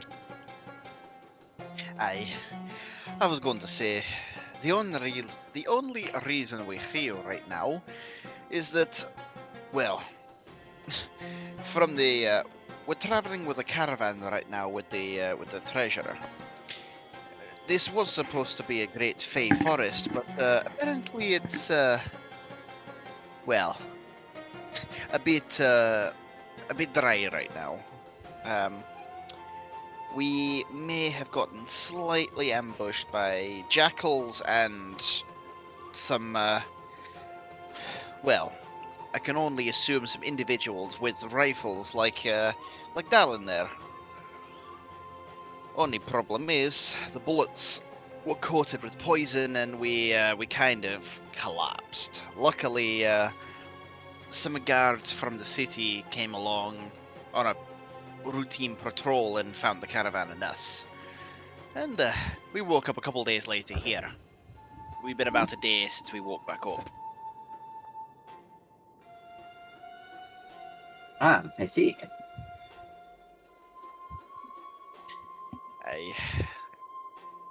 Well, as a fun note, I did find one of my cousins here, but that's beside the point.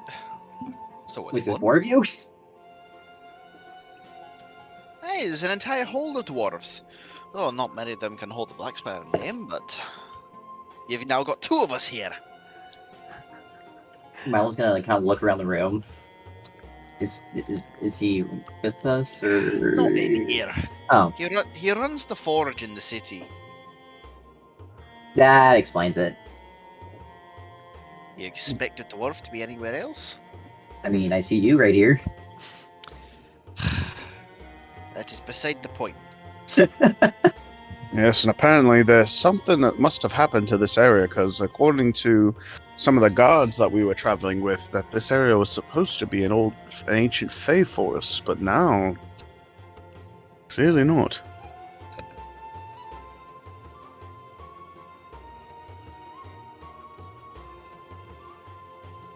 Yeah, development has been apparently recent too. At least within the last year. That would also explain why the captain was confused, but Even members of our own caravan were confused. Just for example, the treasurer didn't. Last time he was traveling through here, his entire city was not here. The entire area was a vibrant forest. And, well, it's not this. It's not that now.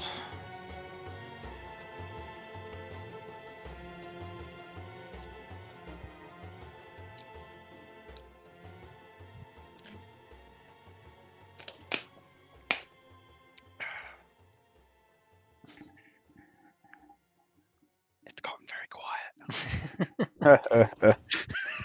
Just giving you all the opportunity to roleplay. It's very strange. Like every time I've tried to ask, a lot of the people have been very evasive about it. For good reason. Is there anywhere I can change? I need to get out of this fucking outfit. Kind of itchy right now after being on sea for too long.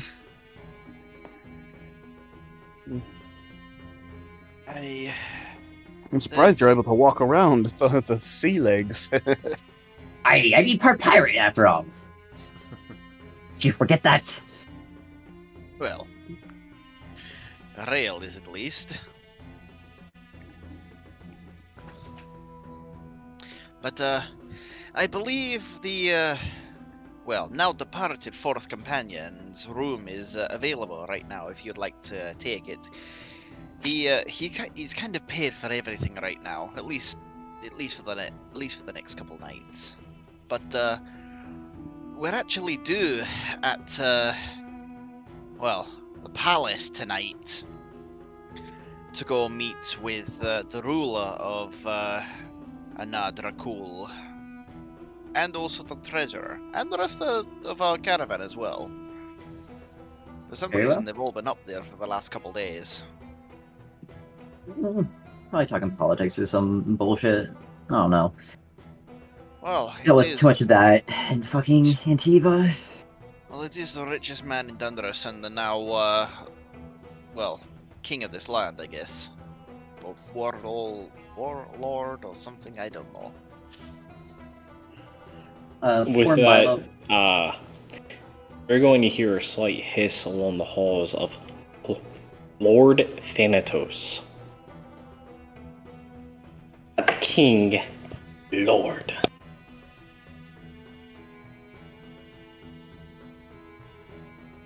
Thank you for that. Whoever you are. As you look at the Lord door, the female lizard folk just and it slides back out at the door frame. I'm gonna yell, please don't kill me in my sleep. I'm sorry about the ceiling. Actually, I'm gonna start heading towards the door. Before I do, I'm gonna toss the statue of Morse back to Dallin, look back at him and say, "Can somebody paint that, please?"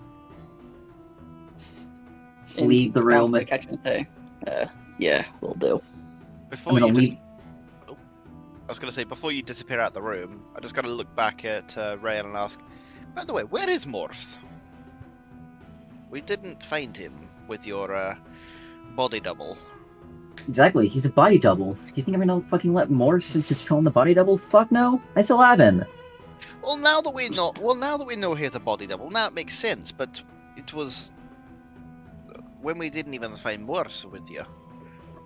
I mean, I still have this too. I'm gonna pull out my fucking dagger that killed Dallin. Oh, that's what it is. Hey, I Tim. might suggest keeping it away from Dallin for the time being. Tim, would Yes. I have to make a roll for that, for seeing that? Nah, you don't. Um, You're very familiar with Murph's like sound of him putting out. No, his... the dagger. No, the dagger. Oh, He the just dagger. pulled out the dagger that stabbed me. That he stabbed me with. I would say that was pretty traumatic. Yes, I would say so. Because you Okay. did witness the dagger before it happened, so you would be very familiar with it. I'm gonna So- rip off the piece of paper that Morse gave. Constitution Oh. Constitution. Do we see the little receipt paper coming out of? Yes. I'm gonna hear it, and I'm gonna tear it off and hand it to Dallin and say it's from Morse. What'd you give Dallin? Or Dain, sorry. What'd you give Dain? What? The note just that you again, Morse whatever. that Morse printed out. Hand me. Ah, I'm gonna. I'll be right back, guys. Sorry, one sec. You're good. I'm just gonna reach into my bag, pull out a piece of the jerky, and hand it to him. Oh, Dallin, Feed this it is to also for you. Gonna rip this off and hand it to Dallin. You feed him the jerky. He's... I was meaning the paper that Morse also just printed out. But with that roll, Dallin, as you see the dagger, a shiver goes through your body, but due to the atmosphere in the room not being nearly as hostile, like everything seems pretty chill,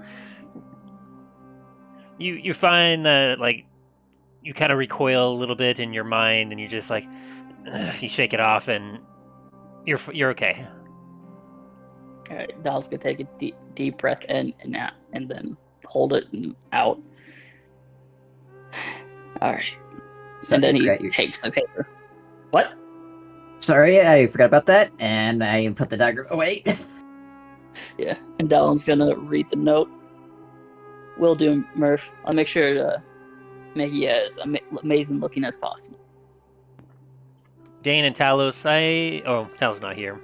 I'm rolling a sec, but Dain, roll me an insight real quick. Alrighty.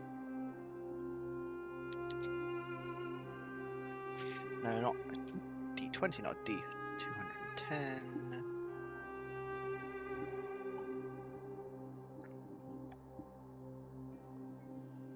Oh, wait, we lost Talos for good. Not too Uh, good. He said he'd be right Yeah, back. he said he'll be right back. Be back.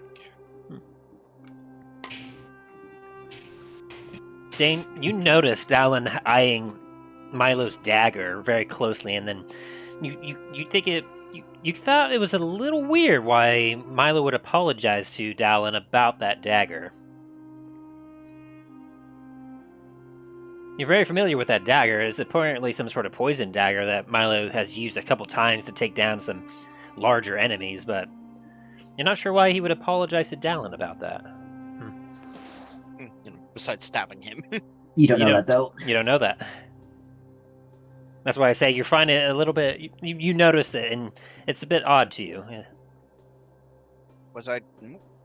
Oh no, they were in the room together, weren't they? Mm-hmm. No, it was in the stairwell, but Dallin refused to tell you who did it. Okay. Yeah. The only now- people that know is like Milo and Dallin. You, Talos, and you, Dain. Neither of you were privy to that knowledge. That's why I was having you roll insight, fair. because at this point now you might have a clue about that. You may not know for certain, but you have a bit of an idea brewing in your head. I'm gonna make a face and then just take another sip. Anyways, if we're meeting the treasure and the lord of this place, I really do need to be changing. I'll be back momentarily. I'm back. Sorry, guys. Well, good. Roll me an insight, Talos. Sure, one sec.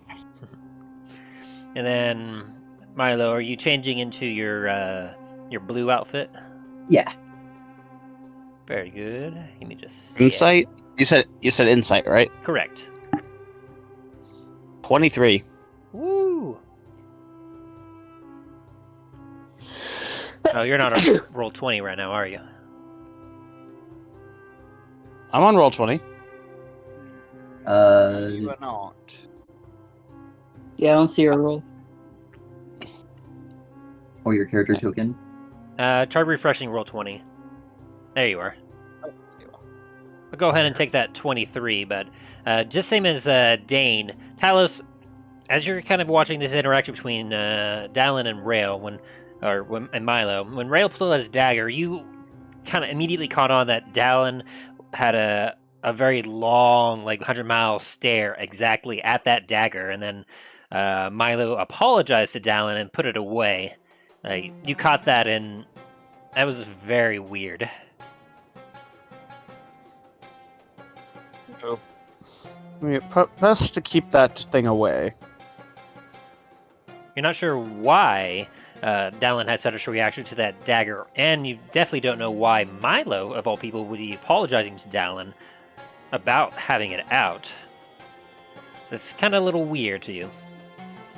Huh.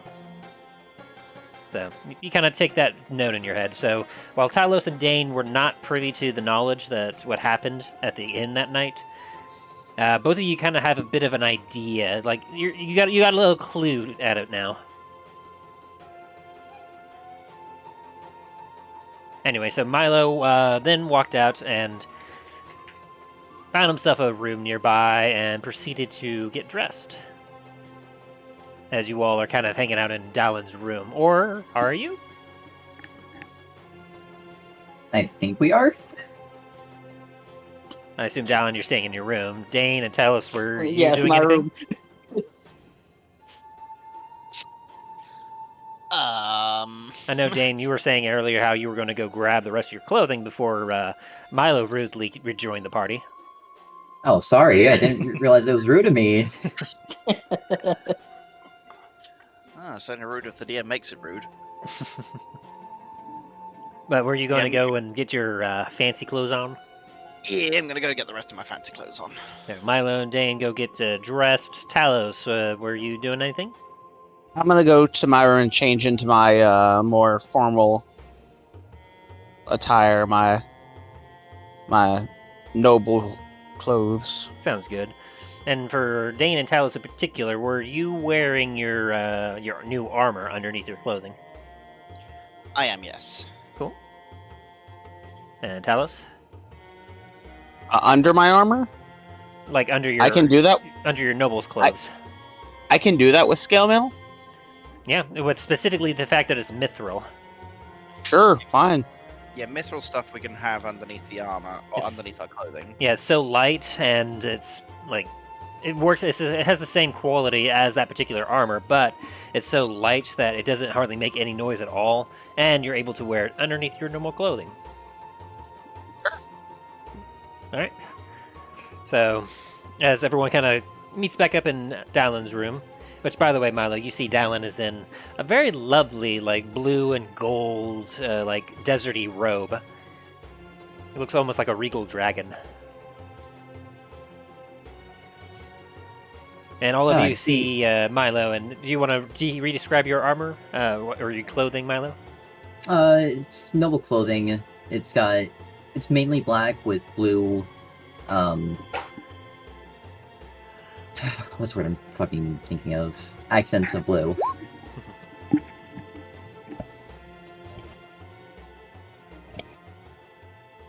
Sorry?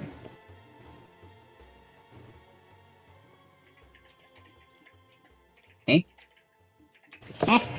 It's blue, or is it black It- with what? It's black with accents of blue. Okay, gotcha. Yes, Tim. Okay. So I'm as you glad all, to see. sorry. I was gonna say, I'm glad to see all of your cases in clothing have improved. And I'll give Dana a tap on the shoulder.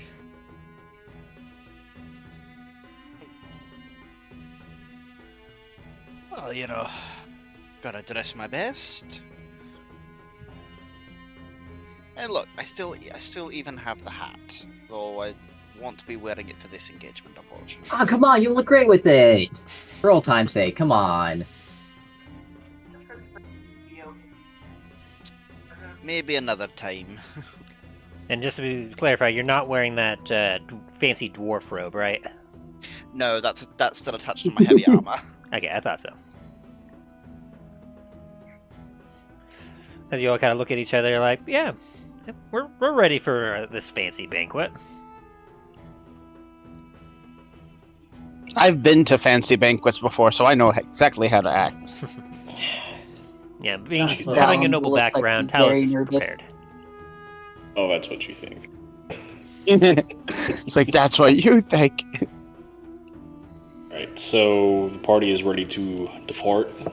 Yeah. You've all spent a good portion, like the rest of the morning and into the afternoon, catching up, just kind of telling Milo all that you've done, from the sailing that you did, the couple fights that you've had, and kind of telling him a little bit about a few of the items you purchased, like basically kind of updating him on how combat-wise you've been holding yourselves. That way he have a good idea about how he should act if you were to get in another physical engagement. And so you get to a point where you realize you're probably about an hour or so away from the banquet happening, and you feel like you should probably start making your way to the palace. Probably be a good idea. Yeah. Dallon's gonna leave his axe gun and his new gun at his room. He's just gonna be bringing his pistol with him. Sounds good. Alright. Is anyone else carrying their weapons with them? Absolutely. So you have your dagger and your bow. Yes, my bow is... I'm gonna try my best to hide my bow underneath the cape of my outfit. Alright. We'll have to roll deception once you get in there, but... Now, how about you roll kind of a stealth check initially to see how well you got it concealed? I say fairly well. All right, 26, not too bad. That'll give you advantage when we get to the door. Hi, Lizzie. So, as you all kind of leave the oasis, you turn right and head up towards the palace. You get to a point where you can see the grand gateway ahead of you. You see that on either side of the gateway is a large ravine that goes down quite a distance. And did Justin want to describe what you all are seeing? Oh, I think you had a thing written about it, didn't you? No, I didn't actually. That actually does work because I need it to end relatively soon. I've got to get ready to do some stuff. Sounds good. As you are finishing up the final touches of your outfits and getting ready for the banquet, you walk out the door of the oasis. You were greeted by a figure dressed almost exactly like one within the hospital. And then you see standing around that figure another 6 figures clothed in the Anarian armor. Greetings. Greetings. Lord Thanatos has invited you and your party to the palace. Yes, we were just changing and getting ready to head that way, actually. Very well. Follow us. They will lead you down the streets towards the gates of the palace. As you approach, you see for you a vast stone structure. As you recognize this as a gatehouse. Dain, you would also recognize it as such, given you're living in a dwarven hold. Milo may have a little bit of experience knowing about them, but not as much as Dain and Talos. Looking forward, you see that this giant stone structure is made entirely out of the same material within the region, but this somehow looks even stronger in the buildings around. As you walk through the gatehouse, you see standing off to the sides at least a dozen guards on both sides. They're staring straight ahead from what you can see of their eyes. They're looking directly across the hall to the other side. No one's getting in here without a fight. As you walk to the other side of a gatehouse, notice that there is a drawbridge across a ravine. You notice that on one side, chains and the other chains that lower two separate drawbridges to allow access into the palace. Cross into the palace as you go over this drawbridge, and as you enter, you are greeted by a sight you have never seen before. The palace is easily 80 feet tall and about 400, 500 feet long. What you can tell, this thing is massive. It is built directly inside of the husk of a burnt and dying tree that you can only assume somewhere around 200 to 300 feet tall. Wow. As you enter inside of the palace, you notice that off to the right, as you look through, is what appears to be a personal farm of the palace itself. And to the left, guard barracks. You see upon the grounds of the palace, though, hundreds of tables. Hundreds. You see peacocks and some creatures that you have never seen before that are really, really tall with yellowish fur and brown spots. You see what appears to be a horse with black and white fur.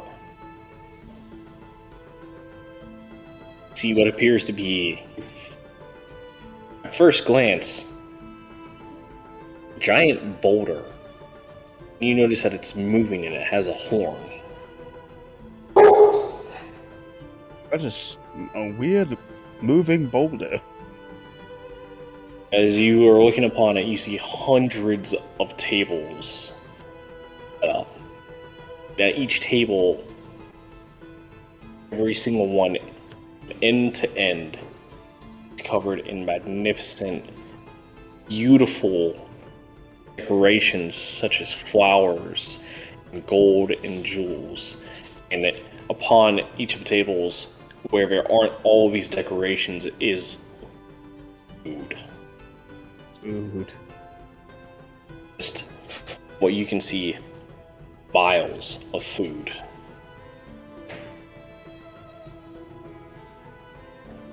There seems to be thousands of people here for this banquet. As you enter into the banquet, you hear fanfare of trumpets announcing your arrival. And then you hear, "Welcome. Welcome to my palace. My honored guests. Comet's company." Standing before you, Should be interesting. dressed head to toe in a very extravagant looking silk that is purple and gold, is an 8-foot tall being that even through the clothing you can see the muscle. And you have a pretty good idea that this person weighs about 700 pounds.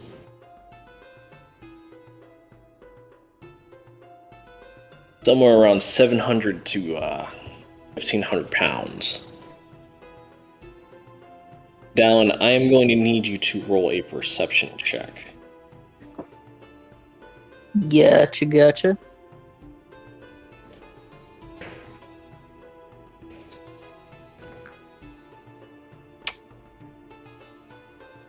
That's unfortunate. You're taking in a lot of sights at once.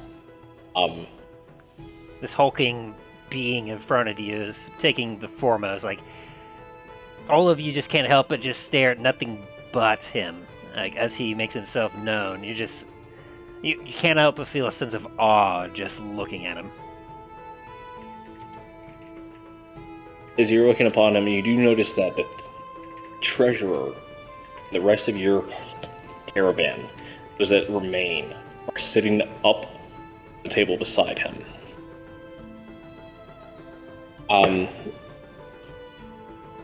Dallin, I'm going to have you roll perception again.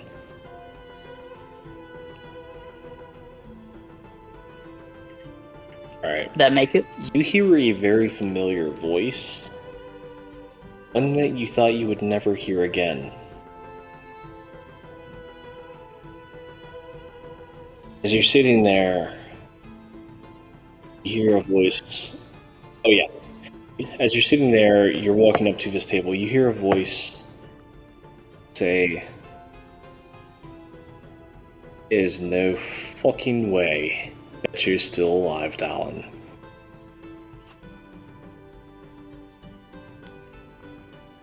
As you approach the table,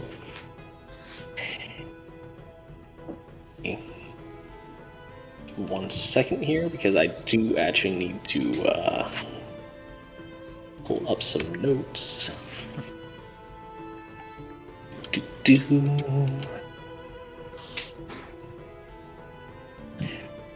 You see your brother, Frodnir.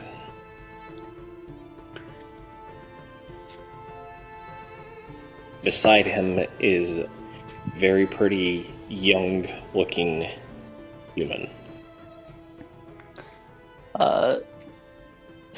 She has I guess blue eyes when he and hears black this hair. voice. Oh! Oh shit. Well. seeing And with both this, now- we are ending the session. Well, fuck. Hey, Dallin, is that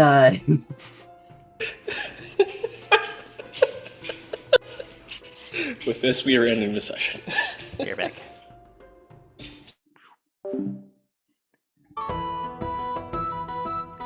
What a shock.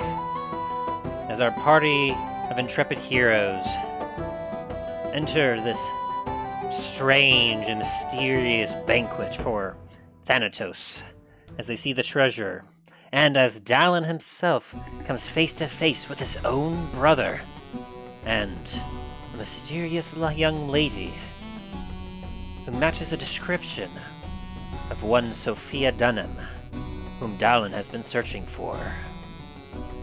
What will become of this? What will happen next? Find out on the next episode of the Adventures in Dundras.